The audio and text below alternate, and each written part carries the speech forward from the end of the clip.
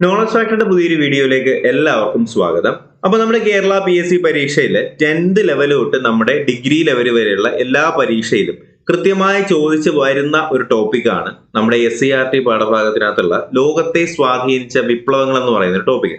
അതിനകത്ത് നമുക്ക് Latin American വിപ്ലവം പഠിക്കാനുണ്ട്, അതുപോലെ റഷ്യൻ വിപ്ലവം, അമേരിക്കൻ വിപ്ലവം, അതുപോലെ തന്നെ ഫ്രഞ്ച് വിപ്ലവം, ചൈനീസ് വിപ്ലവം ഒക്കെ നമുക്ക് അതിനകത്ത് ഇന്ന് പഠിക്കാനുണ്ട്.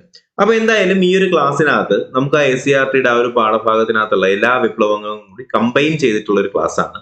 അപ്പോൾ നിങ്ങൾ ഏത് പരീക്ഷയ്ക്കാണ് പ്രിപ്പയർ ചെയ്യുന്നത് എന്നുള്ള കാര്യം എന്ത് ചെയ്യുക, നമ്മുടെ വീഡിയോയുടെ താഴെ കമന്റ് ബോക്സിൽ കമന്റ് ആയിട്ട് ഇടുക. ഓക്കെ, അപ്പോൾ LGSന് പ്രിപ്പയർ ചെയ്യുന്നവർ LGS എന്ന്, LDSക്ക് വേണ്ടിയിട്ടുള്ളവർ LDSC, അതുപോലെ തന്നെ നമ്മുടെ സബ് ഇൻസ്പെക്ടർ ആണെങ്കിൽ അത് CPO, WCPO അങ്ങനെ. അപ്പൊ ഏത് പരീക്ഷയ്ക്കാണ് നിങ്ങൾ പ്രിപ്പയർ ചെയ്യുന്നത് എന്നുള്ള കാര്യം എന്ത് ചെയ്യുക, കമന്റ് ബോക്സിൽ കമന്റ് ആയിട്ട് ഇടുക. അപ്പൊ നമുക്ക് ആരൊക്കെ ഏതൊക്കെ പരീക്ഷയ്ക്ക് വേണ്ടി പ്രിപ്പയർ ചെയ്യുന്നുണ്ട് എന്നുള്ള കാര്യം നമുക്ക് എന്ത് ചെയ്യാം, കമന്റ് ബോക്സിലൂടെ അങ്ങോട്ടും ഇങ്ങോട്ടും തിരിച്ചറിയാം. ഓക്കെ, അപ്പൊ എന്തായാലും നമുക്ക് ക്ലാസ്സിലേക്ക് തന്നെ കിടക്കാം. അതിനു മുന്നേ നോളജ് ഫാക്ടറി PSC എന്ന് പറയുന്ന ഈ ചാനൽ ആദ്യമായി കാണുന്ന ആരെങ്കിലും ഉണ്ടെങ്കിൽ ഇതുപോലുള്ള PSC ക്ലാസ്സുകൾക്കും വീഡിയോസിനും വേണ്ടിയിട്ട് എന്ത് ചെയ്യുക, ചാനൽ ഇപ്പോൾ തന്നെ സബ്സ്ക്രൈബ് ചെയ്യുക, ബെൽ ബട്ടൺ കൂടി എനേബിൾ ചെയ്യാൻ, നിങ്ങളുടെ അഭിപ്രായങ്ങൾ കമന്റുകളായിട്ട് രേഖപ്പെടുത്താനും കൂടി മറക്കരുത്. അപ്പൊ എന്തായാലും നമുക്ക് ക്ലാസ്സിലേക്ക് തന്നെ കിടക്കാം. ലോകത്തെ സ്വാധീനിച്ച വിപ്ലവങ്ങൾ.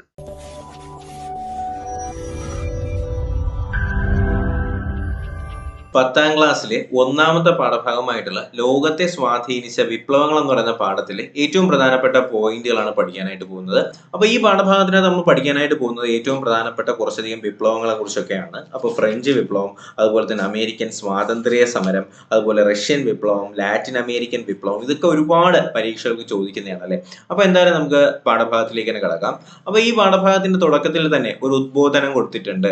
സ്വാതന്ത്ര്യം തന്നെ അമൃതം, സ്വാതന്ത്ര്യം തന്നെ ജീവിതം, പാരതന്ത്ര്യം മാനികൾക്ക് മൃതിയേക്കാൾ ഭയാനകം. അപ്പോൾ ഈ പറയുന്നത് ആരെഴുതിയതാണ് എന്ന് ചോദിക്കും കേട്ടോ. സ്വാതന്ത്ര്യം തന്നെ അമൃതം, സ്വാതന്ത്ര്യം തന്നെ ജീവിതം, പാരതന്ത്ര്യം മാനികൾക്ക് മൃതിയേക്കാൾ ഭയാനകം എന്ന് പറയുന്നത് ആരാണ് എഴുതിയത്? നമ്മുടെ കുമാരനാശാനാണ് കേട്ടോ. അപ്പോൾ കുമാരനാശാന്റെ സ്മാരകം എവിടെയാണ് സ്ഥിതി ചെയ്യുന്നത്? അത് കായിക്കരയിലാണ്. അപ്പോൾ SCERT പുസ്തകം ഇങ്ങനെ തന്നെ പഠിക്കുന്നതിന്റെ ഗുണം എന്തെന്ന് വെച്ചാൽ അത് SCERT പുസ്തകത്തിനകത്ത് വരുന്നതാണ് എന്നുള്ള കാര്യം നിങ്ങൾക്കൊരു അവബോധം ഉണ്ടാവും. അതുപോലെ തന്നെ SCERT പാഠഭാഗം നമ്മൾ കവർ ചെയ്തു എന്നുള്ള ഒരു കോൺഫിഡൻസ് നിങ്ങൾക്ക് ഉണ്ടാവും. ഓക്കെ, അപ്പോൾ സ്വാതന്ത്ര്യം തന്നെ അമൃതം, സ്വാതന്ത്ര്യം തന്നെ ജീവിതം, പാരതന്ത്ര്യം മാനികൾക്ക് മൃതിയേക്കാൾ ഭയാനകം എന്ന് പറഞ്ഞത് ആരാണ്? നമ്മുടെ കുമാരനാശാനാണ്. അദ്ദേഹത്തിന്റെ സ്മാരകം സ്ഥിതി ചെയ്യുന്നത് എവിടെയെന്ന് ചോദിച്ചാൽ അതെവിടെയാണ്? കായിക്കരയാണ് അല്ലേ, കായിക്കരയാണ്. അതുപോലെ തന്നെ ഈ പാഠഭാഗത്തിന്റെ അകത്ത് ആദ്യം നമുക്ക് നോക്കേണ്ടത് എന്താണ് നവോത്ഥാനം, അതുപോലെ തന്നെ എന്താണ് എൻലൈറ്റൻമെന്റ് എന്ന് കൂടിയാണ് കേട്ടോ. അപ്പൊ നമുക്ക് നോക്കാം എന്താണ് നവോത്ഥാനം. ആദ്യകാല വിപ്ലവങ്ങൾക്ക് പ്രേരകമായ പ്രധാന ഘടകമാണ് എന്ത്? നവോത്ഥാനം. ആദ്യകാല വിപ്ലവങ്ങൾക്ക് പ്രേരകമായ പ്രധാന ഘടകം എന്താണ്? നവോത്ഥാനം കേട്ടോ. അപ്പൊ നവോത്ഥാനം അല്ലെങ്കിൽ റിനൈസൻസ് എന്ന് പറയും.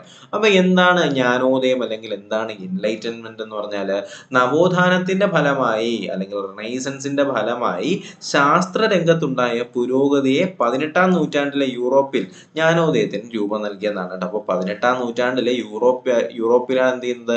ഈ ജ്ഞാനോദയം ഉണ്ടാവുന്നത്.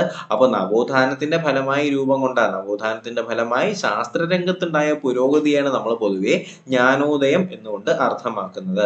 സ്വാതന്ത്ര്യം, ജനാധിപത്യം, സമത്വം, ദേശീയത തുടങ്ങിയ ആശയങ്ങൾ ജ്ഞാനോദയത്തിന്റെ ചിന്തകർ പ്രചരിപ്പിച്ചിട്ടുണ്ട്. ഓക്കെ, അപ്പോൾ സ്വാതന്ത്ര്യം, ജനാധിപത്യം, സമത്വം, ദേശീയത തുടങ്ങിയ ആശയങ്ങളൊക്കെ എന്ത് ചെയ്തിട്ടുണ്ട്? നമ്മുടെ ജ്ഞാനോദയ ചിന്തകരൊക്കെ പ്രചരിപ്പിച്ചിട്ടുണ്ട്. ഇതൊക്കെ തന്നെയാണ് ഈ ജ്ഞാനോദയ ചിന്തകളുടെ ഏറ്റവും പ്രധാനപ്പെട്ട ആശയങ്ങൾ. എന്തൊക്കെയാണ്?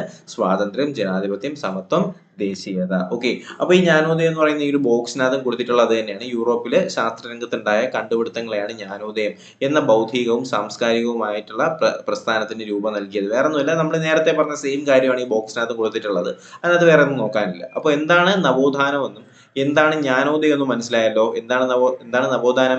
ആദ്യകാലത്ത് വിപ്ലവങ്ങൾക്ക് പ്രേരകമായ പ്രധാന ഘടകമാണ് നവോത്ഥാനം. ഈ നവോത്ഥാനത്തിന്റെ ഫലമായിട്ട് ശാസ്ത്രരംഗത്തുണ്ടായ പുരോഗതിയാണ് നമ്മൾ എൻലൈറ്റൻമെന്റ് എന്ന് പറയുന്നത്. 18ാം നൂറ്റാണ്ടിൽ യൂറോപ്പിലാണ് ഉണ്ടായത്. ഓക്കെ, അപ്പൊ നമുക്കിനി നോക്കേണ്ടത് അമേരിക്കൻ സ്വാതന്ത്ര്യ സമരം. റിപ്പീറ്റഡ് ആയിട്ട് ചോദിക്കുന്ന ഒരു പ്രീവിയസ് ക്വസ്റ്റ്യൻ ആണ് അമേരിക്കൻ സ്വാതന്ത്ര്യ സമരത്തിനകത്തുള്ള ഈ ഒരു പോയിന്റ്. പ്രാതിനിധ്യമില്ലാതെ നികുതിയില്ല. നോ ടാക്സേഷൻ വിത്തൗട്ട് റെപ്രസെന്റേഷൻ അല്ലെ, വിത്തൗട്ട് റെപ്രസെന്റേഷൻ. അപ്പൊ വെറുതെ ടാക്സ് നമ്മൾ തരത്തില്ല. നമുക്ക് റെപ്രസെന്റേഷൻ അല്ലെങ്കിൽ നമുക്ക് പ്രാതിനിധ്യം തരണമെങ്കിൽ നമ്മൾ ടാക്സ് തരാം. അല്ലെങ്കിൽ പ്രാതിനിധ്യം ഇല്ലാതെ നികുതിയില്ല എന്ന് പറയുന്ന അല്ലെങ്കിൽ ഈ ഒരു ഉദ്ബോധനം ഏത് സ്വാതന്ത്ര്യ സമരവുമായി ബന്ധപ്പെട്ടിരിക്കുന്നു, ഏത് വിപ്ലവവുമായി ബന്ധപ്പെട്ടിരിക്കുന്നു എന്ന് ചോദിച്ചാൽ അത് അമേരിക്കൻ സ്വാതന്ത്ര്യ സമരമാണെന്ന് അറിഞ്ഞിരിക്കുക. അപ്പൊ 18-ാം നൂറ്റാണ്ടിന്റെ രണ്ടാം പകുതിയിൽ വടക്കേ അമേരിക്ക അല്ലെങ്കിൽ നോർത്ത് അമേരിക്ക, വടക്കേ അമേരിക്കയുടെ വിവിധ ഭാഗങ്ങളിൽ മുഴങ്ങിക്കേട്ട മുദ്രാവാക്യമായിരുന്നു ഇത്. ഈ ഒരു മുദ്രാവാക്യത്തിന് രൂപം കൊടുത്തത് ആരാണ്? അത് നമ്മുടെ ജെയിംസ് ഓട്ടിസ് ആണെന്ന് അറിഞ്ഞിരിക്കുക. ഓക്കെ, അപ്പൊ 18-ാം നൂറ്റാണ്ടിന്റെ രണ്ടാം പകുതിയിൽ വടക്കേ അമേരിക്കയിലെ വിവിധ ഭാഗങ്ങളിൽ രൂപം കൊണ്ട അല്ലെങ്കിൽ മുഴങ്ങിക്കേട്ട മുദ്രാവാക്യമാണെന്ത്? പ്രാതിനിധ്യമില്ലാതെ നികുതിയില്ല. ഇത് പറഞ്ഞത് ആരാണെന്ന് പറഞ്ഞു? ജെയിംസ് ഓട്ടിസ് ആണ്. ജെയിംസ് ഓട്ടിസ് ആണ് പ്രാതിനിധ്യമില്ലാതെ നികുതിയില്ല. ഓക്കെ, അപ്പൊ എന്താണ് ഈ അമേരിക്കൻ സ്വാതന്ത്ര്യ സമരത്തിന്റെ അല്ലെങ്കിൽ അമേരിക്കൻ വിപ്ലവത്തിന്റെ, അമേരിക്കൻ സ്വാതന്ത്ര്യ സമരത്തിന്റെ സാഹചര്യം എന്ന് നമുക്ക് നോക്കിയാലോ? അപ്പോ 16-ാം നൂറ്റാണ്ടിന്റെ ആരംഭം മുതൽ യൂറോപ്പിൽ നിന്ന് വടക്കേ അമേരിക്കയിലേക്ക് ജനങ്ങൾ കുടിയേറാൻ തുടങ്ങി. ശ്രദ്ധിക്കുക, 16-ാം നൂറ്റാണ്ടിന്റെ ആരംഭം മുതൽ യൂറോപ്പിൽ നിന്ന് ആൾക്കാർ എന്ത് ചെയ്യാൻ തുടങ്ങി? നോർത്ത് അമേരിക്കയിലേക്ക് കുടിയേറാനായിട്ട് തുടങ്ങി. ഓക്കെ, വിഭവങ്ങൾ കൈയടക്കുക എന്നതായിരുന്നു കുടിയേറ്റത്തിന്റെ പ്രധാന ലക്ഷ്യം. അങ്ങനെയാണല്ലോ നമ്മുടെ ഇന്ത്യയിലേക്കും യൂറോപ്യൻസ് വന്ന് എന്തിനു തന്നെയായിരുന്നു? വിഭവങ്ങൾ കീഴടക്കാനായിരുന്നു, അല്ലെങ്കിൽ വിഭവങ്ങൾ കൈയടക്കാൻ തന്നെയായിരുന്നു അവരും വന്നിരുന്നത്, അല്ലെ? അപ്പൊ 18-ാം നൂറ്റാണ്ടോടെ ഇംഗ്ലണ്ട് വടക്കേ അമേരിക്കയുടെ കിഴക്കൻ തീരത്തിലെ 13 കോളനികൾ സ്ഥാപിക്കുകയും ചെയ്തു. അപ്പോ യൂറോപ്യന്മാര് ഭയങ്കര ശക്തിയുള്ളവരായിരുന്നു. ആ സമയത്ത് അമേരിക്ക അല്ലെങ്കിൽ നോർത്ത് അമേരിക്ക എന്ന് പറയുന്ന സ്ഥലം വളരെ ശക്തിയുള്ള സ്ഥലമൊന്നും അല്ലായിരുന്നു. ഒരു വീക്ക് പ്ലേസ് ആയിരുന്നു. ഓക്കെ, അതുകൊണ്ട് തന്നെ യൂറോപ്യന്മാർക്ക് ഈ അമേരിക്ക കീഴ്പ്പെടുത്തി എടുക്കാനായിട്ട് വലിയ ബുദ്ധിമുട്ടൊന്നും വേണ്ടി വന്നില്ല. അപ്പോൾ സാഹചര്യം എന്താണ്? അമേരിക്കൻ സ്വാതന്ത്ര്യ സമരത്തിന്റെ 18-ാം നൂറ്റാണ്ടിന്റെ ആരംഭം മുതൽ യൂറോപ്പിൽ നിന്ന് വടക്കേ അമേരിക്കയിലേക്ക് എന്ത് ചെയ്യാൻ തുടങ്ങി? ജനങ്ങള് കുടിയേറാനായി തുടങ്ങി. എന്തിനാണ് അവർ കുടിയേറിയത്? വിഭവങ്ങൾ കൈയടക്കുക എന്നതായിരുന്നു കുടിയേറ്റത്തിന്റെ പ്രധാനപ്പെട്ട ലക്ഷ്യം. അപ്പൊ 18-ാം നൂറ്റാണ്ടോടുകൂടി ഇംഗ്ലണ്ടിലെ വടക്കേ അമേരിക്ക കിഴക്കൻ തീരങ്ങളിൽ 13 കോളനികൾ സ്ഥാപിച്ചു. അപ്പൊ ചോദ്യം ഇതായിരിക്കും, അപ്പൊ ഇംഗ്ലണ്ടിൽ സ്ഥാപിച്ച കോളനികളിൽ ഉൾപ്പെടാത്തത് ഏതാണ്? 13 കോളനികൾ സ്ഥാപിച്ചു എന്ന് പറഞ്ഞു. അപ്പൊ ആ 13 കോളനികളിൽ ഉൾപ്പെടാത്ത കോളനി ഏതാണെന്ന് അറിയണമെന്നുണ്ടെങ്കിൽ ആ 13 കോളനികളുടെ പേര് നിങ്ങൾ അറിഞ്ഞിരിക്കണം. അപ്പൊ ശ്രദ്ധിക്കുക, ന്യൂ ഹാംഷെയർ, മസാച്ചുസെറ്റ്, അതുപോലെ തന്നെ rose Island, Connecticut, New Jersey, Delaware, അതുപോലെ തന്നെ Virginia, Maryland, North Carolina, South Carolina, Georgia, New York, Pennsylvania. അപ്പൊ 1, 2, 3, 4, 5, 6, 7, 8, 9, 10, 11, 12, 13 അല്ലെ? അപ്പൊ ഒന്നാമത്തെ നമുക്ക് ന്യൂയോർക്കിനെ പറയാം. 1 ന്യൂയോർക്ക് പറയാം, 2 പെൻസിൽവാനിയ. ഇത് രണ്ടും ഫേമസ് ആയിട്ടുള്ള 2 സ്ഥലങ്ങളായിരുന്നു, അല്ലെ? അപ്പൊ ശ്രദ്ധിക്കണം, അമേരിക്കയുടെ തലസ്ഥാനമായിട്ടുള്ള ന്യൂയോർക്ക് വരെ ഒരു കാലത്ത് യൂറോപ്പിന്റെ എന്തായിരുന്നു? കോളനി ആയിരുന്നു, അല്ലെ? അപ്പൊ ന്യൂയോർക്ക്, പെൻസിൽവാനിയ, അതുപോലെ തന്നെ New Hampshire, Massachusetts, Rhode Island, Connecticut, New Jersey, Delaware, അതുപോലെ തന്നെ Virginia, Maryland, 8, 9, 10, Maryland, North Carolina, South Carolina, അതുപോലെ തന്നെ ജോർജിയ. അപ്പൊ ഈ 13 സ്ഥലങ്ങളാണ് എന്ത് ചെയ്തിട്ടുള്ളത്? നമ്മുടെ യൂറോപ്യൻസ് അമേരിക്കയിലെ കോളനി ആയിട്ട് സ്ഥാപിച്ചിരുന്ന സ്ഥലം. അപ്പൊ എന്താണ് കോളനി എന്നറിയാമോ? എന്തിനാണ് നമ്മളൊരു കോളനി എന്ന് പറയുന്നത്? ഭരണപരമായും സാമ്പത്തികമായും സൈനികമായും ഒരു രാജ്യം നിയന്ത്രണം സ്ഥാപിച്ച പ്രദേശത്തെ അറിയപ്പെടുന്ന പേരാണ് കോളനി. ശ്രദ്ധിക്കുക, അതിനകത്ത് പറഞ്ഞിട്ടില്ല, ഞാൻ പറഞ്ഞതാണ്. ഭരണപരമായും സാമ്പത്തികപരമായും സൈനികമായും ഒരു രാജ്യം നിയന്ത്രണം സ്ഥാപിച്ച പ്രദേശത്തെ അറിയപ്പെടുന്ന പേരെന്താണെന്ന് ചോദിച്ചാൽ അത് കോളനിയാണെന്ന് അറിഞ്ഞിരിക്കുക. അപ്പൊ എന്താണ് കൊളോണിയൽ മേധാവി എന്ന് പറഞ്ഞാൽ? കോളനികളിൽ നിയന്ത്രണം സ്ഥാപിച്ചിരിക്കുന്ന രാഷ്ട്രത്തിനെയാണ് നമ്മൾ കൊളോണിയൽ മേധാവി എന്ന് പറയുന്നത്. കോളനികളിൽ നിയന്ത്രണം സ്ഥാപിച്ചിരിക്കുന്ന രാഷ്ട്രത്തിനെയാണ് കൊളോണിയൽ മേധാവി എന്ന് പറയുന്നത്. അപ്പോ നമ്മുടെ വടക്കേ അമേരിക്കയിലെ ആകെ കോളനികളുടെ എണ്ണം എത്രയെന്ന് ചോദിച്ചാൽ നമ്മൾ എന്ത് പറയും? 13 കോളനികളാണ് വടക്കേ അമേരിക്കയിൽ ഉള്ളത് എന്നുകൂടി അറിഞ്ഞിരിക്കുക. ഓക്കെ അല്ലേ? അപ്പോൾ ഇത്രയും കാര്യം ക്ലിയർ ആണ്. അതിന്റെ എന്താണ് നമ്മുടെ വടക്കേ അമേരിക്കയിൽ അല്ലെങ്കിൽ അമേരിക്കൻ സ്വാതന്ത്ര്യ സമരത്തിന്റെ മോട്ടോ എന്താണ്? അത് കൊണ്ടുവന്നത് ജെയിംസ് ഓട്ടിസ് ആണ്. 13 കോളനികളുണ്ട്. സാഹചര്യം എന്താണ്? ആരാണ് കോളനി സ്ഥാപിച്ചത്? എവിടെയൊക്കെയാണ് സ്ഥാപിച്ചത്? ഇതെല്ലാം നമ്മൾ എന്ത് ചെയ്തിട്ടുണ്ട്? പഠിച്ചിട്ടുണ്ട്. ഓക്കെ, അപ്പൊ നമ്മുടെ അമേരിക്കയിലെ കുടിയേറ്റം എന്ന് പറഞ്ഞിട്ടൊരു പോയിന്റ് ഉണ്ട്. അപ്പൊ അതിനകത്ത് നമുക്ക് കുറച്ചധികം പോയിന്റുകൾ നമുക്ക് നോക്കാനുണ്ട്. അപ്പൊ നമുക്ക് നോക്കാം. 1492 സ്പാനിഷ് ഗവൺമെന്റിന്റെ നാവികനായി വടക്കേ അമേരിക്കയിൽ എത്തിയതാണ് ക്രിസ്റ്റഫർ കൊളംബസ്. 1492 സ്പാനിഷ് ഗവൺമെന്റിന്റെ നാവികനായി വടക്കേ അമേരിക്കയിൽ എത്തിയതാണ് ക്രിസ്റ്റഫർ കൊളംബസ്. ഇദ്ദേഹം എന്ത് ചെയ്തു? അവിടുത്തെ തദ്ദേശീയരായ ജനങ്ങളെ ഇന്ത്യക്കാരെന്ന് വിളിച്ചു. ഓക്കെ, അപ്പോ അങ്ങേരെ അവിടെ ചെന്നിട്ട് അവിടുത്തെ തദ്ദേശീയരായ ജനങ്ങളെ കണ്ടിട്ട് ഇന്ത്യക്കാർ എന്ന് വിളിച്ചു.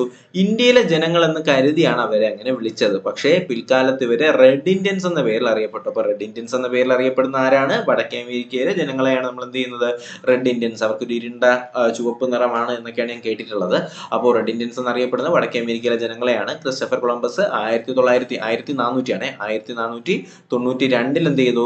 അദ്ദേഹം നമ്മുടെ എവിടെ പോയി? വടക്കേ അമേരിക്കയിൽ ചെന്ന് അവിടുത്തെ ജനങ്ങളെയാണ് റെഡ് ഇന്ത്യൻസ് എന്ന് വിളിച്ചത്. ഈ ക്രിസ്റ്റഫർ കൊളംബസ് എന്ന് പറയുന്നത് ഇറ്റലിക്കാരനായിരുന്നു എന്ന് കൂടി അറിഞ്ഞിരിക്കുക. അദ്ദേഹം ഇറ്റാലിയൻ പൗരനായിരുന്നു ആര്? Christopher Columbus. അപ്പൊ ഇംഗ്ലണ്ടിലെ രാജാവിന്റെ മതപീഡനത്തെ തുടർന്ന്, ഇതൊരു പോയിന്റ് ആണ്, ഇംഗ്ലണ്ടിലെ രാജാവിന്റെ മതപീഡനത്തെ തുടർന്നുകൊണ്ട് 17-ാം നൂറ്റാണ്ടിൽ മെയ്ഫ്ലവർ എന്ന കപ്പൽ അമേരിക്കയിലേക്ക് എത്തിയ അല്ലെങ്കിൽ മെയ്ഫ്ലവർ എന്ന് പറയുന്ന ഒരു കപ്പലിൽ അമേരിക്കയിലേക്ക് എത്തിയ ഒരു വിഭാഗം ഇംഗ്ലീഷുകാരാണ് അവിടെ ആദ്യമായി കോളനികൾ സ്ഥാപിച്ചത്. അപ്പോ ആരാണ് കോളനികൾ സ്ഥാപിച്ചത്? ആരാണ് അമേരിക്കയിലെ കോളനികൾ സ്ഥാപിച്ചതെന്ന് ചോദിച്ചാല് അതാരാണ്? ഇംഗ്ലണ്ടിലെ രാജാവിന്റെ എന്ന് വെച്ചാൽ ഇംഗ്ലണ്ടിലെ രാജാവ് എന്ത് ചെയ്തു? ഇംഗ്ലണ്ടിലെ ജനങ്ങളെ മതപരമായിട്ട് പീഡിപ്പിക്കാനായിട്ട് തുടങ്ങി. അപ്പൊ അതിന്റെ സഹികെട്ടുകൊണ്ട് എന്ത് ചെയ്യുന്നു? 17-ാം നൂറ്റാണ്ടില് മെയ്ഫ്ലവർ എന്ന് പറയുന്ന ഒരു കപ്പലിൽ കയറിയിട്ട് കുറെ ആൾക്കാർ എന്ത് ചെയ്തു? നമ്മുടെ വടക്കേ അമേരിക്കയിലെത്തി. അവിടുന്ന് രക്ഷയില്ലാതെ കയറി വന്ന ആൾക്കാരാണ്. പക്ഷെ അവരെന്ത് ചെയ്തു? അമേരിക്കയിലേക്ക് എത്തിയ ശേഷം അവർ അമേരിക്കയിൽ എന്ത് ചെയ്തു? കോളനികൾ സ്ഥാപിച്ചു. അപ്പൊ ഇവരെയാണ് നമ്മൾ തീർത്ഥാടക പിതാക്കൾ അല്ലെങ്കിൽ പിൽഗ്രിം ഫാദേഴ്സ് എന്നറിയപ്പെടുന്നത്. അപ്പൊ ആരാണ് തീർത്ഥാടക പിതാക്കൾ? അതൊരു പോയിന്റ് ആണ്, നിങ്ങൾ അത് പഠിച്ചിരിക്കണം കേട്ടോ. ആരാണ് തീർത്ഥാടക പിതാക്കൾ എന്ന് ചോദിക്കും. അപ്പൊ ഓപ്ഷൻസിൽ ഇങ്ങനെയൊക്കെ ആയിരിക്കും, നമ്മുടെ കാശിയിലേക്ക് പോകുന്നവരാണ് അല്ലെങ്കിൽ അവിടെ നിന്ന് ഇവിടത്തേക്ക് വന്നവരാണെന്നൊക്കെ ചോദിക്കും. പക്ഷെ നമ്മൾ ശരിയായിട്ട് മാർക്ക് ചെയ്യേണ്ടത് എന്താണ്? നമ്മുടെ ഇംഗ്ലണ്ടിലെ രാജാവിന്റെ മതപീഡനത്തെ തുടർന്നുകൊണ്ട് 17-ാം നൂറ്റാണ്ടിൽ മെയ്ഫ്ലവർ എന്ന് പറയുന്ന ഒരു കപ്പലിൽ അമേരിക്കയിലേക്ക് എത്തിയ ഒരു വിഭാഗം ജനങ്ങളെയാണ് നമ്മൾ എന്തെന്ന് പറയുന്നത്? ഒരു വിഭാഗം ഇംഗ്ലീഷുകാരാണ് എന്തെന്ന് പറയുന്നത്? പിൽഗ്രിം ഫാദേഴ്സ് എന്ന് പറയുന്നത്. അപ്പൊ യൂറോപ്യൻ കുടിയേറ്റം വ്യാപകമായതോടുകൂടി റെഡ് ഇന്ത്യക്കാർ ഉൾപ്രദേശത്തേക്ക് ആട്ടിയോടിക്കപ്പെടുകയും അവരുടെ ഭൂമിയും നാട്ടിൻപുറവും ഒക്കെ യൂറോപ്യൻകാർ കവരുകയും ചെയ്തു. ഓക്കെ, അപ്പൊ റെഡ് ഇന്ത്യൻസ് എന്ത് ചെയ്തു? ഈ യൂറോപ്പിലെ രാജാവിനെ പേടിച്ചുകൊണ്ട് വന്ന യൂറോപ്യക്കാരന്മാര് നമ്മുടെ അമേരിക്കയിൽ വന്നിട്ട് അവിടുത്തെ പാവപ്പെട്ട നാട്ടുവാസികളായിട്ടുള്ള റെഡ് ഇന്ത്യക്കാരെയൊക്കെ അവിടെ നിന്ന് അവരുടെ സ്ഥലത്ത് നിന്നും ഭൂമിയൊക്കെ പിടിച്ചു വാങ്ങിയ ശേഷം അവരെന്ത് ചെയ്തു? ഉൾപ്രദേശങ്ങളിലേക്ക് ആട്ടിയോടിക്കുകയാണ് ചെയ്തത്. ഇതാണ് നമ്മുടെ അമേരിക്കൻ കുടിയേറ്റം എന്ന് പറയുന്ന ഒരു പോയിന്റിനകത്ത് പഠിക്കേണ്ടത്. അപ്പോൾ 1492 എന്ത് ചെയ്യുന്നത്? സ്പാനിഷ് ഗവൺമെന്റിന്റെ നാവികനായിട്ട് നമ്മുടെ ക്രിസ്റ്റഫർ കൊളംബസ് നമ്മുടെ നോർത്ത് അമേരിക്കയിലേക്ക് എത്തിയതെന്ന് അറിഞ്ഞിരിക്കുക. ആരാണ് തീർത്ഥാടക പിതാക്കൾ എന്ന് പറഞ്ഞ് മനസ്സിലായി. അതുപോലെ തന്നെ ക്രിസ്റ്റഫർ കൊളംബസ് ഏത് രാജ്യക്കാരനെന്നും നിങ്ങൾക്ക് മനസ്സിലായി എന്ന് തന്നെ പ്രതീക്ഷിക്കുന്നു. ഓക്കെ, അപ്പോൾ തങ്ങളുടെ വ്യവസായങ്ങൾക്ക് ആവശ്യമായ അസംസ്കൃത വസ്തുക്കൾ ശേഖരിക്കാനുള്ള കേന്ദ്രമായും ഉൽപ്പന്നങ്ങൾ വിറ്റഴിക്കാനുള്ള കമ്പോളങ്ങളായി മാത്രമാണ് എന്ത് ചെയ്യുന്നത്? ഇംഗ്ലീഷുകാർ അമേരിക്കൻ കോളനികളെ കണക്കാക്കിയത്. അപ്പോൾ ഈ ഇംഗ്ലീഷുകാർ അല്ലെങ്കിൽ യൂറോപ്യൻകാരന്മാര് എപ്പോഴും അവരുടെ കോളനികളെ കണക്കാക്കിയിരിക്കുന്നത് ഈ ഒരു രീതിയിലാണ്. തങ്ങളുടെ വ്യവസായങ്ങൾക്ക് ആവശ്യമായിട്ടുള്ള നമ്മുടെ ഇന്ത്യയിലെ തന്നെ കാര്യം എടുത്താൽ ഇന്ത്യയിൽ വന്നിട്ട് എന്താണ് അവർ ചെയ്തത്? ഇന്ത്യയുടെ കോട്ടൺ അല്ലെങ്കിൽ പരുത്തിയും ചണവും എല്ലാം അവർ ഇവിടെ നിന്ന് എടുത്തുകൊണ്ട് പോയി. ഇവിടുത്തെ സ്വർണ്ണവും കാര്യങ്ങളെല്ലാം അവർ എടുത്തുകൊണ്ട് പോയിട്ട് എന്ത് ചെയ്യുക? ഇവിടെ നിന്ന് എടുത്തുകൊണ്ട് പോകുന്ന ഈ ഒരു പരുത്തി അവർ ഇംഗ്ലണ്ടിലെ ഫാക്ടറികളിൽ കൊണ്ടിട്ട് അവരെന്ത് ചെയ്യുന്നു? വസ്ത്രങ്ങളാക്കി മാറ്റുന്നു. എന്നിട്ട് അതേ വസ്ത്രങ്ങൾ എന്ത് ചെയ്യുന്നു? കൂടിയ വിലയ്ക്ക് ഇന്ത്യക്കകത്ത് തന്നെ വിൽക്കുന്നു. അപ്പൊ ഇതാണ് അവരുടെ ഒരു രീതി എന്ന് പറയുന്നത്. അസംസ്കൃത വസ്തുക്കൾ ശേഖരിക്കാനുള്ള ഒരു കേന്ദ്രമായും ഉൽപ്പന്നങ്ങൾ വിറ്റഴിക്കാനുള്ള ഒരു കമ്പോളമായിട്ടാണ് എന്ത് ചെയ്യുന്നത്? ഇംഗ്ലീഷുകാർ അമേരിക്കൻ കോളനികളെ കണക്കാക്കുന്നത്. മാതൃരാജ്യമായ ഇംഗ്ലണ്ടിന്റെ സഹായത്താൽ കച്ചവടക്കാർ ഈ കോളനികളിൽ നടപ്പിലാക്കിയ വാണിജ്യ നയത്തിനെയാണ് മെർക്കാന്റലിസം എന്ന് പറയുന്നത്. അപ്പൊ എന്താണ് മെർക്കന്റലിസം? മെർക്കന്റലിസം വളരെ പ്രധാനപ്പെട്ട ഒരു പോയിന്റ് ആണ്. എന്താണ് മെർക്കന്റലിസം? മാതൃരാജ്യമായിട്ടുള്ള ഇംഗ്ലണ്ടിന്റെ സഹായത്തോടു കൂടി ഇംഗ്ലണ്ടിലെ കച്ചവടക്കാര് ഈ ഒരു കോളനികളിൽ അല്ലെങ്കിൽ വടക്കേ അമേരിക്കയിലെ കോളനികളിൽ നടപ്പിലാക്കിയ വാണിജ്യ നയത്തിനെയാണ് നമ്മൾ മെർക്കന്റലിസം എന്ന് പറയുന്നത്. ഒരു വാണിജ്യ നയമാണെന്ത്? മെർക്കന്റലിസം. ആരുടെ സഹായത്തിൽ? ഇംഗ്ലണ്ട് എന്ന് പറയുന്ന രാജ്യത്തിന്റെ സഹായത്തോടു കൂടി ഇംഗ്ലണ്ടിലെ കച്ചവടക്കാർ എവിടെ സ്ഥാപിച്ചതാണ്? നോർത്ത് അമേരിക്കയിൽ സ്ഥാപിച്ച വാണിജ്യ നയത്തിനെയാണ് പറയുന്നത് മെർക്കന്റലിസം. മനസ്സിലായല്ലോ? ഒരു സംശയവുമില്ല, ക്ലിയർ ആണ് എന്ന് തന്നെ പ്രതീക്ഷിക്കുന്നു. ഓക്കെ, അപ്പൊ നമുക്ക് അടുത്ത പോയിന്റിലേക്ക് കടക്കാം. മെർക്കന്റിലിസം എന്ന് പറയുന്ന ഈ ഒരു വാണിജ്യ നയത്തിന് കുറച്ച് നിയമങ്ങൾ ഉണ്ടായിരുന്നു. മെർക്കന്റിലിസം എന്ന് പറയുന്ന വാണിജ്യ നയത്തിന് കുറച്ച് നിയമങ്ങൾ ഉണ്ടായിരുന്നു. എന്തൊക്കെയാണ് മെർക്കന്റിലിസത്തിന്റെ നിയമങ്ങൾ? കോളനികളിൽ നിന്നോ കോളനികളിലേക്കോ സാധനങ്ങൾ കൊണ്ടുപോകുന്നത് ഇംഗ്ലീഷ് കപ്പലുകളിലോ കോളനികളിൽ നിർമ്മിച്ച കപ്പലുകളിലോ മാത്രമായിരിക്കണം. അപ്പോൾ കോളനികളിൽ നിന്നോ എന്ന് വെച്ചാല് നോർത്ത് അമേരിക്കയിൽ നിന്നോ നോർത്ത് അമേരിക്കയിലേക്കോ സാധനങ്ങൾ കൊണ്ടുപോകുന്നതും കൊണ്ടുവരുന്നതും ഇംഗ്ലീഷ് നിർമ്മിത കോളനികളിൽ നിർമ്മിച്ച കപ്പലുകളിൽ മാത്രമായിരിക്കണമെന്നായിരുന്നു മെർക്കന്റിലിസത്തിന്റെ ഒന്നാമത്തെ നിയമം. എന്താണ് മെർക്കന്റിലിസത്തിന്റെ രണ്ടാമത്തെ നിയമം? കോളനികളിലെ നിയമപരമായ പ്രമാണങ്ങൾ, വർത്തമാന പത്രങ്ങൾ, ലഘുലേഖകൾ, ലൈസൻസുകൾ തുടങ്ങിയവയെല്ലാം ഇംഗ്ലണ്ടിന്റെ മുദ്ര പതിപ്പിച്ചിരിക്കണം. അപ്പോൾ കോളനികളിലെ നിയമപരമായിട്ടുള്ള പ്രമാണങ്ങളും വർത്തമാന പത്രങ്ങളും ലഘുലേഖകളും ലൈസൻസുകളും എല്ലാം എന്ത് ചെയ്തിരിക്കണം? ഇംഗ്ലണ്ടിന്റെ മുദ്ര പതിപ്പിച്ചിരിക്കണം എന്നാണ് രണ്ടാമത്തെ നിയമത്തിനകത്ത് പറയുന്നത്. മൂന്നാമത്തെ നിയമത്തിനകത്ത് എന്താണ് പറയുന്നത്?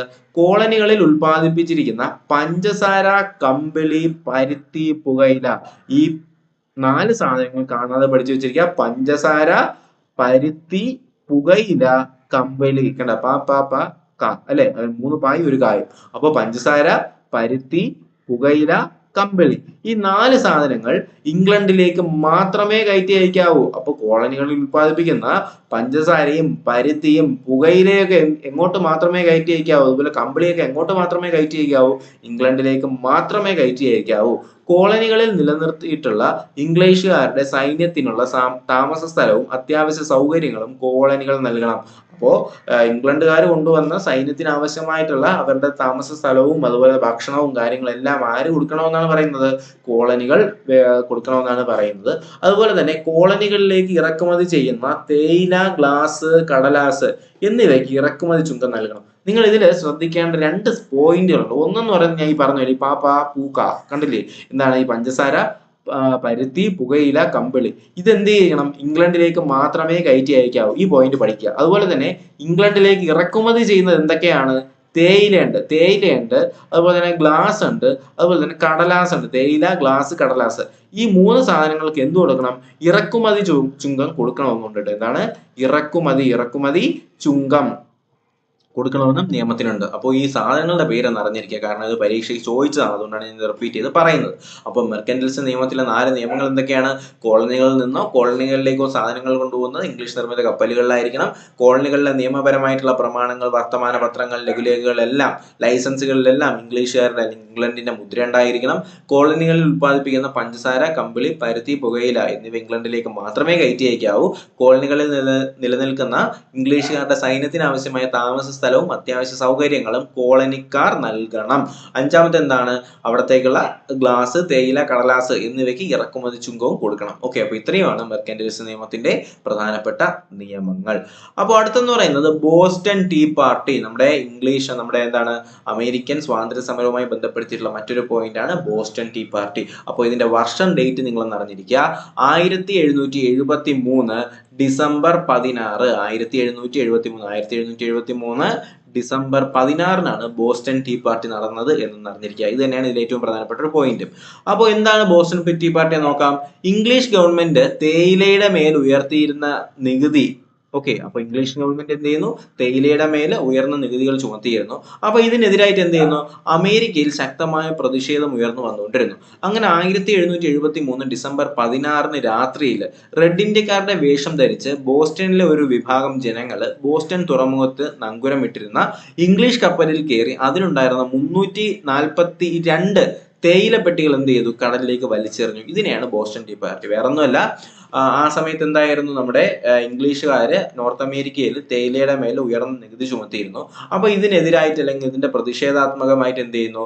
റെഡ് ഇന്ത്യക്കാരുടെ വേഷം ധരിച്ചിരുന്ന ആൾക്കാരെ ഇംഗ്ലീഷിൽ അല്ലെങ്കിൽ അവിടുത്തെ തുറമുഖത്തിൽ നങ്കൂരമിട്ടിരുന്ന ഈ ഒരു തേയില പെട്ടി നിറച്ചിരുന്ന കപ്പലിൽ 1773 ഡിസംബർ 16 കയറുകയും ഇതിനെ കടലിലേക്ക് വലിച്ചെറിയുകയും ചെയ്തതിനെയാണ് നമ്മൾ ബോസ്റ്റൺ ടീ പാർട്ടി. ഇതൊരു സന്തോഷമുള്ള പാർട്ടിയല്ല, ഇതൊരു ഒരു വിപ്ലവാത്മകമായിട്ടുള്ള ഒരു പ്രതിഷേധമാണെന്ന് നിങ്ങൾ അറിഞ്ഞിരിക്കുക. അതുപോലെ തന്നെ ജോൺ ലോക്ക്, നമുക്കറിയാം ലോക്ക് എന്ന് പറഞ്ഞാൽ എന്തുവാണ്? ലോക്ക് എന്ന് പറഞ്ഞാൽ ഒരു പൂട്ടാണ് അല്ലെ, നമ്മളിങ്ങനെ താഴിട്ട് അതിനെ പൂട്ടി വെച്ചൊക്കെയാണ് അല്ലെ.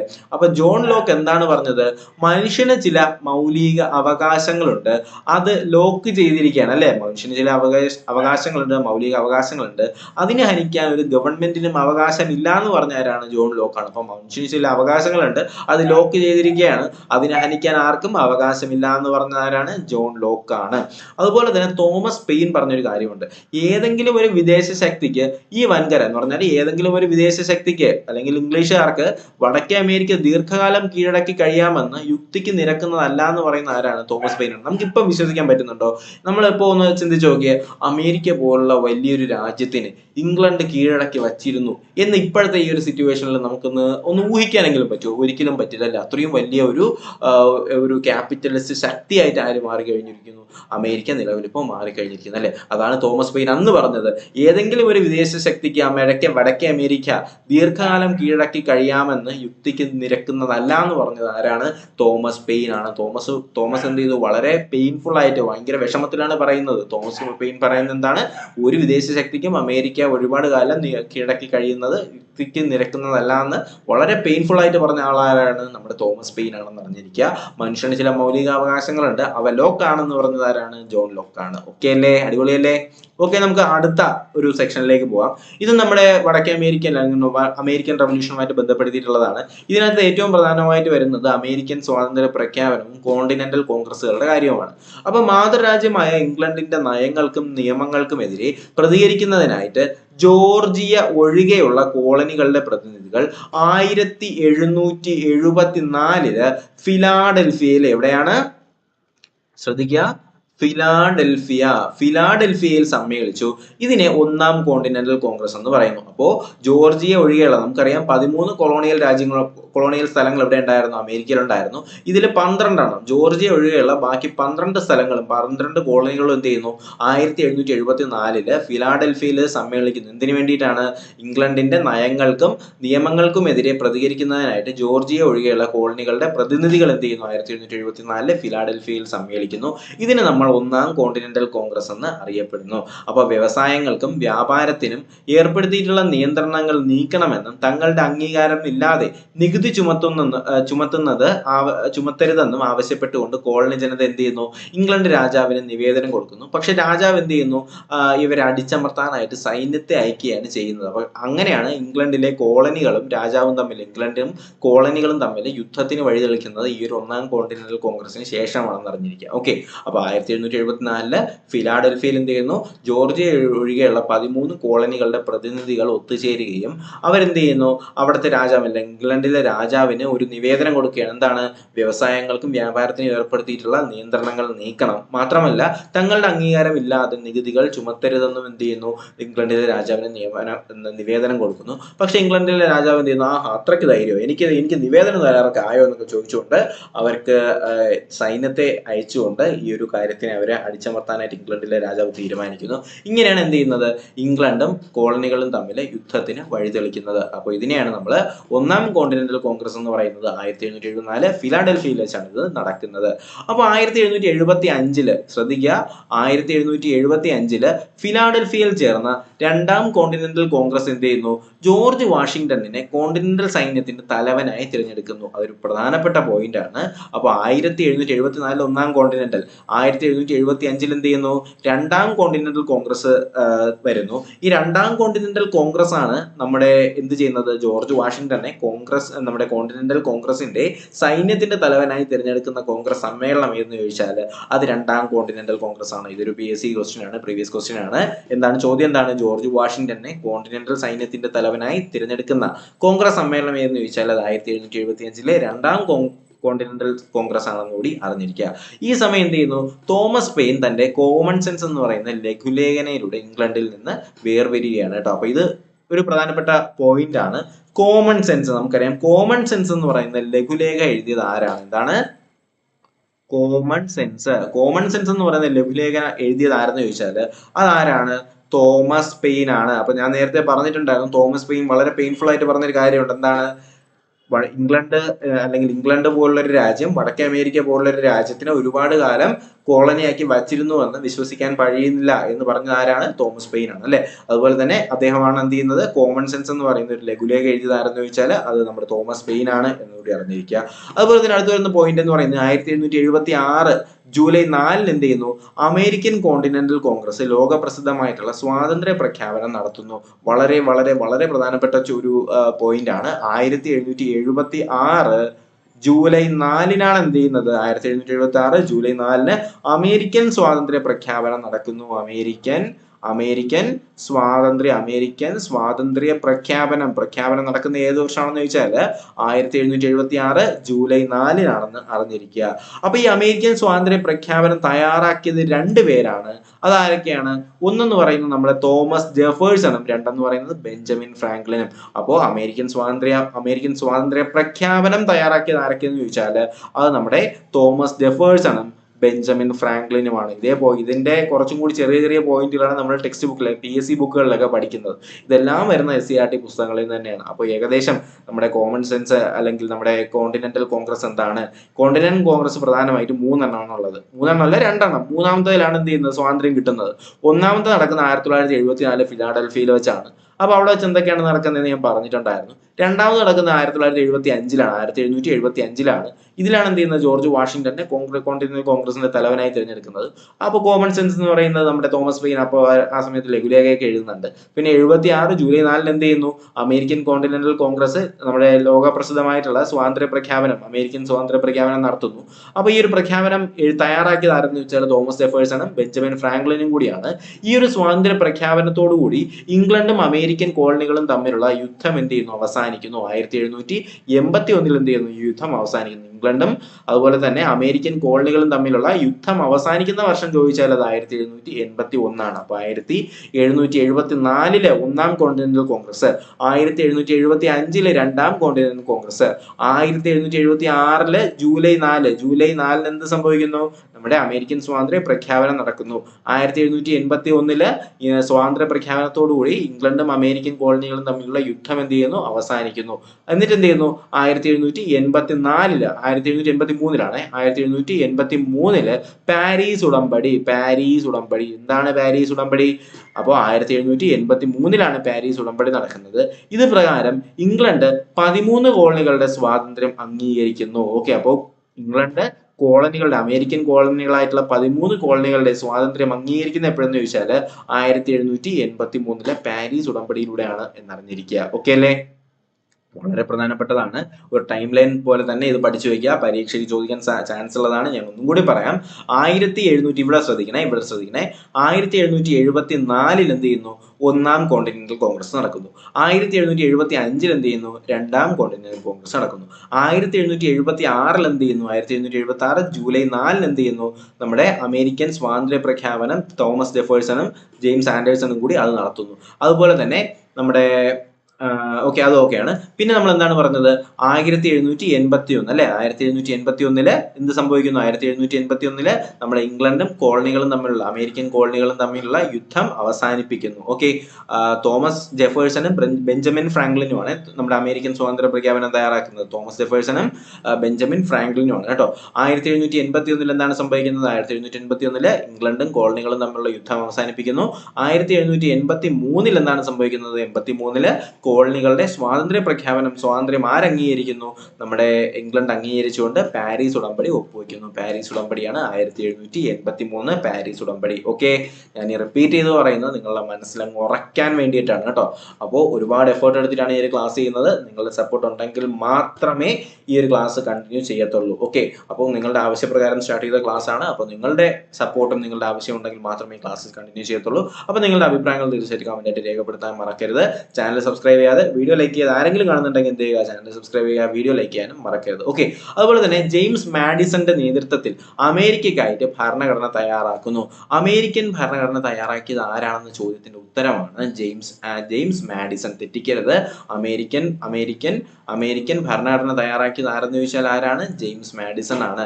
എന്നാൽ അമേരിക്കൻ ഐക്യനാടുകളുടെ ആദ്യ പ്രസിഡന്റായിട്ട് ആര് വരുന്നു? ജോർജ് വാഷിംഗ്ടനെ തിരഞ്ഞെടുക്കുന്നു. അപ്പൊ ഇത്രയുമാണ് നമ്മുടെ അമേരിക്കൻ സ്വാതന്ത്ര്യം ആ സ്വാതന്ത്ര്യ സമരവുമായിട്ട് ബന്ധപ്പെടുത്തിയിട്ടുള്ള ഒരു കഥ എന്ന് പറയുന്നത്.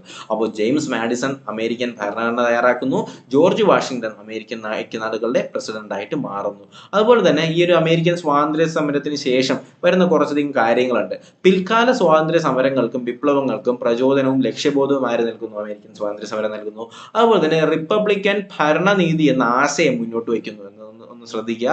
റിപ്പബ്ലിക്കൻ ഭരണനീതി എന്ന് പറയുന്ന ആശയം മുന്നോട്ട് വയ്ക്കുന്നത് അമേരിക്കൻ സ്വാതന്ത്ര്യ സമരമാണ്. അതുപോലെ തന്നെ ആദ്യത്തെ എഴുതപ്പെട്ട ഭരണഘടന ആരെന്ന് ചോദിച്ചാൽ ആരുടെയാണ്? അത് നമുക്കറിയാം, അമേരിക്കൻ ഭരണഘടനയാണ് ആദ്യത്തെ എഴുതപ്പെട്ട ഭരണഘടന. അതുപോലെ തന്നെ സംസ്ഥാനങ്ങൾക്ക് സ്വാതന്ത്ര്യവും അധികാരവും നൽകുന്ന ഫെഡറൽ രാഷ്ട്രം, ഫെഡറൽ സ്റ്റേറ്റ് എന്ന് പറയുന്ന ആശയം അല്ലെ, ഫെഡറൽ സ്റ്റേറ്റ് എന്ന് പറയുന്ന ആശയം കൊണ്ടുവരുന്ന ആരാണ്? നമ്മുടെ അമേരിക്കയാണ് കേട്ടോ. ഫെഡറൽ സ്റ്റേറ്റ് എന്ന് പറയുന്ന ആശയം കൊണ്ടുവരുന്ന ആരെന്ന് വെച്ചാൽ ഫെഡറൽ രാഷ്ട്രം എന്ന് പറയുന്ന ആശയം ആരുടേതാണ്? അമേരിക്കയുടേതാണെന്ന് കൂടി അറിഞ്ഞിരിക്കുക.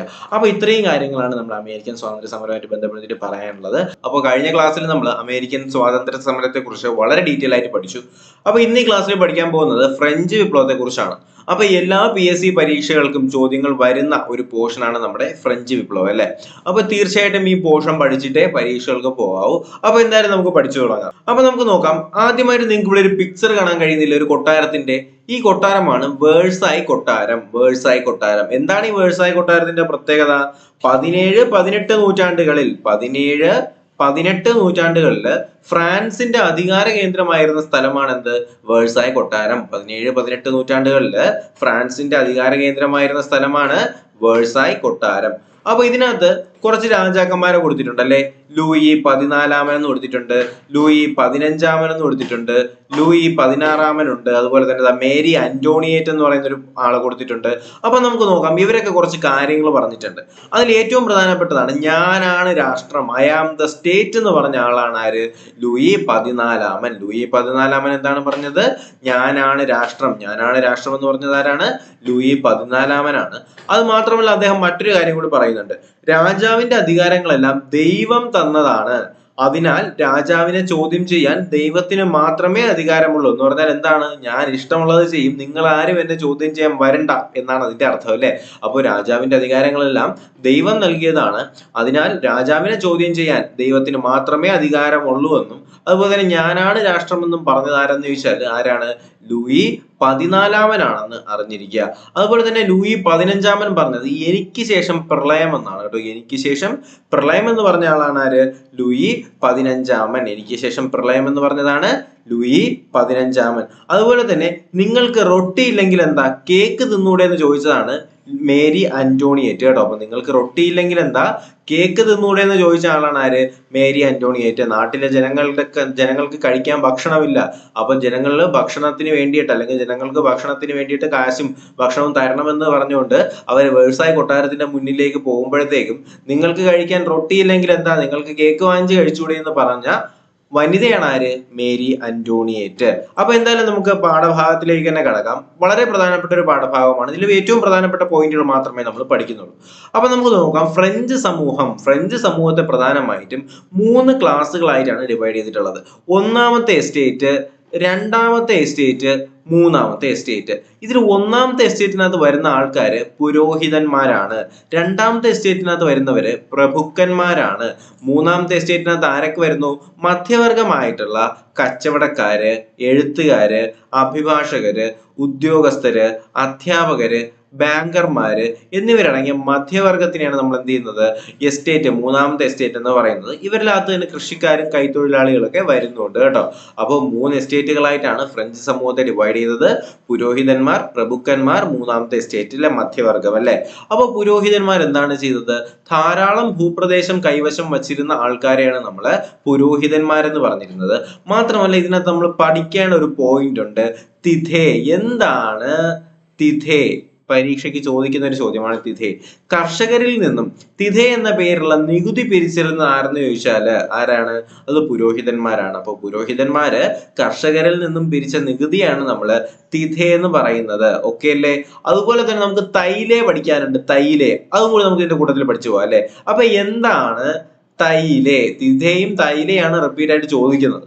അതിൽ തൈലേ എന്ന് പറഞ്ഞാല് തൈല എന്ന പേരുള്ള ഭൂനികുതി സർക്കാരിന് കൊടുക്കണം. അപ്പൊ മധ്യവർഗം അല്ലെങ്കിൽ കർഷകര് സർക്കാരിന് കൊടുത്തിരുന്ന ടാക്സിനെയാണ് നമ്മൾ തൈല എന്ന് പറയുന്നത്. അപ്പൊ നമ്മുടെ മധ്യവർഗം സർക്കാരിന് കൊടുത്തിരുന്ന ഭൂനികുതിയാണ് നമ്മൾ എന്ത് പറയുന്നത്, തൈലെ.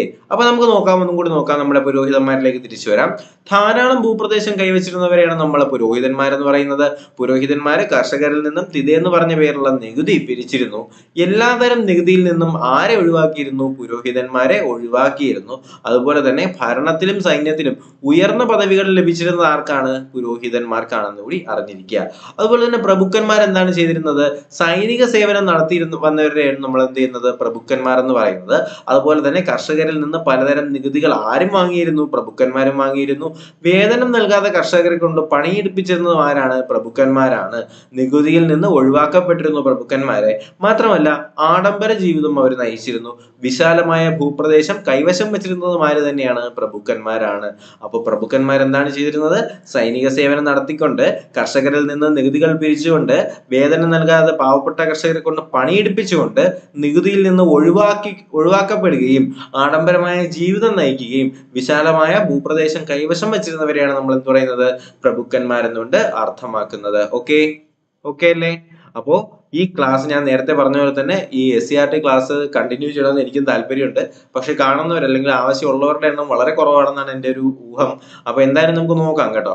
അപ്പോ ഈ ക്ലാസ് ഇഷ്ടമായെന്നുണ്ടെങ്കിൽ തീർച്ചയായും നിങ്ങളുടെ അഭിപ്രായങ്ങൾ കമന്റ് ആയിട്ട് രേഖപ്പെടുത്തുക. അതുപോലെ തന്നെ മാക്സിമം സപ്പോർട്ട് ചെയ്യാൻ ശ്രമിക്കുക കേട്ടോ. അപ്പൊ എന്തായാലും നമുക്ക് മൂന്നാമത്തെ വിഭാഗത്തിലേക്ക് കിടക്കാം. മൂന്നാമത്തെ എസ്റ്റേറ്റ് എന്ന് പറയുന്ന ആരാണ്, നമ്മൾ പറഞ്ഞിട്ടുണ്ടായിരുന്നു മധ്യവർഗമാണ് മൂന്നാമത്തെ എസ്റ്റേറ്റ്. ഇതിനകത്ത് ആരൊക്കെ വരും, കച്ചവടക്കാര്, എഴുത്തുകാര്, അഭിഭാഷകര്, ഉദ്യോഗസ്ഥര്, അധ്യാപകര്, ബാങ്കർമാർ എന്നിവരടങ്ങിയ മധ്യവർഗത്തിനെയാണ് എന്ത് പറയുന്നത്, നമ്മൾ മൂന്നാമത്തെ എസ്റ്റേറ്റ് എന്ന് പറയുന്നത്. അപ്പൊ ഇവരുടെ പ്രത്യേകത എന്താണ്, ഇവർക്ക് ഭരണത്തിൽ ഒരു അവകാശവും ഇല്ലായിരുന്നു. മാത്രമല്ല ഇവർ തൈല എന്ന് പറയുന്ന പേരുള്ള ഭൂനികുതി ആർക്ക് കൊടുക്കണം, പുരോഹിതന്മാർക്ക് കൊടുക്കണം. പുരോഹിതന്മാർക്കും സർക്കാരിനും ആർക്ക് കൊടുക്കണം, ഈ പാവപ്പെട്ട മധ്യവർഗം അവർക്ക് തൈല എന്ന് പറയുന്ന ഭൂനികുതി കൊടുക്കേണ്ടി വരുന്നുണ്ട്. അതുപോലെ തന്നെ താഴ്ന്ന സാമൂഹിക പദവിയായിരുന്നു ആർക്ക് ലഭിച്ചിരുന്നത്, മൂന്നാമത്തെ എസ്റ്റേറ്റിലെ ആൾക്കാർക്ക് ലഭിച്ചിരുന്നത്. പ്രഭുക്കന്മാർക്കും പുരോഹിതന്മാർക്കും നികുതി നൽകുകയും വേണം. അപ്പം ചുമ്മാ നികുതി ഇങ്ങനെ പിരിച്ചുകൊണ്ടിരിക്കുന്നത് നമ്മുടെ പ്രഭുക്കന്മാരും അതുപോലെ തന്നെ നമ്മുടെ ഒന്നാമത്തെ എസ്റ്റേറ്റിലെ ആൾക്കാരായിട്ടുള്ള പുരോഹിതന്മാരും പ്രഭുക്കന്മാരും വെറുതെ നികുതികൾ ഉണ്ടാക്കുന്നു. മൂന്നാമത്തെ എസ്റ്റേറ്റുകാർ എന്ത് ചെയ്യുന്നു, അത് കൊടുക്കുന്നു. അപ്പൊ ഈ ഒരു സിറ്റുവേഷനാണ് നമ്മുടെ എവിടെ ഉണ്ടായിരുന്നത്, ഫ്രാൻസിൽ ഉണ്ടായിരുന്നതെന്ന് അറിഞ്ഞിരിക്കുക. അപ്പൊ നമ്മുടെ ഫ്രാൻസിനകത്ത് അല്ലെങ്കിൽ ഫ്രഞ്ച് സമൂഹത്തിൽ കുറച്ചധികം പ്രധാനപ്പെട്ട ഫ്രഞ്ച് വിപ്ലവ ചിന്തകന്മാരുണ്ട്. അതിൽ ഏറ്റവും പ്രധാനപ്പെട്ട 3 പേരാണ് വോൾട്ടയർ, റൂസോ, മോണ്ടസ്ക്യൂ. അപ്പൊ നമുക്ക് 3 പേരെയും കുറിച്ച് നോക്കിയാലോ. വോൾട്ടയർ എന്താണ് ചെയ്തിരുന്നത്, പുരോഹിതന്മാരെ ചൂഷണത്തിനെ പരിഹസിച്ചിരുന്ന വ്യക്തിയാണ് ആര്, വോൾട്ടയർ. പുരോഹിതന്മാരുടെ ചൂഷണത്തിനെ പരിഹസിച്ച വ്യക്തിയാണ് ആര്, വോൾട്ടയർ. അദ്ദേഹത്തിന്റെ ഏറ്റവും പ്രധാനപ്പെട്ട ചിന്തകൾ എന്ന് പറയുന്നത് യുക്തിചിന്ത, സമത്വം, മനുഷ്യസ്നേഹം എന്നിവ പ്രോത്സാഹിപ്പിച്ചതും ആര് തന്നെയാണ്, വോൾട്ടയർ ആണ്. യുക്തിചിന്ത, സമത്വം, മനുഷ്യസ്നേഹം എന്നിവ പ്രോത്സാഹിപ്പിച്ചത് ആരെന്ന് ചോദിച്ചാൽ അത് വോൾട്ടയർ ആണെന്ന് അറിഞ്ഞിരിക്കുക. അതുപോലെ തന്നെ റൂസോയിലെ ഏറ്റവും പ്രധാനപ്പെട്ട ഒരു പോയിന്റ് ആണിത്.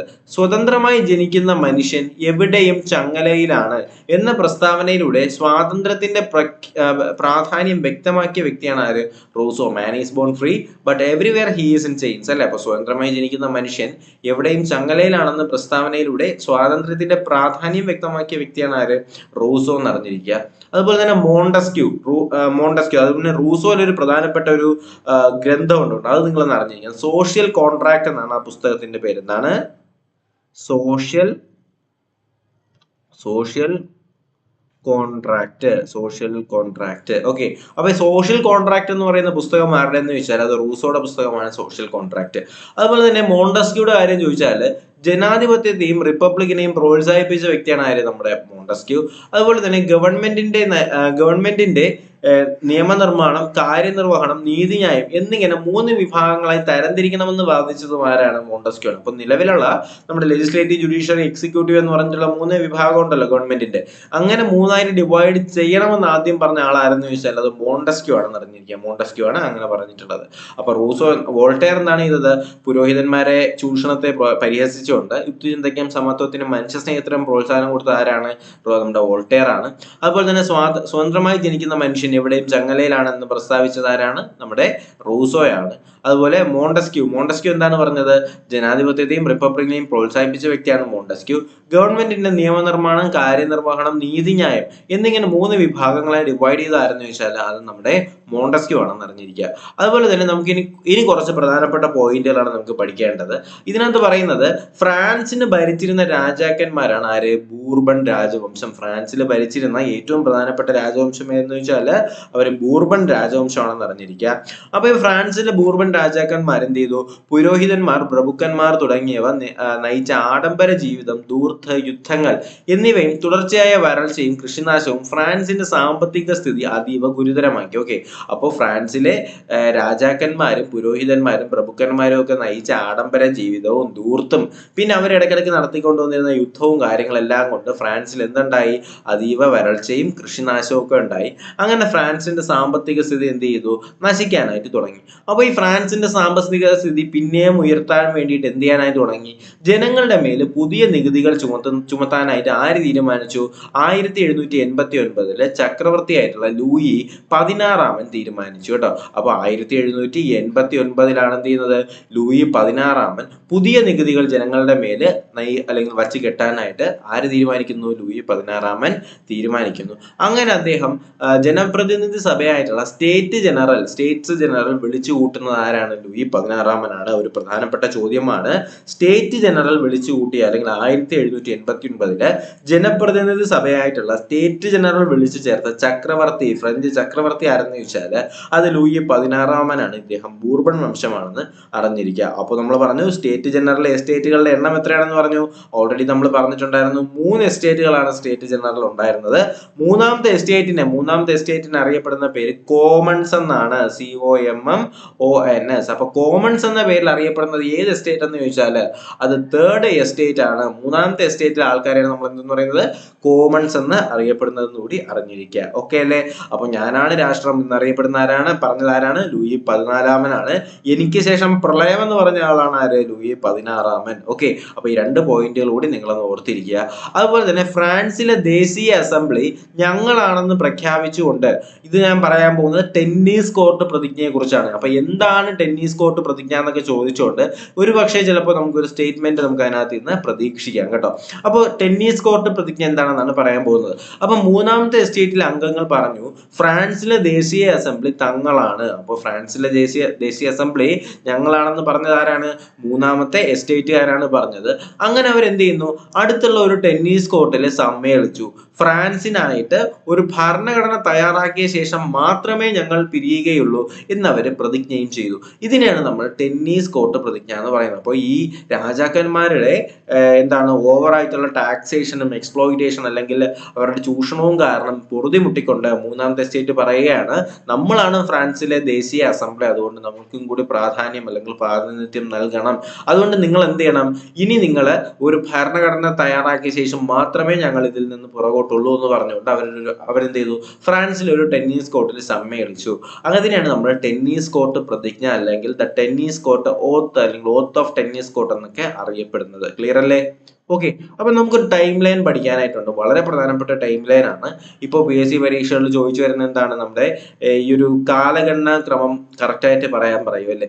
അങ്ങനെ നമുക്ക് ഫ്രഞ്ച് വിപ്ലവത്തിനകത്ത് നിന്ന് ചോദിക്കാൻ സാധ്യതയുള്ള ടൈം ലൈൻ ആണ് ഇതിൽ കൊടുത്തിട്ടുള്ളത്. ഒന്ന് ശ്രദ്ധിക്കുക. 1789 ജൂലൈ 14 എന്താണ് സംഭവിക്കുന്നത്? ജൂലൈ 14 സ്വാതന്ത്ര്യം, സമത്വം, സാഹോദര്യം. നമുക്കറിയാം നമ്മുടെ ഇന്ത്യൻ കോൺസ്റ്റിറ്റ്യൂഷനിലേക്ക് ഇക്വാലിറ്റി, ലിബർട്ടി, ഫ്രട്ടേണിറ്റി എന്ന് പറയുന്ന കോൺസെപ്റ്റ് എടുത്തിട്ടുള്ളത് ഫ്രാൻസിൽ നിന്നാണ് അല്ലെ? ഫ്രാൻസിലെ ഫ്രഞ്ച് വിപ്ലവത്തിൽ നിന്നാണ് നമ്മൾ എന്ത് എടുത്തിട്ടുള്ളത്? ഈ ഒരു കോൺസെപ്റ്റ് ലിബർട്ടി, ഇക്വാലിറ്റി, ഫ്രട്ടേണിറ്റി എന്ന് പറയുന്ന സ്വാതന്ത്ര്യം, സമത്വം, സാഹോദര്യം എന്ന് പറയുന്ന കോൺസെപ്റ്റ് എടുത്തിട്ടുള്ളത് ഫ്രാൻസിൽ നിന്നാണെന്ന് ഈ ഒരു പോയിന്റ് നിങ്ങൾ അറിയുക. അപ്പോൾ സ്വാതന്ത്ര്യം, സമത്വം, സാഹോദര്യം എന്നീ മുദ്രാവാക്യങ്ങൾ മുഴക്കിക്കൊണ്ട് വിപ്ലവകാരികൾ ബൂർബൺ രാജവാഴ്ചയുടെ പ്രതീകമായ ബാസ്റ്റിൽ ജയിൽ തകർത്ത വർഷമാണ് എന്തെന്ന് പറയുന്നത്? 1789 ജൂലൈ 14 വളരെ പ്രധാനപ്പെട്ടതാണ്. ബാസ്റ്റൈൽ ജയില് വളരെ വലിയൊരു ജയിലാണ് ബാസ്റ്റൈൽ ജയില്. അപ്പോൾ ഈ ബാസ്റ്റൈൽ ജയില് തകർത്ത് അതിനകത്തുള്ള തടവ് പുള്ളികളെ വരെ എന്ത് ചെയ്തു, ഈ ഒരു വിപ്ലവകാരികൾ മോചിപ്പിക്കുകയുണ്ടായി കേട്ടോ. അപ്പോൾ സ്വാതന്ത്ര്യം, സമത്വം, സാഹോദര്യം എന്ന് പറയുന്ന മുദ്രാവാക്യങ്ങൾ മുഴക്കിക്കൊണ്ട് ബൂർബൺ രാജവാഴ്ചയുടെ പ്രതീകമായ ബാസ്റ്റൈൽ ജയിൽ തകർക്കുന്നത്, ഇതോടുകൂടിയാണ് ഫ്രഞ്ച് വിപ്ലവം ആരംഭിക്കുന്നത്. അപ്പോൾ ജൂലൈ 14 ബാസ്റ്റൈൽ ജയിലിന്റെ തകർച്ചയോടുകൂടിയാണ് എന്ത് ചെയ്യുന്നത്, ഫ്രഞ്ച് വിപ്ലവം ആരംഭിക്കുന്നത്. 1789 ഓഗസ്റ്റ് 12 എന്ത് ചെയ്യുന്നു, ദേശീയ അസംബ്ലി മനുഷ്യാവകാശ പ്രഖ്യാപനം പാസ്സാക്കി കേട്ടോ. അപ്പോൾ ദേശീയ അസംബ്ലി മനുഷ്യാവകാശ പ്രഖ്യാപനം പാസ്സാക്കിയപ്പോഴാണ് 1789 ഓഗസ്റ്റ് 12 അറിഞ്ഞിരിക്കുക. അതുപോലെ തന്നെ 1789 ഒക്ടോബറിൽ നടന്ന ഒരു കാര്യമുണ്ട് കേട്ടോ. പാരീസിലെ നഗരത്തിലെ ആയിരക്കണക്കിന് സ്ത്രീകൾ എന്ത് ചെയ്തു, ഭക്ഷണം വേണമെന്ന മുദ്രാവാക്യവുമായി വേഴ്സായി കൊട്ടാരത്തിലേക്ക് പ്രകടനം നടത്തി. ആ സമയത്താണ് അവിടെ ചെന്ന, അല്ലെങ്കിൽ ആ കൊട്ടാരത്തിന് മുന്നിൽ ചെന്ന സ്ത്രീകളെയും ജനങ്ങളെയൊക്കെ കളിയാക്കിക്കൊണ്ട് നിങ്ങൾക്ക് കഴിക്കാൻ റൊട്ടി ഇല്ലെങ്കിൽ എന്താ, നിങ്ങൾക്ക് കേക്ക് വാങ്ങിച്ച് കഴിച്ചൂടെ എന്ന് ചോദിച്ചുകൊണ്ട് മേരി ആന്റോണിയറ്റ് എന്ത് ചെയ്യുന്നത്, ഇവരെ കളിയാക്കുന്നത്. അപ്പോൾ ഇതും അവരെ ഒരുപാട് വേദനിപ്പിച്ചു അല്ലേ. അതും എന്ത് ചെയ്തു, വിപ്ലവത്തിന്റെ ഒരു പ്രധാനപ്പെട്ട റീസൺ ആയിട്ട് മാറുകയുണ്ടായി. അപ്പോൾ പാരീസ് നഗരത്തിലെ ആയിരക്കണക്കിന് സ്ത്രീകൾ എന്ത് ചെയ്തു, ഭക്ഷണം വേണമെന്ന് പറയുന്ന മുദ്രാവാക്യവുമായി വേഴ്സായി കൊട്ടാരത്തിലേക്ക് പ്രകടനം നടത്തിയത് 1789 1789 ഒക്ടോബറിലാണ്. അതുപോലെ 1792 സെപ്റ്റംബറിൽ ഒരു കാര്യം നടന്നു. പുതുതായി രൂപീകരിച്ച ഭരണഘടനയ്ക്ക് അനുസരിച്ച് തിരഞ്ഞെടുക്കപ്പെട്ട ഒരു ദേശീയ കൺവെൻഷൻ ഫ്രാൻസിനെ ഒരു റിപ്പബ്ലിക്കായി പ്രഖ്യാപിക്കുന്നു. അപ്പോൾ ഫ്രാൻസിനെ ഒരു റിപ്പബ്ലിക്കായി പ്രഖ്യാപിക്കുന്നത് എപ്പോഴെന്ന് ചോദിച്ചാൽ 1792 സെപ്റ്റംബറിലാണെന്ന് അറിഞ്ഞിരിക്കുക. അപ്പൊ നമ്മൾ ഏതൊക്കെയാണ് പഠിച്ചത്, 1789 ജൂലൈ 14 എന്ത് സംഭവിക്കുന്നു, ബാസ്റ്റൈൽ ജയിലിനെ തകർക്കുന്നു. 89 ഓഗസ്റ്റ് 12 എന്ത് സംഭവിക്കുന്നു, മനുഷ്യാവകാശ പ്രഖ്യാപനം പാസ്സാക്കുന്നു ഓഗസ്റ്റ് 12. 89 ഒക്ടോബറിൽ എന്ത് സംഭവിക്കുന്നു, വേഴ്സായി കൊട്ടാരത്തിലേക്ക് സ്ത്രീകൾ ഭക്ഷണം വേണമെന്ന് പറഞ്ഞ് ചെല്ലുന്നു. അടുത്ത 92 സെപ്റ്റംബറിൽ എന്ത് സംഭവിക്കുന്നു, ഭരണഘടന രൂപീകരിക്കുന്നു. അതുമനുസരിച്ച് പുതുതായി തിരഞ്ഞെടുക്കപ്പെട്ട ദേശീയ കൺവെൻഷൻ ഫ്രാൻസിനെ ഒരു റിപ്പബ്ലിക്കായി പ്രഖ്യാപിക്കുന്നു. ഫ്രാൻസിനെ റിപ്പബ്ലിക്കായി പ്രഖ്യാപിക്കുന്നത് 1792 കൂടി അറിഞ്ഞിരിക്കുക. അടുത്ത് നമുക്ക് നോക്കേണ്ടത് ഭീകരവാഴ്ച അല്ലെങ്കിൽ റെയിൻ ഓഫ് ടെറർ എന്ന് പറഞ്ഞാൽ എന്താണെന്നാണ് കേട്ടോ. അപ്പൊ നമുക്കിവിടെ ശ്രദ്ധിക്കേണ്ട ഒരു കാര്യം, ഈ റെയിൻ ഓഫ് ടെറർ അല്ലെങ്കിൽ ഫ്രാൻസിൽ ഭീകരവാഴ്ച നയിച്ചത് ആരെന്ന് ചോദിച്ചാൽ അത് റോബസ്പിയർ ആണെന്ന് അറിഞ്ഞിരിക്കുക. അദ്ദേഹത്തിന്റെ പേര് നമ്മൾ ശ്രദ്ധിക്കുക, എന്താണ്, റോബിസ്പിയർ. ഓക്കെ, അപ്പൊ ഫ്രാൻസില് ഭീകരവാഴ്ച നയിച്ചത് ആരെന്ന് ചോദിച്ചാൽ അത് റോബിസ്പിയർ ആണെന്ന് അറിഞ്ഞിരിക്കുക. അപ്പൊ ഇദ്ദേഹം ചെയ്തത് എന്തെന്ന് വെച്ചാൽ 1793 ജൂലൈയില് ഫ്രാൻസിന്റെ ആഭ്യന്തര കാര്യങ്ങൾ നിയന്ത്രിക്കുന്നതിനായിട്ട് റോബിസ്പിയറുടെ നേതൃത്വത്തിൽ ഒരു പൊതു സുരക്ഷാ കമ്മിറ്റി രൂപീകരിച്ചു. അപ്പൊ ഫ്രാൻസിലെ കാര്യങ്ങളൊക്കെ നോക്കുന്നതിനാണ് നമ്മുടെ റോബിസ്പിയറിന്റെ നേതൃത്വത്തിൽ ഒരു പൊതു സുരക്ഷാ കമ്മിറ്റി രൂപീകരിച്ചത്. ഇതിലെ അംഗങ്ങളായിരുന്നു മാരിബോയും ഡാൻഡണും. അപ്പോൾ പൊതുസുരക്ഷാ കമ്മിറ്റിയിൽ അംഗങ്ങൾ ആരൊക്കെയായിരുന്നു, അതിന്റെ നേതാവ് റോബസ്പിയറും അതിന്റെ കമ്മിറ്റി അംഗങ്ങൾ മാരിബോയും ഡാൻഡണും ആയിരുന്നു. അപ്പൊ ഇവർ ചെയ്തത് വേറൊന്നുമല്ല, ശത്രുക്കളെന്ന് തോന്നിയ എല്ലാവരെയും അവർ ഗില്ലറ്റിൻ എന്നൊരു യന്ത്രം ഉപയോഗിച്ച് നിഷ്കാരണം വധിച്ചു. കണ്ടോ, ഇതാണ് ഗില്ലറ്റിൻ. കണ്ടില്ലേ, ഇവിടെ ഒരു ബ്ലൈഡ് ഉണ്ട്. ഈ ബ്ലൈഡ് ഇങ്ങനെ ഇരിക്കും, ഇതൊരു കയറിൽ കെട്ടിയിട്ടുണ്ട്. ആ കയർ ഒരു പുള്ളിക്കാരൻ പിടിച്ചിട്ടുണ്ട്. അപ്പൊ ഇവിടെ ഒരു ഹോൾ ഉണ്ട്, ആ ഹോളിൽ കൂടി ഒരു തല ഇരിക്കുന്നുണ്ടല്ലേ. അപ്പോൾ ഇങ്ങനെയുള്ള ആൾക്കാർ അല്ലെങ്കിൽ ഇവരെ എതിർക്കുന്ന ആൾക്കാരെയൊക്കെ പിടിച്ച് ഇതിനകത്ത് കയറ്റിയിട്ട് അവരെന്ത് ചെയ്യും, ഈ കത്തിയിലെ കയറങ്ങ് വിട്ടുകൊടുക്കും. അപ്പൊ എന്ത് ചെയ്യും, ഈ കത്തി വന്ന് ഇങ്ങോട്ട് ഇടിക്കുന്നു, തലയുടെ ശരീരം ഇവിടെ രണ്ടായിട്ട് മുറിഞ്ഞു ആള് മരിക്കുന്നു. അപ്പോൾ ശത്രുക്കളെന്ന് തോന്നിയ എല്ലാവരെയും അവർ ഗില്ലറ്റിൻ എന്ന് പറയുന്ന യന്ത്രം ഉപയോഗിച്ച് നിഷ്കരണം വധിക്കുന്നു. പക്ഷെ ഈ ഒരു സംഭവം കണ്ടെത്തിയത് ആരാണ്, റോബസ്പിയർ ആണ്. പക്ഷെ അവസാനം ഈ ജനങ്ങൾ അല്ലെങ്കിൽ ഈ രൂഷിതരായിട്ടുള്ള ജനങ്ങള് റോബസ്പിയറിനെ തന്നെ പിടിച്ച് ആ ഗില്ലറ്റിന് കിടത്തിയിട്ട് റോബസ്പിയറിനെ തന്നെ തലവെട്ടി കളയുന്ന ഒരു സീനൊക്കെ ഇവിടെ ഉണ്ടാവുന്നുണ്ട്, ഫ്രാൻസിൽ ഉണ്ടാവുന്നുണ്ട് കേട്ടോ. അപ്പൊ നിരവധി പ്രഭുക്കന്മാരും പുരോഹിതന്മാരും ഇതിന് ഇരയാകുന്നുണ്ട്. Louis 16 ഭാര്യയായിട്ടുള്ള Mary ആന്റോണിയേറ്റും. അപ്പൊ ലൂയി 16 ഭാര്യയാണ് ആര്, മേരി ആന്റോണിയേറ്റ്. അപ്പൊ ലൂയി 16 പറഞ്ഞത് എനിക്ക് ശേഷം പ്രളയം. മേരി ആന്റോണിയേറ്റ് എന്ത് പറഞ്ഞു, നിങ്ങൾക്ക് റൊട്ടിയില്ലെങ്കിൽ എന്താ കേക്ക് തന്നൂടെ എന്ന് ചോദിച്ചത് മേരി ആന്റോണിയേറ്റ് ആണ്. ഇവരെ രണ്ടുപേരെയും എന്ത് ചെയ്യുന്നു, ജനങ്ങളെ പിടിച്ച് കഴുത്ത് വെട്ടി കളയുന്നു. എന്തിലോട്ട്, ഈ ഗില്ലറ്റിനിൽ വെച്ച് തന്നെ. അതുപോലെ തന്നെ നമ്മുടെ അവസാനം റോബസ്പിയറിനെയും എന്ത് ചെയ്യുന്നു, ഗില്ലറ്റിന് ഇരയാകുന്നുണ്ട് കേട്ടോ. അപ്പോ ഈ ജനങ്ങളെ കൊല്ലാൻ വേണ്ടി ഉപയോഗിച്ച ഈ ഒരു ഗില്ലറ്റിൻ അവസാനം ജനങ്ങൾ എടുത്തുകൊണ്ട് അവിടുത്തെ രാജാക്കന്മാരെ തല തന്നെ വെട്ടുന്ന ഒരു സിറ്റുവേഷൻ ഒക്കെ ഫ്രാൻസിൽ ഉണ്ടാവുന്നുണ്ട്. 1794 വരെ ജൂലൈയിൽ നിലനിന്നിരുന്ന ഈ ഭരണത്തെയാണ് നമ്മൾ എന്ത് ചെയ്യുന്നത്, ഭീകരവാഴ്ച എന്നുകൊണ്ട് അർത്ഥമാക്കുന്നത്. ഏകദേശം കാര്യങ്ങൾ ക്ലിയർ അല്ലേ? അപ്പൊ നമ്മുടെ 1793 മുതൽ 1794 വരെ ഫ്രാൻസിലുണ്ടായിരുന്ന ഈ ഒരു ഭരണമാണ് എന്ത്, ഭീകരവാഴ്ച അല്ലെങ്കിൽ റെയിൻ ഓഫ് ടെറർ. ഇതിന് നേതൃത്വം കൊടുത്ത വ്യക്തിയാണ് റോബിസ്പിയർ. ഈ ഒരു റെയിൻ ഓഫ് ടെറർ സമയത്താണ് എന്ത് ചെയ്യുന്നത്, എതിർക്കുന്ന ആൾക്കാരെ എല്ലാം പിടിച്ച് ഗില്ലറ്റിന് കയറ്റിട്ട് തല വെട്ടിക്കളയുന്നത് അല്ലെ. അപ്പോ ഇതിനു വേണ്ടിയിട്ട് ഒരു പൊതു സുരക്ഷാ സഭ രൂപീകരിക്കുന്നു. അതിന്റെ ഹെഡ് റോബിസ്പിയർ ആണ്. അതിന്റെ അംഗങ്ങൾ മാരിബോയും ഡാൻഡണും ആണെന്ന് പറഞ്ഞു. അതുപോലെ തന്നെ ലൂയി 16 മാരി ആന്റോണിയറ്റിനെ എങ്ങനെയാണ് കൊല്ലുന്നത്, ഈ ഗില്ലറ്റിന് വെച്ച് തന്നെയാണ് കൊല്ലുന്നത്. അവസാനം ഈ കണ്ടുപിടിച്ച റോബിസ്പിയറിനെയും എന്ത് ചെയ്യുന്നുണ്ട്, ഗില്ലറ്റിനിട്ട് തന്നെ കൊല്ലുന്ന ഒരു പ്രശ്നമൊക്കെ നമ്മുടെ ഫ്രാൻസിൽ ഉണ്ടാവുന്നുണ്ട്. ഓക്കെ അല്ലേ. അതുപോലെ തന്നെ ഫ്രാൻസ് തുമ്മിയാൽ യൂറോപ്പിന് മൊത്തത്തിൽ ജലദോഷം പിടിക്കുമെന്ന് പറഞ്ഞ ആരാണ്, മെറ്റേണിക്ക ആണ് കേട്ടോ. അദ്ദേഹത്തിന്റെ പേര് മെറ്റേണിക്ക എന്നാണ്. മെറ്റേർണിക്ക. അപ്പോ ഫ്രാൻസ് തുമ്മിയാൽ യൂറോപ്പിന് ആകെ ജലദോഷം പിടിക്കുമെന്ന് പറഞ്ഞ ആളാണ് ആര്, മെറ്റേർണിക്ക. അതുപോലെ തന്നെ ഈ ഒരു ഫ്ലോ ചാർട്ട് നിങ്ങൾ കണ്ടായിരുന്നോ, ഫ്രഞ്ച് വിപ്ലവത്തിന്റെ സ്വാധീനം എന്ന് പറഞ്ഞിട്ട്. അതെന്താണെന്ന് നിങ്ങൾ ജസ്റ്റ് ഒന്ന് കേട്ടിരിക്കുക. പിൽക്കാലത്ത് ലോകത്തുണ്ടായ എല്ലാ വിപ്ലവങ്ങൾക്കും ആവേശം പകർന്നത് നമ്മുടെ ഫ്രഞ്ച് വിപ്ലവം തന്നെയാണ്. യൂറോപ്പിലെ ഫ്യൂഡൽ വ്യവസ്ഥയുടെ അന്ത്യം കുറിക്കുകയും സ്വേച്ഛാധിപത്യ ഭരണകൂടങ്ങൾക്ക് ഭീഷണി ആകുകയും ചെയ്തത് ഫ്രഞ്ച് വിപ്ലവമാണ്. രാജ്യം എന്നാൽ പ്രദേശമല്ല, രാജ്യത്തെ ജനങ്ങളാണ് എന്ന് പറഞ്ഞത് ആരാണ്, ഫ്രഞ്ച് വിപ്ലവമാണ്. ജനകീയ പരമാധികാരം എന്ന ആശയം മനുഷ്യരിലേക്ക് എത്തിച്ചത് ഫ്രഞ്ച് വിപ്ലവമാണ്. ദേശീയതയുടെ ആവിർഭാവത്തിന് വഴിയൊരുക്കിയതും ഫ്രഞ്ച് വിപ്ലവം തന്നെയാണ്.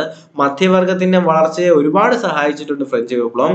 സ്വാതന്ത്ര്യം, സമത്വം, സാഹോദര്യം എന്ന ആശയം പ്രചരിപ്പിച്ചതും ആര് തന്നെയാണ്, ഫ്രഞ്ച് വിപ്ലവം തന്നെയാണ്. ഇത് ജസ്റ്റ് നിങ്ങളൊന്ന് കേട്ടിരുന്നാൽ മാത്രം മതി. ഓക്കെ, അപ്പോൾ ഇത്രയും കാര്യങ്ങൾ മനസ്സിലായെന്ന് തന്നെ പ്രതീക്ഷിക്കുന്നു. അതുപോലെ തന്നെ ഫ്രഞ്ച് വിപ്ലവവും ഇന്ത്യയുമായിട്ട് ചെറിയൊരു ബന്ധമുണ്ട്. നമുക്കറിയാം ടിപ്പു സുൽത്താൻ അല്ലെ. ടിപ്പു സുൽത്താൻ ഈ ഫ്രാൻസിന്റെ വലിയൊരു ഫാൻ ആയിരുന്നു ആര്, ഈ ടിപ്പു സുൽത്താൻ. ലോകത്താകമാനം സ്വാധീനം ചെലുത്തിയ ഫ്രഞ്ച് വിപ്ലവം മൈസൂരിലെ ഭരണാധികാരിയായിരുന്ന ടിപ്പു സുൽത്താനെയും സ്വാധീനിച്ചിട്ടുണ്ട്. അപ്പൊ ടിപ്പു സുൽത്താൻ ഫ്രാൻസ് സർക്കാർ സിറ്റിസൺ ടിപ്പു എന്ന് പറയുന്ന ഒരു പട്ടം കൊടുക്കുന്നുണ്ട് കേട്ടോ. സിറ്റിസൺ ടിപ്പു എന്ന് പറയുന്ന ഒരു പട്ടം ആർക്ക് കൊടുക്കുന്നുണ്ട്, ടിപ്പു സുൽത്താന് നമ്മുടെ ഫ്രഞ്ച് സർക്കാർ കൊടുക്കുന്നുണ്ട്. അതുപോലെ തന്നെ ഫ്രഞ്ച് വിപ്ലവത്തിന്റെ ഓർമ്മയ്ക്കായിട്ട് തലസ്ഥാന നഗരമായ ശ്രീരംഗപട്ടണത്ത് സ്വാതന്ത്ര്യത്തിന്റെ മരം അല്ലെങ്കിൽ ട്രീ ഓഫ് ലിബർട്ടി നടുകയും ഫ്രഞ്ച് ക്ലബ്ബായിട്ടുള്ള ജാക്കോബിയൻ ക്ലബ്ബിൽ അംഗമാവുകയും ചെയ്തത് ആരാണ്, ടിപ്പു സുൽത്താനാണ്. അപ്പോൾ വിപ്ലവത്തിന്റെ ഓർമ്മയ്ക്കായിട്ട് തന്റെ തലസ്ഥാനമായ ശ്രീരംഗപട്ടണത്തില് സ്വാതന്ത്ര്യത്തിന്റെ മരം നടുകയും അതുപോലെ തന്നെ ഫ്രഞ്ച് ക്ലബ്ബായിട്ടുള്ള ജാക്കോബിയൻ ക്ലബ്ബിൽ അംഗമാവുകയും ചെയ്തത് ആരെന്ന് വെച്ചാല് ടിപ്പു സുൽത്താനാണെന്ന് അറിഞ്ഞിരിക്കുക. ഓക്കെ അല്ലേ, ഇത്രയും കാര്യങ്ങൾ മനസ്സിലായല്ലോ. അപ്പൊ നമുക്ക് നോക്കേണ്ടത് ഇനി ഫ്രഞ്ച് വിപ്ലവവും നെപ്പോളിയനും എന്ന് പറയുന്ന ഒരു പോയിന്റ് ആണ്. അതിലേക്ക് മുന്നേ നമ്മൾക്ക് ഇവിടെ റൂസോയുടെ ചെറിയൊരു കാര്യം പറയുന്നുണ്ട്. വേറെ ഒന്നുമില്ല, നിങ്ങൾ അറിഞ്ഞിരിക്കേണ്ടത് റൂസോയുടെ പുസ്തകത്തിന്റെ പേര് സോഷ്യൽ കോൺട്രാക്ട് ആണെന്ന് അറിഞ്ഞിരിക്കുക. ഇതിനകത്ത് പറയുന്ന പോലെ തന്നെ സോഷ്യൽ കോൺട്രാക്ട് റൂസോയുടെ ഒരു പുസ്തകമാണ് എന്ന് നിങ്ങൾ അറിഞ്ഞിരിക്കുക.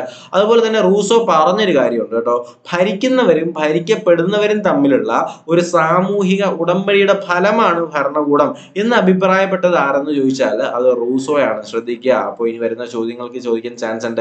ഭരിക്കുന്നവരും ഭരിക്കപ്പെടുന്നവരും തമ്മിലുള്ള ഒരു സാമൂഹിക ഉടമ്പടിയുടെ ഫലമാണ് ഭരണകൂടം എന്ന് അഭിപ്രായപ്പെട്ടത് ആരാണ്, റൂസോയാണ്. ഭരിക്കുന്നവരും ഭരിക്കപ്പെടുന്നവരും തമ്മിലുള്ള സാമൂഹിക ഉടമ്പടിയുടെ ഫലമാണ് ഭരണകൂടം എന്ന് പറഞ്ഞത് ആരാണ്, റൂസോയാണെന്ന് അറിഞ്ഞിരിക്കുക. അപ്പൊ നമുക്കിനി നോക്കേണ്ട അടുത്ത പോയിന്റ് നെപ്പോളിയനും ഫ്രഞ്ച് വിപ്ലവം എന്ന് പറയുന്നതാണ്. ഇതിനകത്ത് വളരെ കുറച്ച് കാര്യങ്ങൾ മാത്രമേ പറയുന്നുള്ളൂ. അപ്പൊ എന്തൊക്കെയാണ് നമ്മുടെ നെപ്പോളിയനെ കുറിച്ച് അത് പറയുന്നത് എന്ന് നമുക്കൊന്ന് ചെക്ക് ചെയ്യാം. ആദ്യമായിട്ടുള്ള ഒരു പോയിന്റ് എന്ന് പറയുന്നത് ഫ്രഞ്ച് വിപ്ലവാനന്തരം ബ്രിട്ടന്റെ നേതൃത്വത്തിൽ ഫ്രാൻസിനെതിരായിട്ട് രൂപീകരിക്കപ്പെട്ട യൂറോപ്യൻ സഖ്യത്തെ നേരിട്ടുകൊണ്ട് വിജയം കൈവരിക്കുന്നതിൽ സുപ്രധാന പങ്കുവഹിച്ച വ്യക്തിയാണ് ആര്, നെപ്പോളിയൻ. എങ്ങനെയാണ്, ഫ്രഞ്ച് വിപ്ലവത്തിന്റെ ഫലമായിട്ട് ബ്രിട്ടന്റെ നേതൃത്വത്തിൽ ഫ്രാൻസിനെതിരായിട്ട് എന്ത് ചെയ്യുന്നു, ഒരു യൂറോപ്യന്റെ ഒരു പട വരികയാണ്. അപ്പൊ ഇവരെ നേരിട്ട് കൊണ്ട് വിജയം കീഴടക്കുന്നതിനായിട്ട് ഒരു പ്രധാന പങ്കുവഹിച്ച വ്യക്തിയാണ് ആര്, നമ്മുടെ നെപ്പോളിയൻ ബോണപ്പാർട്ട്. ഈ നെപ്പോളിയൻ ഫ്രാൻസിന്റെ അധികാരം പിടിച്ചെടുത്ത വർഷമാണ് 1799. 1799 എന്ത് ചെയ്യുന്നു, നെപ്പോളിയൻ ഫ്രാൻസിൽ അധികാരം നേടിയെടുക്കുന്നു. ഫ്രാൻസിന്റെ അധികാരം പിടിച്ചെടുത്ത വർഷം, നെപ്പോളിയൻ ഫ്രാൻസിന്റെ അധികാരം പിടിച്ചെടുത്തത് 1799 ആണ്.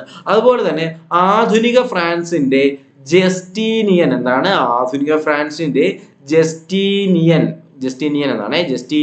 എന്നറിയപ്പെടുന്ന ആരാണ്, നമ്മുടെ നെപ്പോളിയൻ ആണ് കേട്ടോ. ആധുനിക ഫ്രാൻസിന്റെ ജസ്റ്റീനിയൻ എന്നറിയപ്പെടുന്നത് നെപ്പോളിയൻ ആണ്. അതുപോലെ തന്നെ ഫ്രാൻസിന്റെ ദേശീയത ശക്തപ്പെട്ടത് ആരുടെ കാലഘട്ടത്തിലാണെന്ന് ചോദിച്ചാൽ അത് നെപ്പോളിയന്റെ കാലഘട്ടത്തിലാണ്.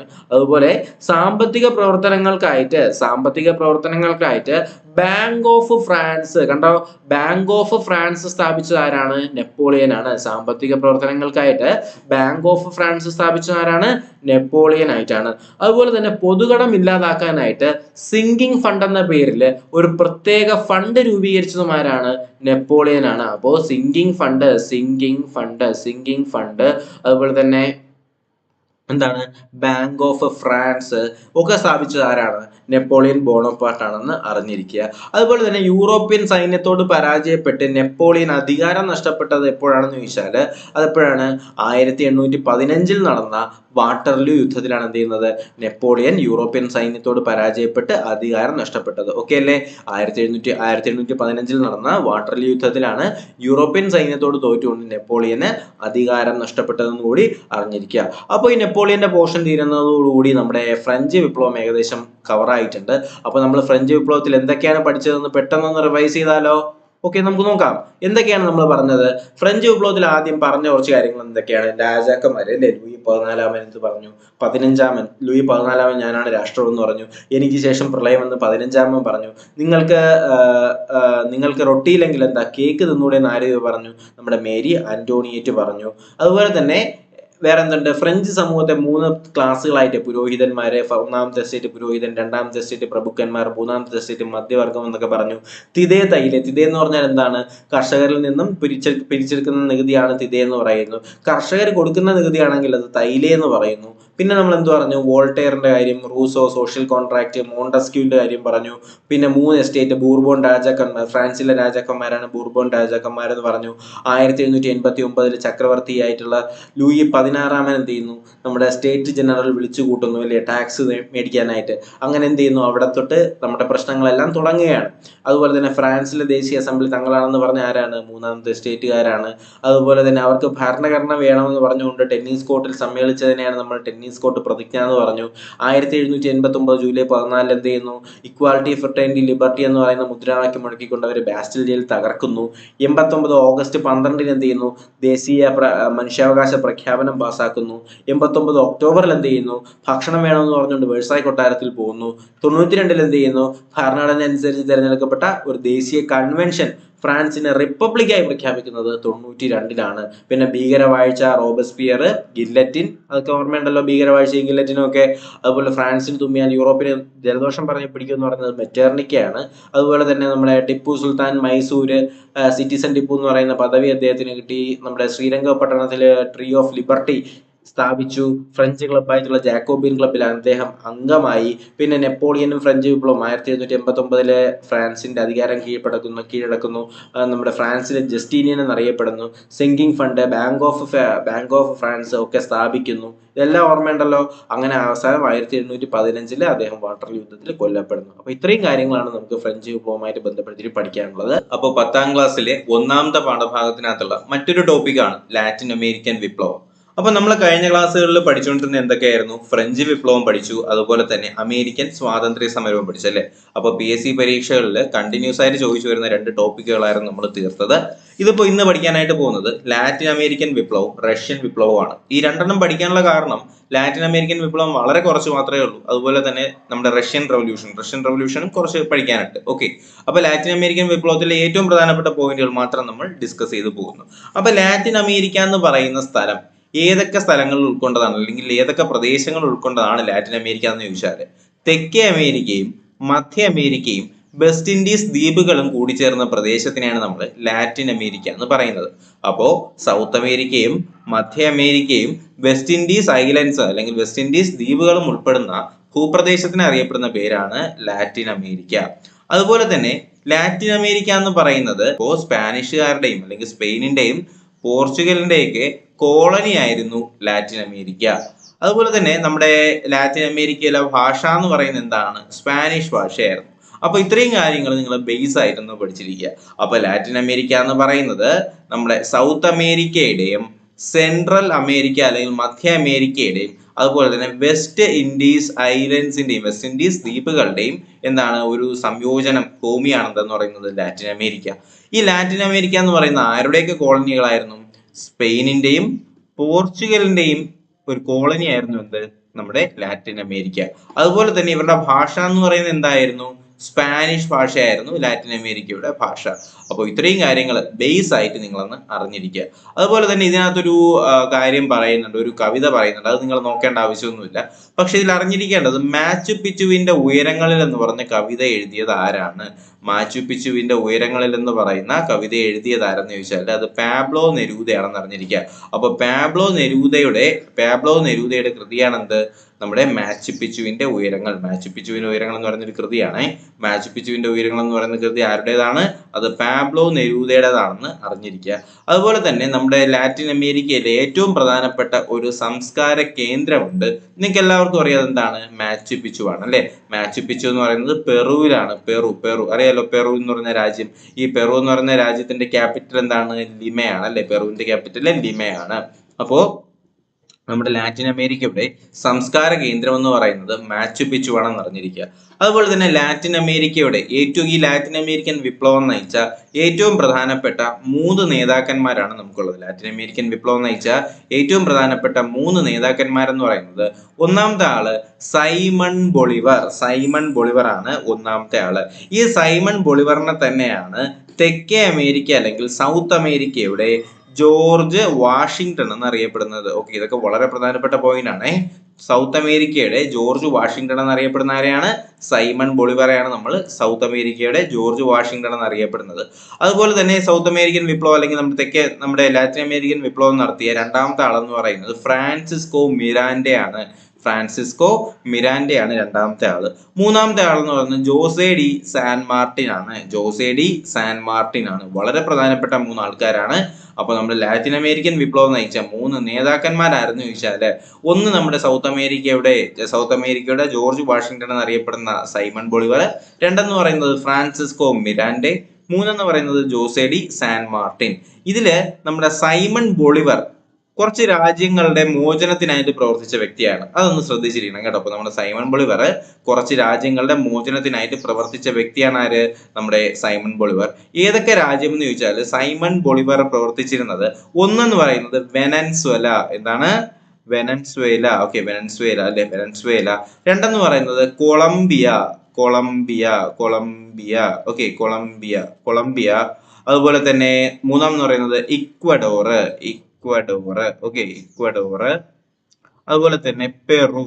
ഓക്കെ, അപ്പോ വെനൻസ്വേല, കൊളംബിയ, ഇക്വഡോർ, പെറു എന്നീ 4 രാജ്യങ്ങളുടെ മോചനത്തിനായിട്ട് പ്രവർത്തിച്ച വ്യക്തിയാണ് Simon Bolivar. Venezuela, Colombia, Ecuador, Peru എന്നീ 4 രാജ്യങ്ങളുടെ മോചനത്തിനായി പ്രവർത്തിച്ച വ്യക്തിയാണ് ആര്? നമ്മുടെ സൗത്ത് അമേരിക്കയിലെ ജോർജ് വാഷിംഗ്ടൺ എന്നറിയപ്പെടുന്ന സൈമൺ ബൊളിവർ. എന്നാൽ നമ്മുടെ ജോസെ ഡി സാൻ മാർട്ടിൻ, ഇദ്ദേഹം കുറച്ച് രാജ്യങ്ങളുടെ മോചനത്തിനായിട്ട് പ്രവർത്തിച്ച വ്യക്തിയാണ് ആര്? Jose de San Martin. അദ്ദേഹം ഏതൊക്കെ രാജ്യങ്ങളുടെ പ്രവർത്തനത്തിനായി അല്ലെങ്കിൽ മോചനത്തിനായിട്ടാണെന്ന് ചോദിച്ചാൽ, ഒന്നെന്ന് പറയുന്നത് അർജന്റീനയുടെയും ചിലി എന്നീ കോളനികളുടെ പ്രവർത്തനത്തിനായിട്ട് അല്ലെങ്കിൽ മോചനത്തിനായിട്ട് പ്രവർത്തിച്ച വ്യക്തിയാണ് ആര്? Jose de San Martin. അപ്പോ നമ്മുടെ വെനൻസ്വേല, കൊളംബിയ, ഇക്വഡോർ, പെറു എന്നീ 4 രാജ്യങ്ങളുടെ മോചനത്തിനായിട്ട് പ്രവർത്തിച്ചാരെന്ന് ചോദിച്ചാൽ അത് നമ്മുടെ സൈമൺ ബൊളിവർ ആണെന്ന് അറിഞ്ഞിരിക്കുക. അതുപോലെ തന്നെ അർജന്റീനയുടെയും ചിലിയുടെയും മോചനത്തിനായിട്ട് പ്രവർത്തിച്ച വ്യക്തിയാണ് ആര്? Jose de San Martin. ഇത്രയും കാര്യങ്ങൾ വളരെയധികം ക്ലിയർ അല്ലേ? ഓക്കെ, അതുപോലെ തന്നെ നമ്മുടെ സൈമൺ ബൊളിവർ അറിയപ്പെടുന്ന മറ്റൊരു പേരുണ്ട്, ലാറ്റിൻ അമേരിക്കൻ രാജ്യങ്ങളുടെ വിമോചകൻ അല്ലെങ്കിൽ ലിബറേറ്റർ. തെറ്റിക്കരുത്, ലാറ്റിൻ അമേരിക്കൻ രാജ്യങ്ങളുടെ ലിബറേറ്റർ എന്നറിയപ്പെടുന്ന ആരെന്ന് ചോദിച്ചാൽ അത് സൈമൺ ബൊളിവർ ആണ്. ശ്രദ്ധിക്കുക, ലിബറേറ്റർ, LIBERATOR, ലിബറേറ്റർ എന്നറിയപ്പെടുന്ന ആരെയാണ്? സൈമൺ ബൊളിവർ ആണെന്ന് അറിഞ്ഞിരിക്കുക. എന്നാൽ ലാറ്റിൻ അമേരിക്കൻ രാജ്യങ്ങളുടെ പ്രൊട്ടക്ടർ അല്ലെങ്കിൽ സംരക്ഷകൻ എന്നറിയപ്പെടുന്ന ആരെയാണ്? ലാറ്റിൻ അമേരിക്കൻ രാജ്യങ്ങളുടെ പ്രൊട്ടക്ടർ അല്ലെങ്കിൽ സംരക്ഷകൻ എന്നറിയപ്പെടുന്നത് ജോസെ ഡി സാൻ മാർട്ടിൻ ആണ്. ഓക്കെ, അപ്പൊ ഇത്രയും ശ്രദ്ധിക്കുക. ലാറ്റിൻ അമേരിക്കൻ രാജ്യങ്ങളുടെ വിമോചകൻ അല്ലെങ്കിൽ ലിബറേറ്റർ എന്നറിയപ്പെടുന്നത് സൈമൺ ബൊളിവറയാണ്. എന്നാൽ ലാറ്റിൻ അമേരിക്കൻ രാജ്യങ്ങളുടെ പ്രൊട്ടക്ടർ അല്ലെങ്കിൽ സംരക്ഷകൻ എന്നറിയപ്പെടുന്നത് ജോസെ ഡി സാൻ മാർട്ടിൻ ആണെന്ന് അറിഞ്ഞിരിക്കുക. അപ്പൊ ഇത്രയും കാര്യങ്ങൾ മാത്രം നിങ്ങൾ എന്ത് ചെയ്യുക? നമ്മുടെ ലാറ്റിൻ അമേരിക്കൻ വിപ്ലവത്തെ കുറിച്ച് അറിഞ്ഞിരിക്കുക. അപ്പൊ ഏകദേശം കാര്യങ്ങളെല്ലാം ക്ലിയർ ആണെന്ന് ഞാൻ പ്രതീക്ഷിക്കുന്നു. ആവശ്യമുള്ളവർ എന്ത് ചെയ്യുക? ഒന്നും കൂടി റിപ്പീറ്റ് അടിച്ച് കേൾക്കുകയാണെങ്കിൽ ലാറ്റിൻ അമേരിക്കൻ വിപ്ലവം അങ്ങ് ക്ലിയർ ആയിരിക്കും. ഓക്കെ, അപ്പൊ എന്തായാലും നമുക്ക് അടുത്ത റഷ്യൻ വിപ്ലവത്തിലേക്ക് കിടക്കാം. അതിനേക്ക് മുന്നേ ചാനൽ ഇതുവരെ സബ്സ്ക്രൈബ് ചെയ്യാതെ കാണുന്ന ആരെങ്കിലും ഉണ്ടെങ്കിൽ ചാനൽ ഒന്ന് എന്ത് ചെയ്യുക, സബ്സ്ക്രൈബ് ചെയ്ത് സപ്പോർട്ട് ചെയ്യുക. അതുപോലെ തന്നെ നിങ്ങളുടെ അഭിപ്രായങ്ങളും അതുപോലെ ഈ ക്ലാസ്സിനെ കുറിച്ചുള്ള നിങ്ങളുടെ അഭിപ്രായങ്ങളും ക്ലാസ്സിന് വേണോ അങ്ങനെയുള്ള കാര്യങ്ങളെല്ലാം നിങ്ങൾ എന്ത് ചെയ്യുക, ഒന്ന് കമന്റ് ആയിട്ട് രേഖപ്പെടുത്താനായിട്ട് മറക്കരുത്. അപ്പോൾ നിങ്ങളുടെ ആവശ്യമായിട്ട് സ്റ്റാർട്ട് ചെയ്തതാണ്. അപ്പോൾ നിങ്ങൾ കൂടെ ഉണ്ടെങ്കിൽ നമുക്ക് എന്ത് ചെയ്യാം, SCRT ഏറെക്കുറെയൊക്കെ നമുക്ക് നോക്കാം. ഓക്കെ, അപ്പൊ നമുക്ക് എന്തായാലും അടുത്ത് പഠിക്കാം റഷ്യൻ വിപ്ലവം. റഷ്യൻ വിപ്ലവം വളരെ പ്രധാനപ്പെട്ട ഒരു ടോപ്പിക്കാണ് റഷ്യൻ വിപ്ലവം. ഇതിൽ ആദ്യം തന്നെ നമുക്ക് പഠിക്കേണ്ടത് ഒരു കൃതിയിലെ കാര്യമാണ് പറയുന്നത്. ഒരു കൃതി, മാക്സിം ഗോർക്കി എന്ന് പറയുന്ന ഒരു റഷ്യൻ സാഹിത്യകാരൻ എഴുതിയ ഒരു പ്രസിദ്ധമായിട്ടുള്ള കൃതിയുണ്ട്. മാക്സിം ഗോർക്കിയുടെ കൃതിയാണ് അമ്മ. അമ്മ എന്ന് പറയുന്ന കൃതി എഴുതിയത് ആരാണ്? മാക്സിം ഗോർക്കിയുടേതാണ് അമ്മ എന്ന് പറയുന്ന കൃതി എന്ന് അറിഞ്ഞിരിക്കുക. അതുപോലെ തന്നെ ഇതിലേക്ക് വരുമ്പോഴത്തേക്കും ആദ്യം നമുക്ക് ശ്രദ്ധിക്കേണ്ടത്, അപ്പൊ നമ്മൾ SCRT പോയിന്റുകൾ തന്നെയാണ് പഠിച്ചു പോകുന്നത് കേട്ടോ. വളരെ പ്രധാനപ്പെട്ട പോയിന്റുകൾ ഞാൻ എന്ത് ചെയ്തിട്ടുണ്ട്, ടെക്സ്റ്റ് വായിച്ചതിന്റെ നോട്ട് പ്രിപ്പയർ ചെയ്യാന്ന് പറയുന്നത് ചില്ലറ കാര്യമൊന്നുമല്ല. എനിക്ക് ഒരു ദിവസം വർക്ക് ചെയ്താലേ നിങ്ങൾക്ക് വേണ്ടിയിട്ടുള്ള കാര്യങ്ങൾ സെറ്റ് ചെയ്യാൻ പറ്റത്തുള്ളൂ. അപ്പോൾ നിങ്ങളുടെ റെസ്പോൺസ് അതിനനുസരിച്ചുണ്ടെങ്കിൽ എന്തായാലും നമുക്ക് ക്ലാസ്സുകൾ ചെയ്യാം. അല്ലാന്നുണ്ടെങ്കിൽ നമുക്ക് സ്റ്റോപ്പ് ചെയ്യേണ്ടി വരും കേട്ടോ. അപ്പൊ എന്തായാലും നമുക്ക് നോക്കാം.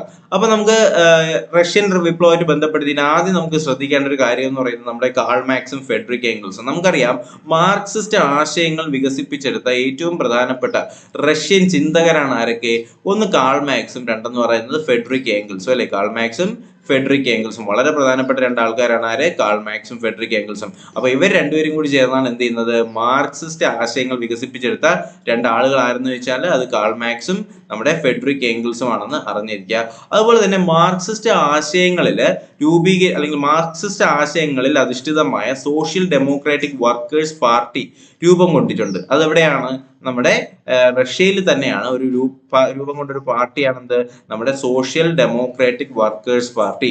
ഈ സോഷ്യൽ ഡെമോക്രാറ്റിക് വർക്കേഴ്സ് പാർട്ടിയുടെ പ്രധാന ആശയം എന്തായിരുന്നു?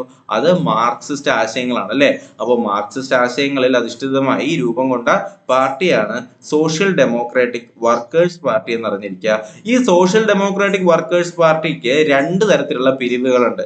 ഒന്നെന്ന് പറയുന്നത് ബോൾഷെവിക്കുകളും, രണ്ടെന്ന് പറയുന്നത് മെൻഷെവിക്കുകളും. അപ്പൊ ഈ മെൻഷെവിക് എന്ന് പറഞ്ഞാൽ എന്താണ്? മെൻഷെവിക് എന്ന് പറഞ്ഞാൽ ന്യൂനപക്ഷമാണ് കേട്ടോ. അപ്പൊ നമ്മുടെ സോഷ്യൽ ഡെമോക്രാറ്റിക് വർക്കേഴ്സ് പാർട്ടി, അപ്പോൾ ഈ സോഷ്യൽ ഡെമോക്രാറ്റിക് വർക്കേഴ്സ് പാർട്ടി രണ്ടായിട്ട് ഡിവൈഡ് ചെയ്യുന്നുണ്ട്. ഒന്നെന്ന് പറയുന്നത് എന്താണ്? ബോൾഷെവിക്. രണ്ടെന്ന് പറയുന്നത് എന്താണ്? മെൻഷെവിക്. Okay, Menshevik. ബോൾഷെവിക്കും മെൻഷെവിക്കും. ഇതില് മെൻഷെവിക് എന്ന് പറഞ്ഞാൽ എന്താണ്? അവര് ന്യൂനപക്ഷമാണ്. മെൻഷെവിക്കാര് ന്യൂനപക്ഷവും ബോൾഷെവിക്കാര് അവരെന്തുവാണ്? ഭൂരിപക്ഷവുമാണ് കേട്ടോ. ഈ ഒരു കാര്യം ശ്രദ്ധിക്കുക. ഇതില് ലെനിൻ, ട്രോട്സ്കി തുടങ്ങിയവര് ബോൾഷെവിക് പാർട്ടിക്ക് നേതൃത്വം കൊടുത്തു. അപ്പോ അവിടുത്തെ ഭൂരിപക്ഷ പാർട്ടിക്ക് നേതൃത്വം കൊടുത്ത ആരൊക്കെയാണ്? ലെനിനും ട്രോട്സ്കിയുമാണ്. ലെനിനും ട്രോട്സ്കിയും നേതൃത്വം കൊടുത്തത് ബോൾഷെവിക് പാർട്ടിക്കാണെന്ന് അറിഞ്ഞിരിക്കുക. എന്നാൽ മെൻഷെവിക് പാർട്ടിക്ക് നേതൃത്വം കൊടുത്ത ആരാണെന്ന് അറിയാമോ? മെൻഷെവിക് പാർട്ടിക്ക് അത് അലക്സാണ്ടർ കെരൻസ്കി ആണ്. അലക്സാണ്ടർ കെരൻസ്കി ആണ് മെൻഷെവിക് പാർട്ടിക്ക് നേതൃത്വം കൊടുത്തത്. അപ്പോൾ സോഷ്യൽ ഡെമോക്രാറ്റിക് വർക്കേഴ്സ് പാർട്ടി രൂപം കൊണ്ടത് കാൾ മാക്സിന്റെയും ഫെഡറിക് ഏംഗൽസിന്റെയൊക്കെ മാർക്സിസ്റ്റ് ആശയങ്ങളിലാണ്. ഈ സോഷ്യൽ ഡെമോക്രാറ്റിക് വർക്കേഴ്സ് പാർട്ടി രണ്ടായിട്ട് ഡിവൈഡ് ചെയ്തിട്ടുണ്ടെന്ന് പറഞ്ഞു. ഏതൊക്കെയാണ് രണ്ട് വകഭേദങ്ങൾ? ഏതൊക്കെയാണ്? ഒന്നെന്ന് പറയുന്നത് നമ്മുടെ ബോൾഷെവിക്കും, രണ്ടെന്ന് പറയുന്നത് മെൻഷെവിക്കുമാണ്. ബോൾഷെവിക് എന്ന് പറയുന്നത് അവിടുത്തെ ഭൂരിപക്ഷവും, മെൻഷെവിക് എന്ന് പറയുന്നത് എന്താണ്? ന്യൂനപക്ഷവുമാണ്. ബോൾഷെവിക് ഭൂരിപക്ഷ പാർട്ടിയെ നേതൃത്വം കൊടുത്തത് ലെനിനും ട്രോട്സ്കിയാണ്. മെൻഷെവിക് പാർട്ടിക്ക് അലക്സാണ്ടർ കെരൻസ്കിയാണ്. അതുപോലെ അടുത്തൊരു പറയുന്ന ഒരു പോയിന്റ് ആണ്, 1905 റഷ്യ ജപ്പാൻ യുദ്ധം നടന്നത്. അപ്പോൾ റഷ്യ ജപ്പാൻ യുദ്ധം നടന്ന വർഷം ചോദിച്ചാല് 1905 ആണെന്ന് അറിഞ്ഞിരിക്കുക. അടുത്ത നമ്മുടെ കഴിഞ്ഞ +2 പ്രിലിംസിൽ ചോദിച്ചൊരു പോയിന്റ് ആണ് എന്ത്? ബ്ലഡി സൺഡേ അല്ലെങ്കിൽ രക്തരൂക്ഷിതമായ ഞായറാഴ്ച. എന്താണ് ബ്ലഡി സൺഡേ? എപ്പോഴാണ് ബ്ലഡി സൺഡേ? 1905 ജനുവരി 9 എന്ത് ചെയ്യുന്നത്? ഈ ബ്ലഡി സൺഡേ അല്ലെങ്കിൽ രക്തരൂഷിതമായിട്ടുള്ള ഞായറാഴ്ച എന്ന് പറയുന്ന ഈ ഒരു പരിപാടി അരങ്ങേറുന്നത്.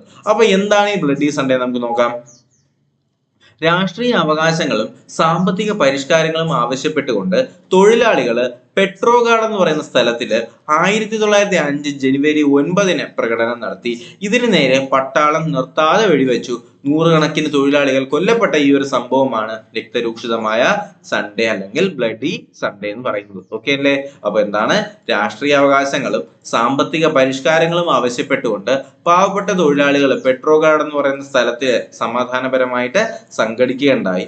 അവിടെ 1905 ജനുവരി 9 പട്ടാളം വെടിവെച്ചു. അപ്പൊ നൂറുകണക്കിന് തൊഴിലാളികൾ കൊല്ലപ്പെട്ട ഈ ഒരു സംഭവമാണ് നമ്മൾ രക്തരൂക്ഷിതമായ ഞായറാഴ്ച അല്ലെങ്കിൽ ബ്ലഡി സൺഡേ എന്നുകൊണ്ട് അർത്ഥമാക്കുന്നത്. ഈ കാലഘട്ടത്തിൽ തൊഴിലാളികളുടെ സംഘങ്ങൾ റഷ്യയിലെമ്പാടും വികസിപ്പിച്ചു. ഓക്കെ അപ്പൊ ഈ ഒരു കാലഘട്ടത്തിലാണ് തൊഴിലാളി സംഘടനകൾ റഷ്യയിലെല്ലായിടവും വ്യാപിക്കുന്നത്. ഇവരെയാണ് സോവിയറ്റുകൾ എന്ന് പറയുന്നത്. അപ്പൊ തൊഴിലാളി സംഘടന റഷ്യയിൽ വ്യാപിച്ച തൊഴിലാളി സംഘടനകളെയാണ് നമ്മൾ എന്ത് പറയുന്നത്, സോവിയറ്റുകൾ എന്ന് പറയുന്നത്. ഓക്കെ അപ്പൊ നിങ്ങൾക്ക് ഇതിനകത്ത് നോക്കിയാൽ നമ്മുടെ ഏറ്റവും പ്രധാനപ്പെട്ട ആൾക്കാരൊക്കെ കാണാൻ കഴിയും. കണ്ടല്ലോ, മാക്സിം ഗോർക്കി കണ്ടില്ല, അമ്മ എന്ന് പറയുന്ന കൃതി എഴുതിയതാണ് മാക്സിം ഗോർക്കി. അതുപോലെ തന്നെ പ്രസിദ്ധനായിട്ടുള്ള റഷ്യൻ കവിയായിട്ടുള്ള ലിയോ ടോൾസ്റ്റോയ് ഉണ്ട്. അതുപോലെ കോൾ മാക്സ് ഉണ്ട്, ഫെഡറിക് ഏംഗൽസ് ഉണ്ട്. കണ്ടില്ലേ? അപ്പൊ നമുക്ക് അടുത്ത പോയിന്റിലേക്ക് നമുക്ക് കടക്കാം. അപ്പോൾ സമരം ശക്തമായതിനെ തുടർന്ന് ഡ്യൂമ എന്ന് പറയുന്ന നിയമനിർമ്മാണ സഭ രൂപീകരിക്കാൻ ചക്രവർത്തി നിർബന്ധിതമായി. അപ്പൊ എന്താണ് ഡ്യൂമ? റഷ്യയിലെ നിയമനിർമ്മാണ സഭ അറിയപ്പെടുന്ന പേരാണ് ഡ്യൂമ. റഷ്യയിലെ നിയമനിർമ്മാണ സഭ അറിയപ്പെടുന്ന പേരാണ് ഡ്യൂമ എന്ന് അറിഞ്ഞിരിക്കുക, തെറ്റിക്കരുതേ. റഷ്യയിലെ നിയമനിർമ്മാണ സഭ അറിയപ്പെടുന്ന പേരാണ് ഡ്യൂമ. അപ്പൊ ഒന്നാം ലോക മഹായുദ്ധ സമയത്ത് അല്ലെങ്കിൽ 1914 ഒന്നാം ലോക മഹായുദ്ധം ആരംഭിച്ച സമയത്ത് റഷ്യൻ ചക്രവർത്തി ആരെന്ന് ചോദിച്ചാൽ അതാരാണ്? നമ്മുടെ നിക്കോളാസ് രണ്ടാമനാണ് കേട്ടോ. അപ്പൊ നിക്കോളാസ് രണ്ടാമനാണ് 1914 ഒന്നാം ലോക മഹായുദ്ധം ആരംഭിച്ച സമയത്ത് റഷ്യയുടെ ചക്രവർത്തി ആരെന്ന് ചോദിച്ചാൽ അത് നിക്കോളാസ് രണ്ടാമനാണെന്ന് അറിഞ്ഞിരിക്കുക. ഓക്കെ, അത് വളരെ പ്രധാനപ്പെട്ടതാണ്. അടുത്ത് നമുക്ക് നോക്കേണ്ടത് ഫെബ്രുവരി വിപ്ലവത്തെയാണ്. അടുത്ത നെക്സ്റ്റ് പോയിന്റ് എന്ന് പറയുന്നത് ഫെബ്രുവരി വിപ്ലവമാണ് കേട്ടോ. അത് വളരെ പ്രധാനപ്പെട്ടാണ് ഫെബ്രുവരി വിപ്ലവം. നമുക്ക് ഫെബ്രുവരി വിപ്ലവം പഠിക്കാനുണ്ട്, അതുപോലെ തന്നെ ഒക്ടോബർ വിപ്ലവവും പഠിക്കാനുണ്ട്. അപ്പൊ ഈ ഫെബ്രുവരി വിപ്ലവവും ഒക്ടോബർ വിപ്ലവവും പഠിച്ചു കഴിയുന്നതോടുകൂടി റഷ്യൻ വിപ്ലവം അങ്ങ് തീരുന്നതാണ്. ഓക്കെ, അതിനു മുന്നേ നമുക്ക് എന്ത് ചെയ്യാം, മാർക്സിസം എന്താണെന്ന് നോക്കാം. അപ്പൊ ഒരുപക്ഷെ നമുക്ക് സ്റ്റേറ്റ്മെന്റിനകത്ത് ചോദിക്കാന്നുള്ള ഒരു പോയിന്റ് ആണ് മാർക്സിസം. കാൾ മാക്സും ഫെഡറിക് ഏംഗൽസും ചേർന്ന് രൂപം കൊണ്ട ഒരു ആശയ സംഹിതയാണെന്ത് നമ്മുടെ മാർക്സിസം എന്ന് പറയുന്നത്. എന്താണ് മാർക്സിസം എന്ന് പറഞ്ഞാല് ഒരു സമൂഹത്തിൽ നിലനിൽക്കുന്ന ഉൽപാദന ബന്ധങ്ങളാണ് ആ സമൂഹത്തിലെ മാറ്റങ്ങളുടെ അടിസ്ഥാനം എന്നതാണ് ഇതിലെ പ്രധാന ആശയം. എന്താണ്? ഒരു സമൂഹത്തിൽ നിലനിൽക്കുന്ന ഉൽപാദന ബന്ധങ്ങളാണ് ആ സമൂഹത്തിലെ മാറ്റങ്ങളുടെ അടിസ്ഥാനം എന്നാണ് നമ്മുടെ മാർക്സിസത്തില് പറയുന്നത്. അതുപോലെ തന്നെ ഉൽപാദനത്തിന്റെ അടിസ്ഥാനം തൊഴിലാളികളാണെന്നും അതിനാൽ തൊഴിലാളി വർഗത്തിന്റെ സർവാധിപതിയായി പ്രവർത്തിക്കണമെന്നും അവർ ആഹ്വാനം ചെയ്തു.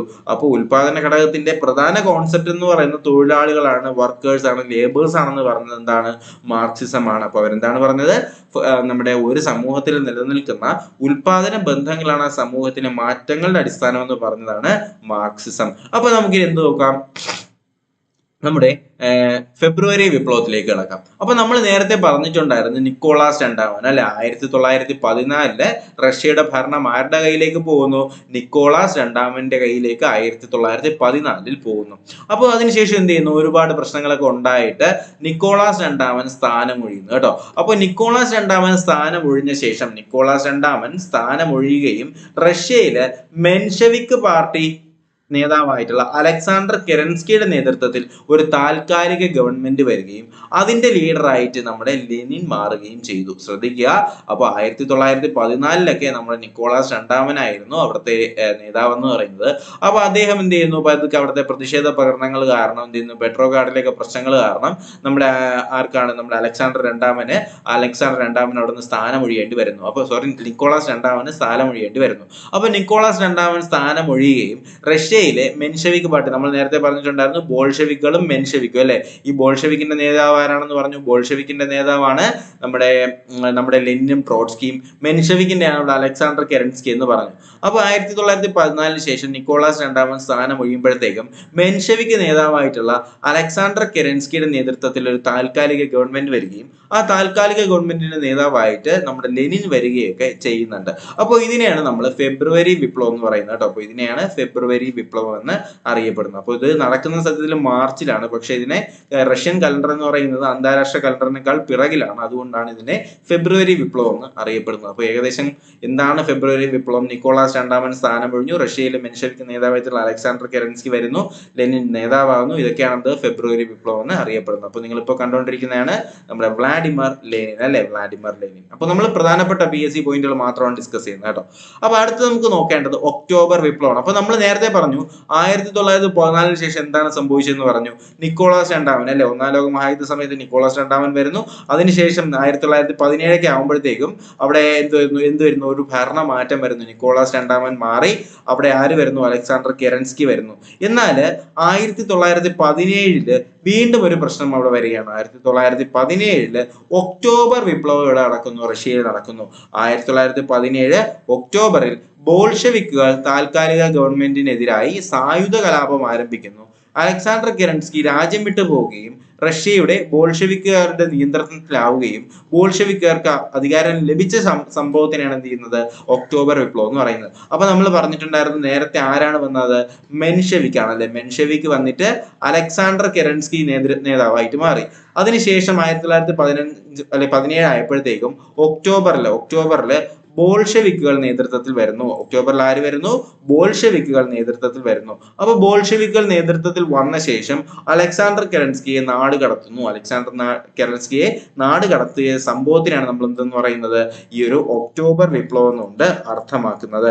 ഏകദേശം എന്താണ് നമ്മുടെ ഫെബ്രുവരി വിപ്ലവം എന്നും എന്താണ് ഒക്ടോബർ വിപ്ലവം എന്നും മനസ്സിലായി എന്ന് തന്നെ പ്രതീക്ഷിക്കുന്നു. അപ്പോൾ ഇത്രയും കാര്യങ്ങളാണ് നമ്മുടെ റഷ്യൻ വിപ്ലവമായിട്ട് ബന്ധപ്പെടുത്തിയിട്ട് നമുക്ക് പഠിക്കേണ്ടത് കേട്ടോ. അതുപോലെ തന്നെ ഇതിനകത്ത് പറയേണ്ട മറ്റൊരു പോയിന്റ് എന്ന് പറയുന്നത് ഈ റഷ്യൻ വിപ്ലവത്തിന്റെ ഫലങ്ങൾ എന്തൊക്കെയാണെന്ന് നമുക്ക് നോക്കാം. ഒന്നാം ലോക മഹായുദ്ധത്തിൽ നിന്ന് റഷ്യ പിന്മാറുകയുണ്ടായി. അപ്പൊ ഈ ഒരു സംഭവങ്ങൾ കാരണം തന്നെ നമ്മുടെ ഫെബ്രുവരി വിപ്ലവം, പെട്രോകാർഡ് ഇഷ്യൂ, അതുപോലെ ഒക്ടോബർ വിപ്ലവമൊക്കെ കാരണം നമ്മുടെ റഷ്യ എന്ത് ചെയ്യുന്നുണ്ട്? ഒന്നാം ലോക മഹായുദ്ധത്തിൽ നിന്ന് പിന്മാറുന്നുണ്ട്. ഭൂമി പിടിച്ചെടുത്ത് കർഷകർക്ക് വിതരണം ചെയ്യുന്നു. പൊതു ഉടമസ്ഥതയിലേക്ക് പ്രാധാന്യം കൊടുക്കുന്നു. കേന്ദ്രീകൃത ആസൂത്രണം നടപ്പിലാക്കുന്നു.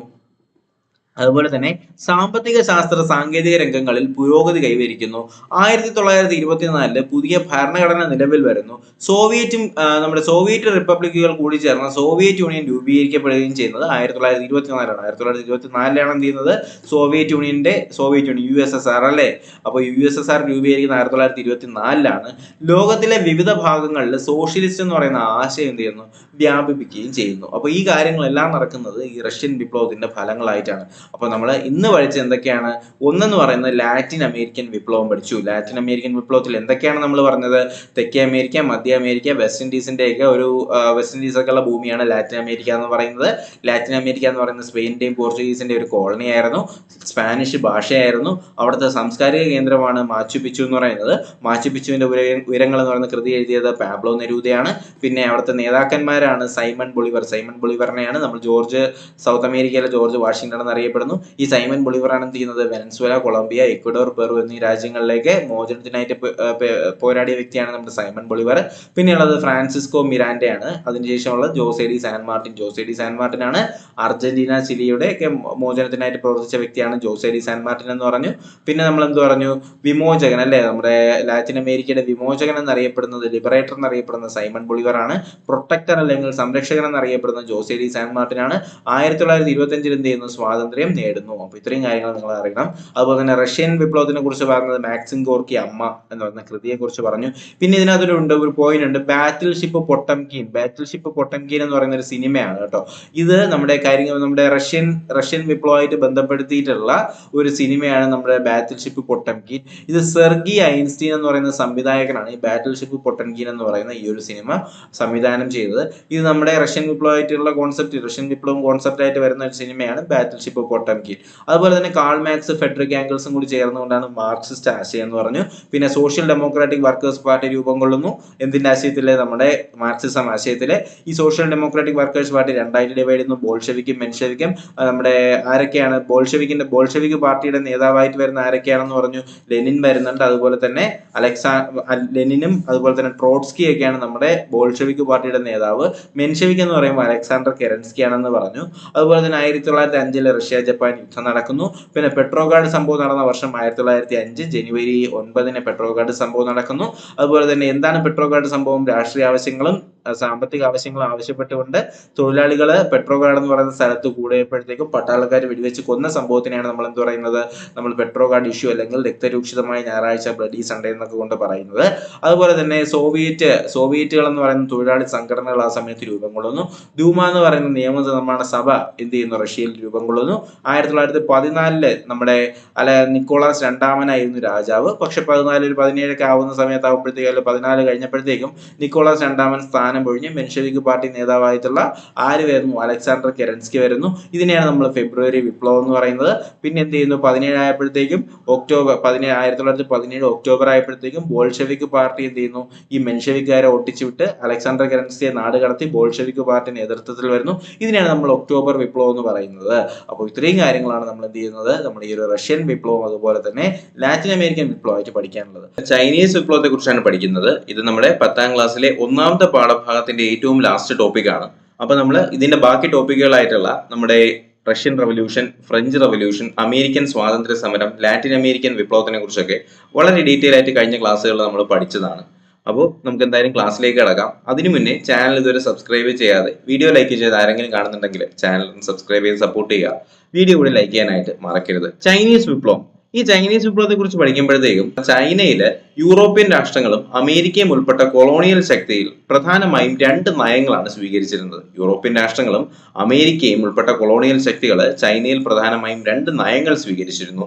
അവയെന്ന് പറയുന്നത് കറുപ്പ് വ്യാപാരവും അതുപോലെ തന്നെ തുറന്ന വാതിൽ നയവുമാണ്. ഓക്കെ, അപ്പൊ ചൈനീസ് വിപ്ലവത്തെ കുറിച്ച് പഠിക്കുമ്പോഴത്തേക്കും എന്താണ് കറുപ്പ് വ്യാപാരമെന്നും എന്താണ് തുറന്ന വാതിൽ നയം അല്ലെങ്കിൽ ഓപ്പൺ ഡോർ പോളിസി എന്ന് നമ്മൾ വളരെ വ്യക്തമായിട്ട് അറിഞ്ഞിരിക്കണം.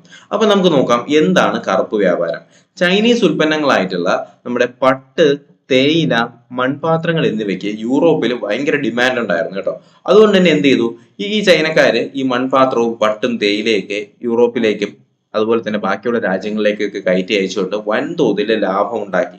എന്നാൽ ചൈനയിലേക്ക് ഇറക്കുമതി വളരെ കുറവായിരുന്നു. അതുകൊണ്ട് തന്നെ യൂറോപ്യൻ വ്യാപാരികൾക്ക് നഷ്ടം മാത്രമാണ് സംഭവിച്ചത്. ഇത് പരിഹരിക്കാനായിട്ട് ഇംഗ്ലീഷ് വ്യാപാരികൾ ചൈനയിലേക്ക് ലഹരി പദാർത്ഥങ്ങൾ കയറ്റി അയക്കാനായി തീരുമാനിച്ചു. ഈ ലഹരി പദാർത്ഥത്തിൽ ഏറ്റവും പ്രധാനപ്പെട്ട ഒരു കോമ്പൗണ്ടാണ് കറുപ്പ് എന്ന് പറയുന്നത്. കറുപ്പ് എന്ന് പറയുന്നത് പോപ്പി എന്ന് പറയുന്ന ഒരു ചെടിയുണ്ട്. അതിന്റെ ഒരു വിത്തോ സംതിങ് ആണ് ഈ കറുപ്പ് എന്ന് പറയുന്ന ഒരു സാധനം. അപ്പൊ ഈ കറുപ്പ് ഇറക്കുമതി ചെയ്യാനായിട്ട് തീരുമാനിച്ചു. ഇത് ചൈനയുടെയും വ്യാപാരത്തിന്റെയും ഇതിന്റെ ഉപയോഗം ചൈനീസ് ജനതയുടെ മാനസിക നിലയും വളരെ പ്രതികൂലമായി തന്നെ ബാധിച്ചു. അപ്പോൾ ഈ കറുപ്പ് ഇറക്കുമതി ചെയ്തതോടുകൂടി ഈ ഒരു ചൈനക്കാരെന്ത് ചെയ്യാൻ തുടങ്ങി? കറുപ്പ് ഉപയോഗിക്കാനും ഇത് ഉപയോഗിക്കുന്നതിലൂടെ ചൈനീസ് വ്യാപാരത്തെയും ഇതിന്റെ ഉപയോഗം ചൈനീസ് ജനതയുടെ മാനസിക നിലയും സാമ്പത്തിക നിലയും തന്നെ വളരെ പ്രതികൂലമായിട്ട് ബാധിക്കുകയും ഇതോടുകൂടി ചൈന സാമ്പത്തികമായും മാനസികമായും ചൈനക്കാര് യൂറോപ്യൻകാരന്മാരുടെ അടിമത്തത്തിലാവുകയും ചെയ്യുന്നുണ്ട്. ഇതാണ് കറുപ്പ് വ്യാപാരം എന്ന് പറയുന്നത്. അപ്പൊ വേറൊന്നുമല്ല ഇതിനകത്ത് പറയുന്നത്, ചൈനയുടെ പട്ടും തേയിലയും മൺപാത്രമൊക്കെ വളരെ പ്രസിദ്ധമായതുകൊണ്ട് ഇവ യൂറോപ്യൻ രാജ്യങ്ങളിലേക്ക് കയറ്റി അയച്ച് ചൈന വലിയ തോതിൽ ലാഭം ഉണ്ടാക്കി. പക്ഷേ ചൈനയിലേക്ക് ഒന്നും ഇറക്കുമതി ചെയ്യാനില്ലാതിരുന്നാൽ യൂറോപ്യൻകാരന്മാർക്ക് നഷ്ടമാണ് ഉണ്ടായത്. അതോടുകൂടി അവരെന്ത് ചെയ്തു? ഇത് പരിഹരിക്കാനായിട്ട് ചൈനയിലേക്ക് കറുപ്പ് ഇറക്കുമതി ചെയ്യാനായി തുടങ്ങി. അപ്പൊ ഈ കറുപ്പ് ഇറക്കുമതി ചെയ്ത് ചൈനക്കാർ ഉപയോഗിച്ചതിലൂടെ അവിടുത്തെ രാജാവ് വരെ ഈ ഒരു കറുപ്പിന് അടിമയാവുകയും അങ്ങനെ എന്ത് ചെയ്തു? അവിടുത്തെ ജനങ്ങളുടെ മാനസിക നിലയും സാമ്പത്തിക നിലയും മൊത്തത്തിൽ ചൈനക്കാർ എന്ത് ചെയ്യാൻ തുടങ്ങി? കറുപ്പിന് അടിമയാവാനായിട്ട് തുടങ്ങി. അവസാനം അത് യൂറോപ്യക്കാരന്മാർ അല്ലെങ്കിൽ യൂറോപ്യൻസ് ചൈനീസ് മാർക്കറ്റും ചൈനീസ് സമ്പദ് വ്യവസ്ഥയൊക്കെ പിടിച്ചെടുക്കുന്ന ഒരു രീതിയിലേക്ക് മാറുകയും ചെയ്തു. അടുത്ത് എന്താണ് തുറന്ന വാതിൽ നയം എന്നാണ് നമുക്ക് നോക്കേണ്ടത്. ഈ തുറന്ന വാതിൽ നയം കൊണ്ടുവന്നത് അമേരിക്കയാണെന്ന് അറിഞ്ഞിരിക്കുക. അമേരിക്കയുടെ John Hay, JOH, John Hay എന്നറിഞ്ഞിട്ടോ, ജോൺ ഹേ. അപ്പൊ നമ്മൾ നമ്മൾ ആൾക്കാരെയൊക്കെ ഡോറ് തുറന്നു വെച്ചിട്ട് വിളിക്കത്തില്ലേ? ഹേ ഇങ്ങോട്ട് വാ, ഹേ ഇങ്ങോട്ട് വരൂ എന്നൊക്കെ പറഞ്ഞ് വിളിക്കത്തില്ലേ? അപ്പൊ തുറന്ന വാതിൽ, അപ്പോൾ ചൈനയിലെ തുറന്ന വാതിൽ നയം കൊണ്ടുവന്ന ആരെന്ന് ചോദിച്ചാല് അത് ജോൺ ഹേ ആണെന്ന് ആദ്യമായിട്ട് അറിഞ്ഞിരിക്കുക. അപ്പോൾ ചൈനയിൽ കറുപ്പ് വ്യാപാരം കൊണ്ടുവന്ന ആരാണ്? അത് യൂറോപ്യൻസ് ആണ് കേട്ടോ. അത് യൂറോപ്യൻസ് ആണ് ചൈനയിൽ കറുപ്പ് വ്യാപാരം കൊണ്ടുവന്നത്. എന്നാൽ ചൈനയിൽ തുറന്ന വാതിൽ നയം കൊണ്ടുവന്നത് അമേരിക്കക്കാരാണെന്ന് അറിഞ്ഞിരിക്കുക. അപ്പൊ എന്തായാലും നമുക്ക് നോക്കാം എന്താണ് നമ്മുടെ തുറന്ന വാതിൽ നയം എന്ന് നോക്കാം. 19ാം നൂറ്റാണ്ടിന്റെ അവസാനമാകുമ്പോഴത്തേക്കും നിരവധി യൂറോപ്യൻ രാജ്യങ്ങൾ ചൈനയിലെ വ്യാപാര ആനുകൂല്യങ്ങൾ കരസ്ഥമാക്കിയിട്ടുണ്ട്. എന്നാൽ ഈ സമയത്ത് ചൈനയിൽ ശ്രദ്ധിക്കാൻ കഴിയാതിരുന്ന അമേരിക്കയ്ക്ക് ഈ ആനുകൂല്യങ്ങളൊന്നും ലഭിച്ചില്ല. അപ്പോൾ നമ്മുടെ അമേരിക്കക്കാർ നോക്കിയപ്പോഴത്തേക്കും ഒരുപാട് യൂറോപ്യൻ രാജ്യങ്ങൾക്ക് എന്ത് ചെയ്യുന്നുണ്ട്, ചൈനയിലെ വ്യാപാര ആനുകൂല്യങ്ങളും അതുപോലെ തന്നെ ഒരുപാട് ആനുകൂല്യങ്ങൾ ലഭിക്കുന്നുണ്ട്. പക്ഷെ അമേരിക്ക എന്ത് ചെയ്യുന്നില്ല, ഈ കാര്യത്തിലൊന്നും ശ്രദ്ധിക്കാത്തതുകൊണ്ട് അമേരിക്കയ്ക്ക് ഈ ഒരു ആനുകൂല്യങ്ങളൊന്നും ലഭിക്കുന്നില്ല. അതുകൊണ്ട് എന്ത് ചെയ്യുന്നു, അമേരിക്കൻ സ്റ്റേറ്റ് സെക്രട്ടറി ജനറൽ ആയിട്ടുള്ള ജോൺ ഹേ എന്ത് ചെയ്തു, നമ്മുടെ ചൈനയിൽ കൊണ്ടുവന്ന ഒരു നയമാണ് നമ്മുടെ തുറന്ന വാതിൽ നയം എന്ന് പറയുന്നത്. അപ്പൊ എന്താണ് ഈ തുറന്ന വാതിൽ നയം എന്ന് ചോദിക്കുകയാണെങ്കിൽ, ഈ നയം അനുസരിച്ച് ചൈനക്കാരുടെ കമ്പോളങ്ങൾ എല്ലാ രാജ്യങ്ങൾക്കും തുല്യാവകാശവും അവസരവും ഉണ്ടെന്ന് അമേരിക്ക വാദിച്ചു. അപ്പൊ നമ്മുടെ ജോൺ ഹേ കൊണ്ടുവന്ന തുറന്ന വാതിൽ നയത്തിന്റെ പ്രധാന ലക്ഷ്യം എന്തായിരുന്നു, ചൈനയുടെ കമ്പോളങ്ങളിൽ എല്ലാ രാജ്യങ്ങൾക്കും തുല്യ അവകാശവും അവസരവും ഉണ്ടെന്നാണ് അമേരിക്ക ഈ ഒരു തുറന്ന വാതിൽ നയത്തിലൂടെ പ്രഖ്യാപിച്ചത്. അപ്പോ ഈ തുറന്ന വാതിൽ നയം കൊണ്ടുവന്ന ആരാണെന്ന് ചോദിച്ചാൽ അമേരിക്കൻ സ്റ്റേറ്റ് സെക്രട്ടറി ആയിട്ടുള്ള ജോൺ ഹേ ആണെന്ന് കൂടി അറിഞ്ഞിരിക്കുക. അപ്പോൾ ഇതിന്റെ പ്രധാനപ്പെട്ട ലക്ഷ്യം എന്തായിരുന്നു, അമേരിക്കയിലേക്ക് ചൈനയിൽ അല്ലെങ്കിൽ അമേരിക്കയ്ക്ക് ചൈനയിൽ ഇടപെടാൻ അവസരമൊരുക്കുക എന്നതായിരുന്നു ഈ നയത്തിന്റെ പ്രധാന ലക്ഷ്യം. അമേരിക്കയ്ക്ക് ചൈനയിൽ ഇടപെടാൻ അവസരമൊരുക്കുക എന്നായിരുന്നു തുറന്ന വാതിൽ നയത്തിന്റെ പ്രധാനപ്പെട്ട ലക്ഷ്യം. അപ്പൊ എന്താണ് തുറന്ന വാതിൽ നയമെന്നും എന്താണ് കറുപ്പ് വ്യാപാരമെന്നും വളരെ വ്യക്തമായി തന്നെ നിങ്ങൾക്ക് മനസ്സിലായെന്ന് തന്നെ പ്രതീക്ഷിക്കുന്നു. അപ്പൊ നമുക്ക് നോക്കാം അടുത്ത പോയിന്റിലേക്ക്. അപ്പൊ അടുത്ത് നമ്മൾ നോക്കാനായിട്ട് പോകുന്നത് എന്താണ് ബോക്സർ കലാപം എന്നാണ് കേട്ടോ. അപ്പൊ ഈ ബോക്സർ കലാപം വളരെ പ്രധാനപ്പെട്ട ഒരു പോയിന്റാണ്. നമ്മൾ ചൈനീസ് വിപ്ലവവുമായിട്ട് ബന്ധപ്പെടുത്തിയിട്ട് വളരെ പ്രധാനപ്പെട്ട ഒരു പോയിന്റാണ് ഈ ബോക്സർ കലാപം. അപ്പോൾ ഇതിലേക്ക് വരുന്ന ചോദ്യങ്ങൾ ഉത്തരങ്ങൾ ആ ഒരു രീതിയിൽ തന്നെ നമുക്ക് പഠിച്ചു പോവാം. ചൈനയിൽ പ്രവർത്തിച്ചിരുന്ന രഹസ്യ സംഘടനകളായിട്ടുള്ള മഞ്ജു രാജവംശത്തിനെതിരെ സംഘടിപ്പിച്ച ഒരു കലാപമാണ് ബോക്സർ കലാപം എന്ന് പറഞ്ഞിരിക്കുക. എന്താണ്, ചൈനയിൽ പ്രവർത്തിച്ചിരുന്ന ചില രഹസ്യ സംഘടനകൾ എന്ത് ചെയ്യുന്നു, മഞ്ജു രാജവംശത്തിനെതിരെ 1900 കൊണ്ടുവന്ന കലാപമാണെന്ത്, ബോക്സർ കലാപം. എന്തുകൊണ്ടാണ് ഈ മഞ്ജു രാജവംശത്തിനെതിരെ ഈ രഹസ്യ സംഘടനകൾ ഇങ്ങനെ ഒരു കലാപം കൊണ്ടുവന്നിരുന്നത്? ചൈന ഭരിച്ചിരുന്ന മഞ്ജു രാജവംശം വിദേശ ഇടപെടലിനും ആധിപത്യത്തിനും അനുകൂലമായ നിലപാടുകളാണ് സ്വീകരിച്ചത്, അല്ലെ? അപ്പോൾ ചൈന പോലുള്ള ഒരു ചൈനീസിലെ ആൾക്കാർ നോക്കിയപ്പോഴത്തേക്കും നമ്മുടെ രാജ്യത്ത് എന്ത് ചെയ്യുന്നു, ബാക്കിയുള്ള രാജ്യങ്ങൾക്ക് വ്യാപാര ആനുകൂല്യങ്ങളും അതുപോലെ തന്നെ ബാക്കിയുള്ള വിദേശ ആധിപത്യത്തിനും ഇടപെടലിനൊക്കെ നിയന്ത്രണങ്ങൾ ഇല്ലാത്ത ഒരുപാട് അനുകൂലമായിട്ടുള്ള നിലപാടുകൾ ആര് ചെയ്യുന്നു, നമ്മുടെ മഞ്ജു രാജവംശം ചെയ്യുന്നു. അങ്ങനെ നോക്കിയപ്പോഴത്തേക്കും ചൈനയിൽ പ്രവർത്തിച്ചിരുന്ന രഹസ്യ സംഘടന എന്ത് ചെയ്യുന്നു, ഇതിനെതിരെ ഒരു കലാപം സംഘടിപ്പിക്കുന്നു. ഈ കലാപം 1900 നടക്കുന്നത്. ഇങ്ങനെ ഒരു കലാപത്തിനാണ് നമ്മൾ ബോക്സർ കലാപം എന്ന് പറയുന്നത്.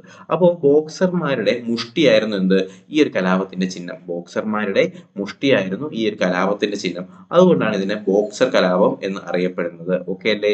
ഈ ഒരു ബോക്സർ കലാപം വിജയമായിരുന്നോ? അല്ല, ബോക്സർ കലാപം പരാജയപ്പെട്ടെങ്കിലും പിൽക്കാല വിപ്ലവങ്ങൾക്ക് ഇത് എന്ത് ചെയ്തു, ശക്തി കൊടുത്തു കേട്ടോ. അപ്പൊ എന്താണ് ബോക്സർ കലാപം എന്ന് മനസ്സിലായില്ലേ?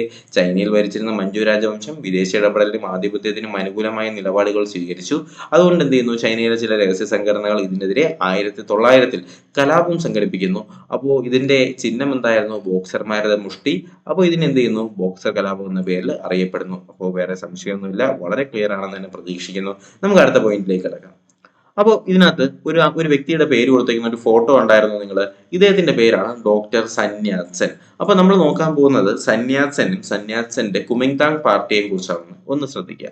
1911 ഡോക്ടർ സന്യാസന്റെ നേതൃത്വത്തിൽ മഞ്ജു രാജഭരണത്തിനെതിരെ ചൈനയിൽ വിപ്ലവം നടക്കുന്നു. 1911 ഡോക്ടർ സന്യാസന്റെ നേതൃത്വത്തില് മഞ്ജു രാജവംശത്തിനെതിരെ എവിടെ വിപ്ലവം നടക്കുന്നു, ചൈനയിൽ വിപ്ലവം നടക്കുന്നു. ഇത് ചൈനയിൽ രാജവാഴ്ചയ്ക്ക് അന്ത്യം കുറിക്കുന്നു. അപ്പൊ ചൈനയിൽ രാജവാഴ്ചയ്ക്ക് അന്ത്യം കുറിച്ചത് ഏത് വിപ്ലവത്തോടു കൂടിയാണ്? 1911 ഡോക്ടർ സന്യാസന്റെ നേതൃത്വത്തിൽ നടന്ന ചൈനീസ് വിപ്ലവത്തിലൂടെയാണ് എന്ത് ചെയ്യുന്നത്, ചൈനയിൽ രാജവാഴ്ചയ്ക്ക് അന്ത്യം കുറിക്കുന്നത്. തുടർന്ന് ദക്ഷിണ ചൈനയിൽ സന്യാസന്റെ നേതൃത്വത്തിൽ കുമിങ്താങ് പാർട്ടി എന്ന ഒരു റിപ്പബ്ലിക് ഭരണം സ്ഥാപിക്കുകയുണ്ടായി. അപ്പൊ കുമിങ്താങ് പാർട്ടിയുടെ സ്ഥാപകൻ ആരെന്ന് ചോദിച്ചാൽ അത് സന്യാസനാണെന്ന് അറിഞ്ഞിരിക്കുക. ചൈനയിൽ ഒരു റിപ്പബ്ലിക് ഭരണം കൊണ്ടുവന്നത് ആരാണ്? കുമിങ്താങ് പാർട്ടിയാണ്. അത് സന്യാസനാണെന്ന് കൂടി അറിഞ്ഞിരിക്കുക. അപ്പോൾ നമ്മുടെ ചൈനയിലെ ഈ ഒരു കുമിങ്താങ് പാർട്ടിയുടെ പ്രധാനപ്പെട്ട ലക്ഷ്യങ്ങൾ എന്ന് പറയുന്നത്, ഒന്നാമത്തെ ലക്ഷ്യം ദേശീയത, രണ്ടാമത്തെ ലക്ഷ്യം ജനാധിപത്യം, മൂന്നാമത്തെ ലക്ഷ്യം സോഷ്യലിസം. അപ്പോൾ സന്യാസന്റെ പ്രധാനപ്പെട്ട ആശയങ്ങൾ അല്ലെങ്കിൽ സന്യാസന്റെ കുമിങ്താങ് പാർട്ടിയുടെ പ്രധാനപ്പെട്ട ആശയങ്ങളാണ് ദേശീയത, ജനാധിപത്യം, സോഷ്യലിസം എന്ന് കൂടി നിങ്ങളൊന്ന് ശ്രദ്ധിക്കുക. ഓക്കെ, അപ്പോൾ ഇത്രയും കാര്യങ്ങൾ ക്ലിയർ ആണ് എന്ന് തന്നെ പ്രതീക്ഷിച്ചുകൊണ്ട് അടുത്ത പോയിന്റിലേക്ക് നമ്മൾ കടക്കുകയാണ്. ഓക്കെ, ശ്രദ്ധിക്കുക, പടിഞ്ഞാറൻ രാഷ്ട്രങ്ങളുമായിട്ട് സമത്വം വേണമെന്നാവശ്യപ്പെട്ട സന്യാസൻ ചൈനയുമായി വിദേശികൾ ഒപ്പിട്ട അന്യായമായ ഉടമ്പടികൾ റദ്ദാക്കാനായി തീരുമാനിച്ചു. അപ്പോൾ നമ്മൾ ഓൾറെഡി പറഞ്ഞു, സന്യാസന് എന്തിഷ്ടമല്ല, ബാക്കിയുള്ള രാജ്യങ്ങൾ ചൈനയിൽ വന്ന് വ്യാപാരങ്ങളും അതുപോലെ തന്നെ നിയന്ത്രണങ്ങളും ചുമത്തുന്നത് സന്യാസന് ഇഷ്ടമുള്ള കാര്യമല്ല. അതുകൊണ്ട് തന്നെ പടിഞ്ഞാറൻ രാഷ്ട്രങ്ങളുമായിട്ട് സമത്വം വേണമെന്നാവശ്യപ്പെട്ട സന്യാസൻ ചൈനയുമായിട്ട് വിദേശികൾ ഒപ്പിട്ട അന്യായമായ ഉടമ്പടികൾ റദ്ദാക്കാനായി തീരുമാനിച്ചു. കൃഷിയുടെയും വ്യവസായത്തിന്റെയും പുരോഗതികൾക്കായിട്ട് അദ്ദേഹം ഒരുപാട് നടപടികൾ കുമിങ്താങ് സർക്കാർ അല്ലെങ്കിൽ കുമിങ്താങ് പാർട്ടി വഴി സ്വീകരിക്കുകയുണ്ടായി. അതുപോലെ തന്നെ റഷ്യയുടെ സഹായം വിവിധ മേഖലകളിൽ നിന്ന് ചൈനയ്ക്ക് ലഭിക്കുകയും ചൈനീസ് കമ്മ്യൂണിസ്റ്റ് പാർട്ടി രൂപീകരിക്കുകയും ചെയ്തു. ഇതാണ് ഇവിടുത്തെ ഏറ്റവും പ്രധാനപ്പെട്ട പോയിന്റ്. എന്താണ് ചൈനീസ് കമ്മ്യൂണിസ്റ്റ് പാർട്ടി രൂപീകരിക്കുന്ന ആരുടെ നേതൃത്വത്തിലാണ്? നമ്മുടെ സന്യാസിന്റെ നേതൃത്വത്തിലാണ് ചൈനീസ് കമ്മ്യൂണിസ്റ്റ് പാർട്ടി രൂപീകരിക്കുന്നത്. അപ്പോൾ ഇവരുടെയൊക്കെ പ്രധാനപ്പെട്ട ലക്ഷ്യങ്ങൾ എന്തായിരുന്നു? നമ്മുടെ കൃഷിക്കും വ്യവസായത്തിനും ഒക്കെ ഒരുപാട് പുരോഗതി കൊണ്ടുവരിക. അതുപോലെ തന്നെ ഇതിന്റെയൊക്കെ അല്ലെങ്കിൽ ഈ ഒരു ലക്ഷ്യത്തിനായിട്ട് റഷ്യയുടെ സഹായവും ആർക്ക് ലഭിച്ചു? ചൈനയ്ക്ക് ലഭിക്കുകയും അതോടുകൂടി ചൈനീസ് കമ്മ്യൂണിസ്റ്റ് പാർട്ടി എന്ന് പറയുന്ന ഒരു പാർട്ടി രൂപീകരമാവുകയും ചെയ്തിട്ടുണ്ട്. അപ്പോൾ ആദ്യകാലങ്ങളിൽ കുമിങ്താങ് പാർട്ടികളും അതുപോലെ തന്നെ കമ്മ്യൂണിസ്റ്റ് പാർട്ടികളും തമ്മിൽ സഹകരിച്ചാണ് പൊയ്ക്കൊണ്ടിരുന്നത്. എന്നാൽ സന്യാസന്റെ മരണത്തോടുകൂടി എന്ത് ചെയ്യുന്നു? ചിയാങ് കൈഷേക്ക് ഭരണത്തിൽ വരുന്നു. ചിയാങ് കൈഷേക്ക് ഒരു ഏകാധിപതിയായിരുന്നു കേട്ടോ. അപ്പോൾ നമ്മുടെ സന്യാസന് മരിക്കുന്നതോടുകൂടി ഈ ഒരു സഹകരണം നമ്മുടെ കുമിങ്താങ് പാർട്ടികളും ചൈനീസ് കമ്മ്യൂണിസ്റ്റ് പാർട്ടിയും തമ്മിലുള്ള ഈ ഒരു സഹകരണം ഇല്ലാതാവുകയും എന്ത് ചെയ്യുന്നു? നമ്മുടെ ചിയാങ് കൈഷേക്ക് ചൈനയിൽ ഒരു ഏകാധിപത്യ ഭരണം കൊണ്ടുവരികയും ചെയ്യുന്നുണ്ട്. ഓക്കെ, അപ്പൊ ശ്രദ്ധിക്കുക, ചിയാങ് കൈഷേക്ക് ചൈനയിലെ ഒരു സൈനിക ഏകാധിപത്യ ഭരണത്തിന് തുടക്കം കുറിച്ചു. ചിയാങ് കൈഷേക്ക് ചൈനയിലെ ഒരു സൈനിക ഏകാധിപത്യ ഭരണത്തിനാണ് തുടക്കം കുറിച്ചത്. കമ്മ്യൂണിസ്റ്റുകളുമായിട്ടുള്ള സഹകരണം ഉപേക്ഷിച്ചുകൊണ്ട് അദ്ദേഹം അമേരിക്ക അടക്കമുള്ള വിദേശ ശക്തികൾക്ക് ചൈനയിൽ യഥേഷ്ടം ഇടപെടാനുള്ള അവസരം ഒരുക്കി. ഓക്കെ, അപ്പൊ നമ്മൾ പറഞ്ഞിട്ടുണ്ടായിരുന്നു ചിയാങ് കൈഷേക്കിന്റെ നേതൃത്വത്തിലുള്ള ഈ കുമിങ്താങ് പാർട്ടി ആരുടേതായിരുന്നു? സന്യാസന്റേതായിരുന്നു. പക്ഷെ സന്യാസൻ മരിച്ചതോടുകൂടി ഈ കുമിങ്താങ് പാർട്ടി ചിയാങ് കൈഷേക്കിന്റെ കയ്യിലാവുന്നു. ഇതിൽ ചിയാങ് കൈഷേക്ക് എന്ത് ചെയ്യുന്നു? ചൈനയിലെ ഏകാധിപത്യ ഭരണം കൊണ്ടുവരുന്നു. മാത്രമല്ല നമ്മുടെ അമേരിക്ക പോലുള്ള രാജ്യങ്ങൾക്ക് ചൈനയിൽ യഥേഷ്ടം കാര്യങ്ങളൊക്കെ ചെയ്യാനുള്ള അധികാരവും ആര് കൊടുക്കുന്നു? ചിയാങ് കൈഷേക്ക് കൊടുക്കുന്നു. അങ്ങനെ എന്ത് ചെയ്യുന്നു? ഇവര് നമ്മുടെ ചൈനീസ് കമ്മ്യൂണിസ്റ്റ് പാർട്ടിയുടെ പ്രധാന ശത്രുക്കളായിട്ട് മാറുന്നുണ്ട്. അപ്പൊ ഈ ചിയാങ് കൈഷേക്ക് എന്ത് ചെയ്തു? ചൈനയുടെ കൽക്കരി വ്യവസായം, അതുപോലെ തന്നെ ഇരുമ്പ് വ്യവസായം, ബാങ്കിങ്, വിദേശ വ്യാപാരം തുടങ്ങിയ എല്ലാ മേഖലകളിലും നിയന്ത്രിച്ചിരുന്ന ആരായിരുന്നു? വിദേശികളായിരുന്നു. കാര്യം എന്താണ്? ചൈനയിലെ വിദേശികൾക്ക് ആവശ്യം പോലെ ഫ്രീഡം നമ്മുടെ ചിയാങ് കൈഷേക്ക് കൊടുത്തിരുന്നു, അല്ലെ? അപ്പൊ ചിയാങ് കൈഷേക്കിന്റെ നയങ്ങളെ കമ്മ്യൂണിസ്റ്റുകൾ വളരെ ശക്തമായി തന്നെ എതിർത്തു. അപ്പൊ അവരെന്ത് ചെയ്തു? ക്രൂരമായിട്ട് ചൈനീസുകാര് അല്ലെങ്കിൽ നമ്മുടെ കമ്മ്യൂണിസ്റ്റുകാരെ നേരിടുകയും ചെയ്യുകയുണ്ടായി. ഈ സമയത്ത് ചൈനീസ് കമ്മ്യൂണിസ്റ്റ് പാർട്ടിയുടെ നേതാവായിട്ട് ആര് വരുന്നു? മാവോ സേതുങ് വരുന്നു. ഇവിടെയാണ് നമ്മൾ ട്വിസ്റ്റ് നടക്കുന്നത്. അപ്പൊ നമ്മൾ പറഞ്ഞു, ചിയാങ് കൈഷേക്ക് എന്ത് ചെയ്യുന്നു? ചൈനയിൽ ഒരു ഏകാധിപത്യ ഭരണം നയിക്കുന്നു. അപ്പോൾ ഇതിനൊക്കെ എതിരായിട്ട് ചൈനീസ് കമ്മ്യൂണിസ്റ്റ് പാർട്ടിയുടെ നേതാവായിട്ട് അവിടെ ആര് വരികയാണ്? മാവോ സേതുങ് ഉയർന്നു വരികയാണ്. 1934 കമ്മ്യൂണിസ്റ്റുകൾ മാവോയുടെ നേതൃത്വത്തിൽ തെക്കൻ ചൈനയിലെ കിയാങ്സിയിൽ നിന്ന് ഒരു യാത്ര ആരംഭിച്ചു. നമ്മളിപ്പോ പറയാൻ പോകുന്നത് ലോങ് മാർച്ചിനെ കുറിച്ചാണ് കേട്ടോ. ഈ ലോങ് മാർച്ച് നയിച്ചത് മാവോ സേതുങ് ആണെന്ന് അറിഞ്ഞിരിക്കുക. ഈ ലോങ് മാർച്ച് ആരംഭിച്ച വർഷം നിങ്ങളൊന്ന് ശ്രദ്ധിക്കുക. 1934 എന്ത് ചെയ്യുന്നത്? കമ്മ്യൂണിസ്റ്റുകൾ മാവോ സേതുവിന്റെ നേതൃത്വത്തിൽ എന്ത് ചെയ്യുന്നു? തെക്കൻ ചൈനയിലെ കിയാങ്സിയിൽ നിന്ന് ഒരു യാത്ര ആരംഭിക്കുകയും നിരവധി പ്രതിബന്ധങ്ങൾ തരണം ചെയ്തുകൊണ്ട് ഈ യാത്ര വടക്കു പടിഞ്ഞാറ് യെനാനിൽ അവസാനിക്കുകയും ചെയ്തു. അപ്പോൾ ലോങ് മാർച്ച് വളരെ പ്രധാനപ്പെട്ടതാണ്. ലോങ് മാർച്ച് ആരംഭിക്കുന്ന വർഷം 1934. അപ്പോൾ ഈ 34 മാവോ സേതുങ്ങിന്റെ നേതൃത്വത്തില് തെക്കൻ ചൈന, സൗത്ത് ചൈനയിലെ കിയാങ്സിയിൽ നിന്ന് ആരംഭിച്ച ഈ ഒരു യാത്ര വടക്കു പടിഞ്ഞാറുള്ള യെനാനിലാണ് അവസാനിച്ചത്. അപ്പൊ യാത്രയിലുടനീളം ഇവർ ചെയ്തത് എന്താണ്? യാത്രയിലുടനീളം ധാരാളം കൃഷിഭൂമികളും അതുപോലെ തന്നെ ഗ്രാമങ്ങളും പ്രഭുക്കന്മാരിൽ നിന്ന് പിടിച്ചെടുത്ത് കർഷകർക്ക് നൽകുകയുണ്ടായി. ഇത് ഈ ഒരു ലോങ് മാർച്ച് ഏകദേശം 12,000 കിലോമീറ്റർ ആണ് നടന്നത് കേട്ടോ. ഏകദേശം 12,000 കിലോമീറ്റർ ആണ് എന്ത് ചെയ്തത്? ഈ ലോങ് മാർച്ച് മുഖാന്തരം ഇവർ സഞ്ചരിച്ചത്. ഇതിനെയാണ് എന്തെന്ന് പറയുന്നത്? ലോങ് മാർച്ച് എന്നുകൊണ്ട് അർത്ഥമാക്കുന്നത്. ഓക്കെ, അപ്പോൾ ഈ ലോങ് മാർച്ച് വളരെ പ്രധാനപ്പെട്ട ഒരു പോയിന്റാണ്. PSCക്ക് ഇടയ്ക്കിടയ്ക്ക് ചോദിക്കുന്നതാണ്. 1934 ലോങ് മാർച്ച്. സൗത്ത് ചൈനയിലെ കിയാങ്സിയിൽ നിന്ന് ആരംഭിച്ച യാത്ര എന്ത് ചെയ്യുന്നു? വടക്കു പടിഞ്ഞാറൻ യെനാൻ വുഹാനിലാണ് അവസാനിച്ചതെന്ന് അറിഞ്ഞിരിക്കുക. ഏകദേശം 12,000 കിലോമീറ്ററാണ് ഇവരെന്ത് ചെയ്തത്, ഈ ലോങ് മാർച്ചിലൂടെ യാത്ര ചെയ്തത്. അപ്പോൾ ഈ യാത്രയിലുടനീളം അവരെന്താണ് ചെയ്തത്, കൃഷിഭൂമികളും ഗ്രാമങ്ങളും ഒക്കെ പിടിച്ച് പ്രഭുക്കന്മാരിൽ നിന്ന് കർഷകർക്ക് കൊടുക്കുകയാണ് അല്ലേ ചെയ്തത്. അപ്പോൾ ഇതിന്റെ ഫലമായിട്ട് ചൈനീസ് ജനതയുടെ പോരാട്ടത്തിന്റെ പ്രതീകമായിട്ട് ആര് മാറി, കമ്മ്യൂണിസ്റ്റുകളും മാവോ സേതുങ്ങും മാറുകയുണ്ടായി അല്ലെ. അപ്പോൾ ഈ മാവോ സേതുങ്ങിന്റെ നേതൃത്വത്തിൽ ഈ ഒരു കാര്യങ്ങളെല്ലാം ചെയ്തത് ചുവപ്പ് സേനയാണെന്ന് അറിഞ്ഞിരിക്കുക. ചുവപ്പ് സേന. അപ്പോൾ ചുവപ്പ് സേന ആരുടെയാണ്, മാവോ സേതുങ്ങിന്റെ നേതൃത്വത്തിലുള്ളതാണ് ഈ ചുവപ്പ് സേന. അപ്പോൾ ഈ ചുവപ്പ് സേന എന്ത് ചെയ്തെന്നറിയാമോ, ചിയാങ് കൈഷേക്ക് ഞാൻ പറഞ്ഞു, ചിയാങ് കൈഷേക്ക് ഇപ്പൊ നിലവിൽ നമ്മുടെ മാവോ സേതുങ്ങിന്റെ പ്രധാനപ്പെട്ട ശത്രുവാണ് ആര്, ചിയാങ് കൈഷേക്ക്. കാര്യം എന്താണ്, ചിയാങ് കൈഷേക്ക് ചൈനയിലെ എന്ത് ഭരണം കൊണ്ടുവന്നു, ഏകാധിപത്യ ഭരണം കൊണ്ടുവന്നു അല്ലേ. അപ്പൊ മാവോ സേതുങ്ങിന്റെ ചുവപ്പ് സേനയും കൂടി എന്ത് ചെയ്യുന്നു, ചിയാങ് കൈഷേക്കിന്റെ സ്ഥലത്തിനെ കീഴടക്കുന്നു.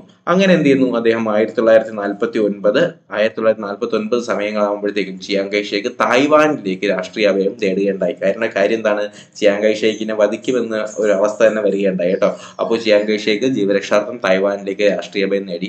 അങ്ങനെ 1949 ഒക്ടോബർ 1 എന്ത് ചെയ്യുന്നു, ചൈന മാവോ സേതുങ്ങിന്റെ നേതൃത്വത്തിൽ ഒരു ജനകീയ റിപ്പബ്ലിക് ആയിട്ട് മാറി. ഓക്കെ, അപ്പോൾ ചൈന ജനകീയ റിപ്പബ്ലിക് ആയത് എന്നാണെന്ന് ചോദിച്ചാൽ അതെന്നാണ്, 1949 ഒക്ടോബർ 1 ചൈന മാവോ സേതുങ്ങിന്റെ നേതൃത്വത്തിൽ ഒരു ജനകീയ റിപ്പബ്ലിക് ആയിട്ട് മാറിയത് എന്നുകൂടി അറിഞ്ഞിരിക്കുക. ഓക്കെ, അപ്പൊ എന്താണ് ചൈന, എന്താണ് നമ്മുടെ ചൈനീസ് സ്ഥാപനങ്ങൾ അല്ലെങ്കിൽ ചൈനയിൽ നടത്തിയ പ്രധാനപ്പെട്ട പ്രശ്നങ്ങൾ എന്തൊക്കെയാണ്?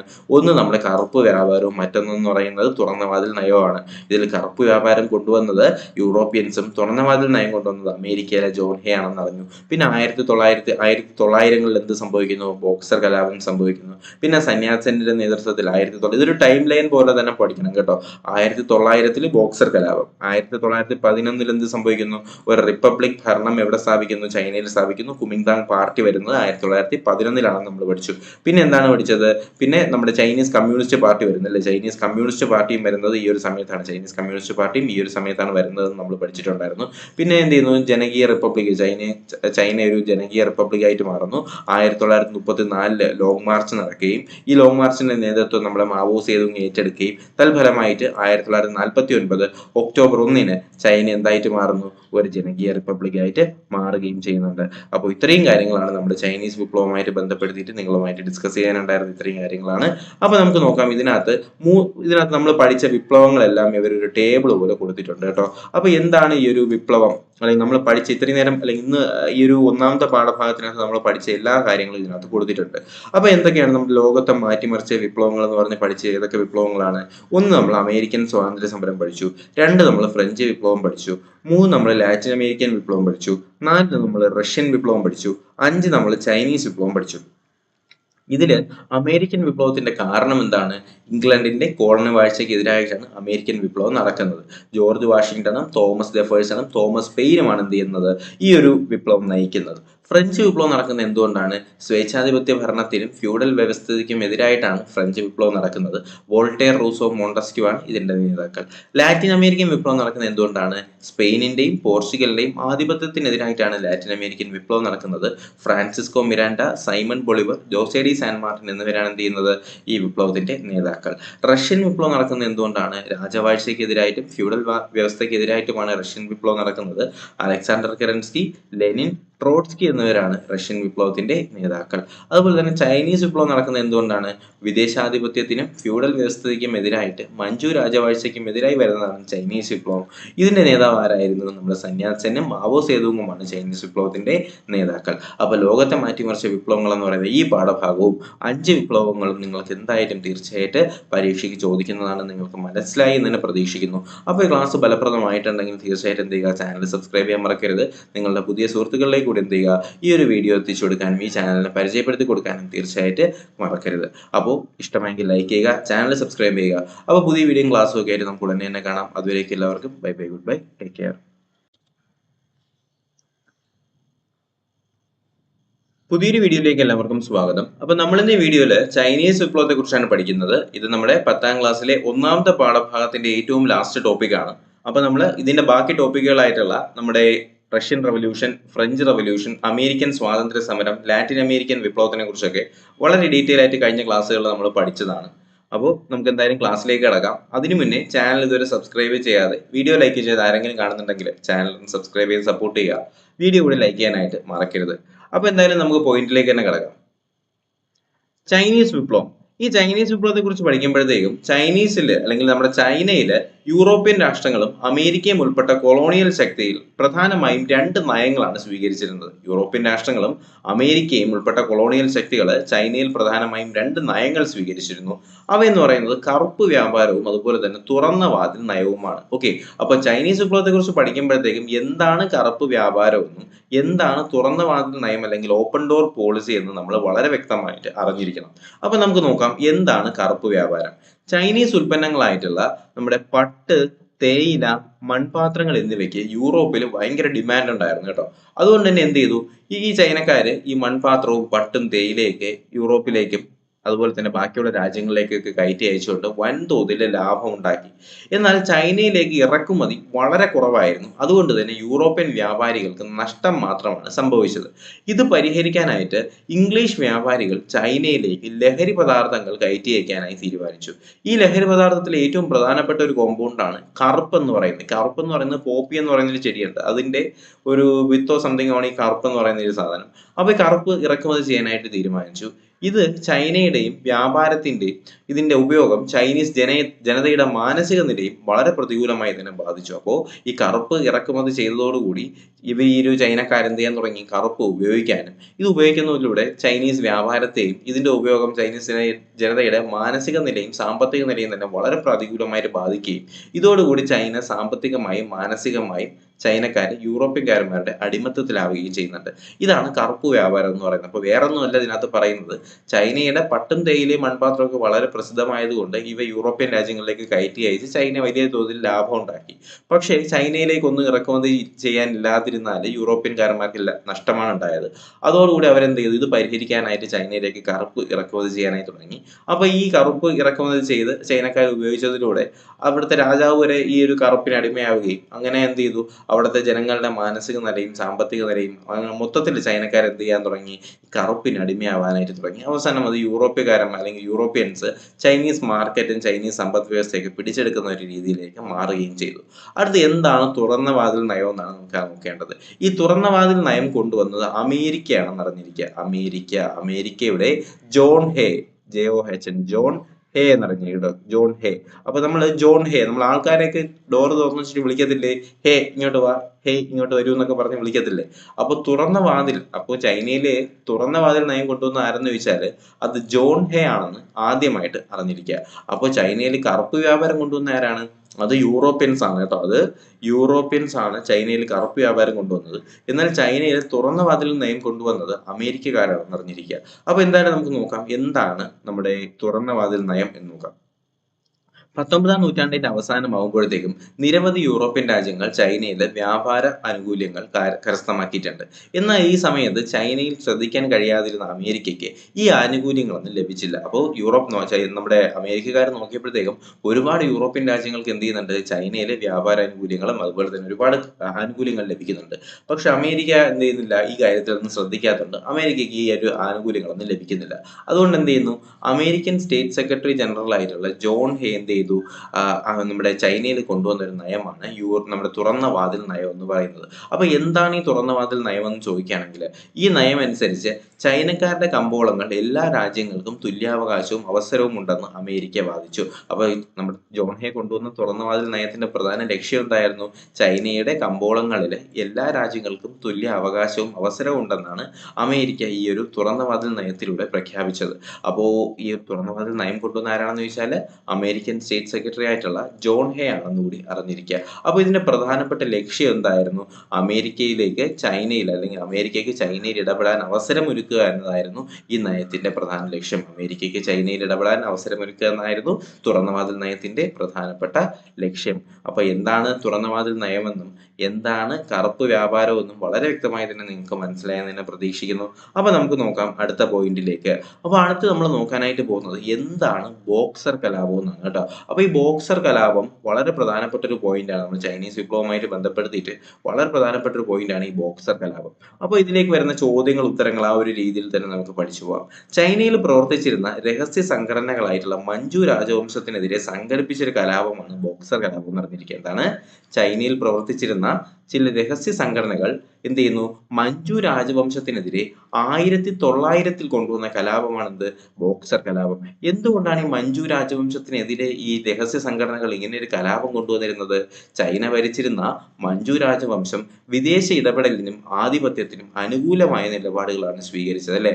അപ്പോൾ ചൈന പോലുള്ള ഒരു ചൈനീസിലെ ആൾക്കാർ നോക്കിയപ്പോഴത്തേക്കും നമ്മുടെ രാജ്യത്ത് എന്ത് ചെയ്യുന്നു, ബാക്കിയുള്ള രാജ്യങ്ങൾക്ക് വ്യാപാര ആനുകൂല്യങ്ങളും അതുപോലെ തന്നെ ബാക്കിയുള്ള വിദേശ ആധിപത്യത്തിനും ഇടപെടലിനൊക്കെ നിയന്ത്രണങ്ങൾ ഇല്ലാത്ത ഒരുപാട് അനുകൂലമായിട്ടുള്ള നിലപാടുകൾ ആര് ചെയ്യുന്നു, നമ്മുടെ മഞ്ജു രാജവംശം ചെയ്യുന്നു. അങ്ങനെ നോക്കിയപ്പോഴത്തേക്കും ചൈനയിൽ പ്രവർത്തിച്ചിരുന്ന രഹസ്യ സംഘടന എന്ത് ചെയ്യുന്നു, ഇതിനെതിരെ ഒരു കലാപം സംഘടിപ്പിക്കുന്നു. ഈ കലാപം 1900 നടക്കുന്നത്. ഇങ്ങനെ ഒരു കലാപത്തിനാണ് നമ്മൾ ബോക്സർ കലാപം എന്ന് പറയുന്നത്.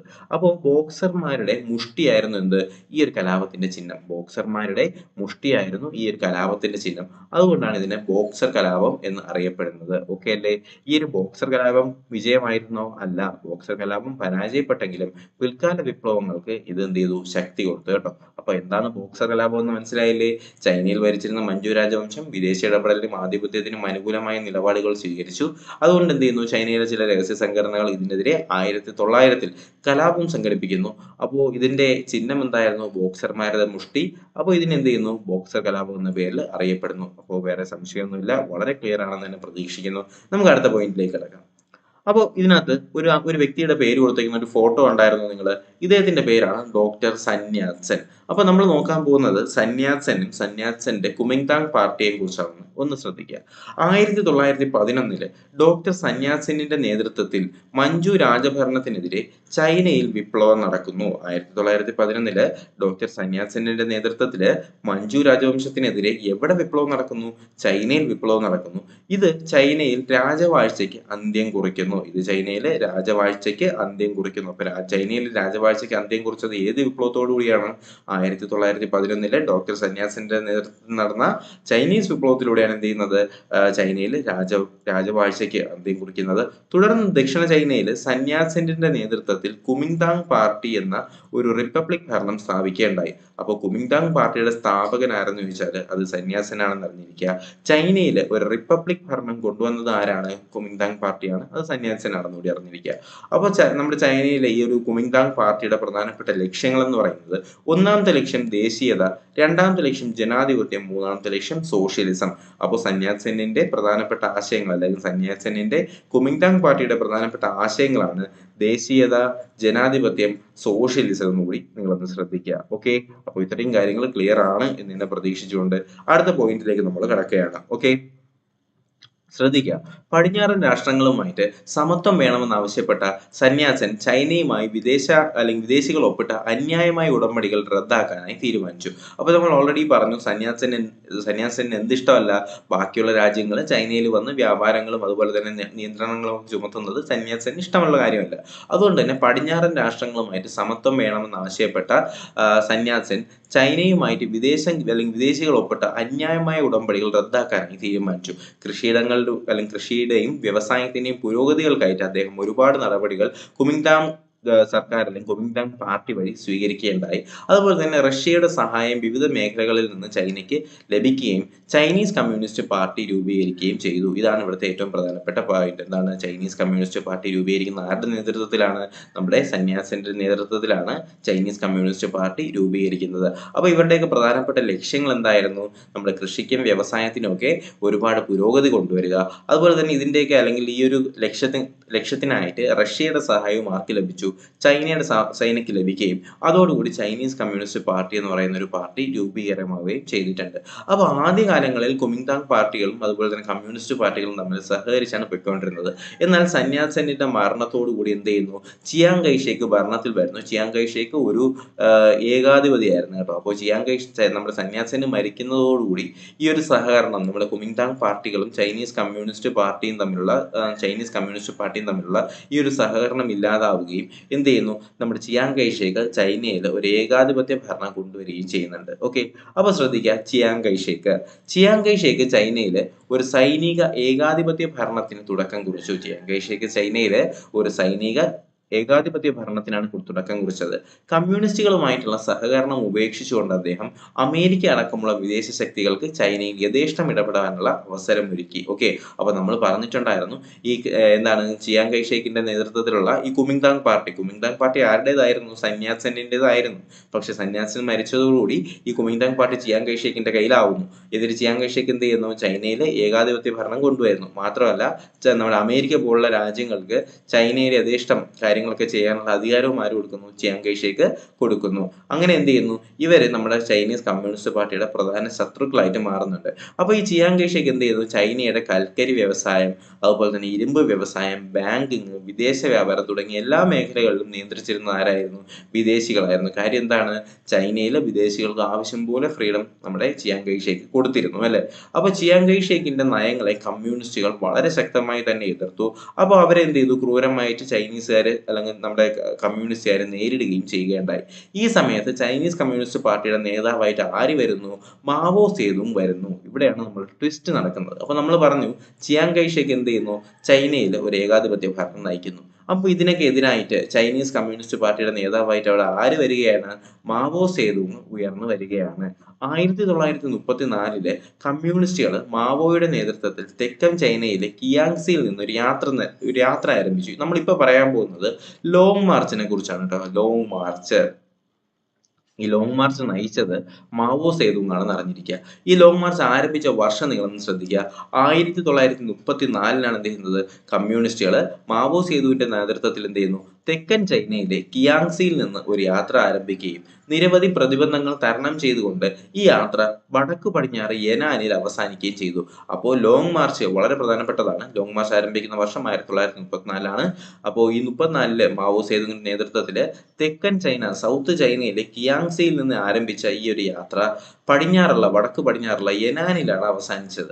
അപ്പൊ യാത്രയിലുടനീളം ഇവർ ചെയ്തത് എന്താണ്? യാത്രയിലുടനീളം ധാരാളം കൃഷിഭൂമികളും അതുപോലെ തന്നെ ഗ്രാമങ്ങളും പ്രഭുക്കന്മാരിൽ നിന്ന് പിടിച്ചെടുത്ത് കർഷകർക്ക് നൽകുകയുണ്ടായി. ഇത് ഈ ഒരു ലോങ് മാർച്ച് ഏകദേശം 12,000 കിലോമീറ്റർ ആണ് നടന്നത് കേട്ടോ. ഏകദേശം 12,000 കിലോമീറ്റർ ആണ് എന്ത് ചെയ്തത്? ഈ ലോങ് മാർച്ച് മുഖാന്തരം ഇവർ സഞ്ചരിച്ചത്. ഇതിനെയാണ് എന്തെന്ന് പറയുന്നത്? ലോങ് മാർച്ച് എന്നുകൊണ്ട് അർത്ഥമാക്കുന്നത്. ഓക്കെ, അപ്പോൾ ഈ ലോങ് മാർച്ച് വളരെ പ്രധാനപ്പെട്ട ഒരു പോയിന്റാണ്. PSCക്ക് ഇടയ്ക്കിടയ്ക്ക് ചോദിക്കുന്നതാണ്. 1934 ലോങ് മാർച്ച്. സൗത്ത് ചൈനയിലെ കിയാങ്സിയിൽ നിന്ന് ആരംഭിച്ച യാത്ര എന്ത് ചെയ്യുന്നു? വടക്കു പടിഞ്ഞാറൻ യെനാനിലാണ് അവസാനിച്ചതെന്ന് അറിഞ്ഞിരിക്കുക. ഏകദേശം 12,000 കിലോമീറ്റർ ആണ് ഇവരെന്ത് ചെയ്തത്? ഈ ലോങ് മാർച്ചിലൂടെ യാത്ര ചെയ്തത്. അപ്പോൾ ഈ യാത്രയിലുടനീളം അവരെന്താണ് ചെയ്തത്? കൃഷിഭൂമികളും ഗ്രാമങ്ങളും ഒക്കെ പിടിച്ച് പ്രഭുക്കന്മാരിൽ നിന്ന് കർഷകർക്ക് കൊടുക്കുകയാണ് അല്ലേ ചെയ്തത്.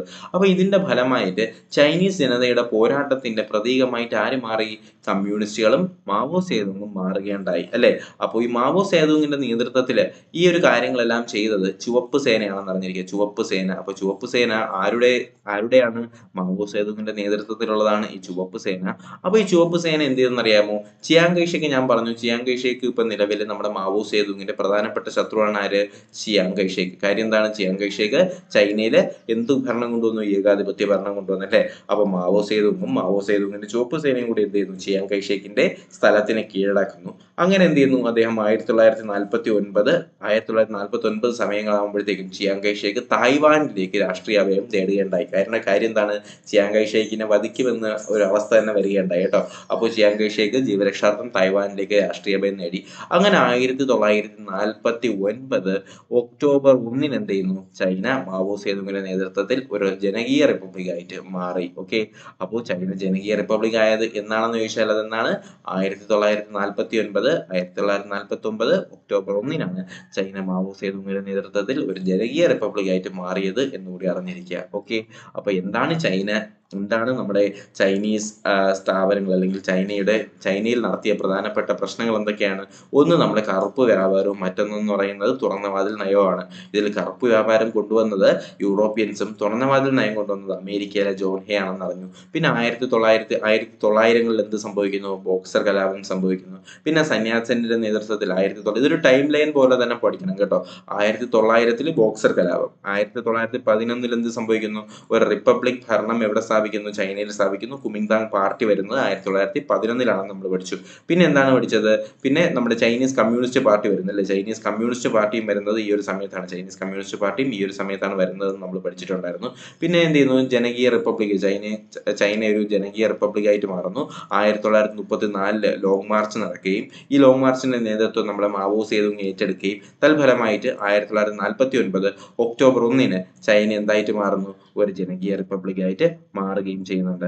അപ്പോൾ ഇത്രയും കാര്യങ്ങളാണ് നമ്മുടെ ചൈനീസ് വിപ്ലവവുമായിട്ട് ബന്ധപ്പെടുത്തിയിട്ട് നിങ്ങളുമായിട്ട് ഡിസ്കസ് ചെയ്യാനുണ്ടായിരുന്ന ഇത്രയും കാര്യങ്ങളാണ്. അപ്പോൾ നമുക്ക് നോക്കാം, ഇതിനകത്ത് നമ്മൾ പഠിച്ച വിപ്ലവങ്ങളെല്ലാം ഇവരൊരു ടേബിൾ പോലെ കൊടുത്തിട്ടുണ്ട് കേട്ടോ. അപ്പോൾ എന്താണ് ഈ ഒരു വിപ്ലവം, അല്ലെങ്കിൽ നമ്മൾ പഠിച്ച ഇത്രയും നേരം, അല്ലെങ്കിൽ ഇന്ന് ഈ ഒരു ഒന്നാമത്തെ പാഠഭാഗത്തിനകത്ത് നമ്മൾ പഠിച്ച എല്ലാ കാര്യങ്ങളും ഇതിനകത്ത് കൊടുത്തിട്ടുണ്ട്. അപ്പോൾ എന്തൊക്കെയാണ് നമ്മൾ ലോകത്തെ മാറ്റിമറിച്ച വിപ്ലവങ്ങൾ എന്ന് പറഞ്ഞ് പഠിച്ച ഏതൊക്കെ വിപ്ലവങ്ങളാണ്? 1 നമ്മൾ അമേരിക്കൻ സ്വാതന്ത്ര്യ സമരം പഠിച്ചു. 2 നമ്മൾ ഫ്രഞ്ച് വിപ്ലവം പഠിച്ചു. 3 നമ്മൾ ലാറ്റിൻ അമേരിക്കൻ വിപ്ലവം പഠിച്ചു. 4 നമ്മൾ റഷ്യൻ വിപ്ലവം പഠിച്ചു. 5 നമ്മൾ ചൈനീസ് വിപ്ലവം പഠിച്ചു. ഇതില് അമേരിക്കൻ വിപ്ലവത്തിന്റെ കാരണം എന്താണ്? ഇംഗ്ലണ്ടിന്റെ കോളനി വാഴ്ചയ്ക്ക് എതിരായിട്ടാണ് അമേരിക്കൻ വിപ്ലവം നടക്കുന്നത്.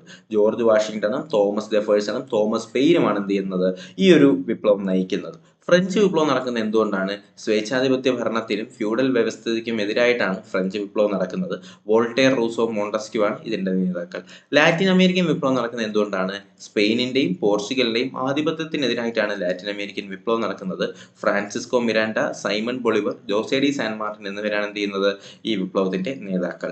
റഷ്യൻ വിപ്ലവം നടക്കുന്നത് എന്തുകൊണ്ടാണ്? രാജവാഴ്ചയ്ക്കെതിരായിട്ടും ഫ്യൂഡൽ വ്യവസ്ഥയ്ക്കെതിരായിട്ടുമാണ് റഷ്യൻ വിപ്ലവം നടക്കുന്നത്. അലക്സാണ്ടർ കെറൻസ്കി, ലെനിൻ, ട്രോട്സ്കി എന്നിവരാണ് റഷ്യൻ വിപ്ലവത്തിന്റെ നേതാക്കൾ. അതുപോലെ തന്നെ ചൈനീസ് വിപ്ലവം നടക്കുന്നത് എന്തുകൊണ്ടാണ്? വിദേശാധിപത്യത്തിനും ഫ്യൂഡൽ വ്യവസ്ഥയ്ക്കും എതിരായിട്ട് മഞ്ചു രാജവാഴ്ചയ്ക്കും എതിരായി വരുന്നതാണ് ചൈനീസ് വിപ്ലവം. ഇതിന്റെ നേതാവ് ആരായിരുന്നു? നമ്മുടെ സന്യാത് സെന്നും മാവോ സേതുങ്ങുമാണ് ചൈനീസ് വിപ്ലവത്തിന്റെ നേതാക്കൾ. അപ്പൊ ലോകത്തെ മാറ്റിമറിച്ച വിപ്ലവങ്ങൾ എന്ന് പറയുന്ന ഈ പാഠഭാഗവും 5 വിപ്ലവങ്ങളും നിങ്ങൾക്ക് എന്തായാലും തീർച്ചയായിട്ട് പരീക്ഷയ്ക്ക് ചോദിക്കുന്നതാണ്, നിങ്ങൾക്ക് മനസ്സിലായി എന്ന് തന്നെ പ്രതീക്ഷിക്കുന്നു. അപ്പോൾ ഈ ക്ലാസ് ഫലപ്രദമായിട്ടുണ്ടെങ്കിൽ തീർച്ചയായിട്ടും എന്ത് ചെയ്യുക, ചാനൽ സബ്സ്ക്രൈബ് ചെയ്യാൻ മറക്കരുത്. നിങ്ങളുടെ പുതിയ സുഹൃത്തുക്കളിലേക്ക് കൂടി എന്ത് ചെയ്യുക, ഈ ഒരു വീഡിയോ എത്തിച്ചു കൊടുക്കാനും ഈ ചാനലിനെ പരിചയപ്പെടുത്തി കൊടുക്കാനും തീർച്ചയായിട്ട് മറക്കരുത്. അപ്പോൾ ഇഷ്ടമായെങ്കിൽ ലൈക്ക് ചെയ്യുക, ചാനൽ സബ്സ്ക്രൈബ് ചെയ്യുക. അപ്പോൾ പുതിയ വീഡിയോയും ക്ലാസ്സും ഒക്കെ ആയിട്ട് നമുക്ക് ഉടനെ തന്നെ കാണാം. അതുവരേക്കും എല്ലാവർക്കും bye bye, good bye, take care.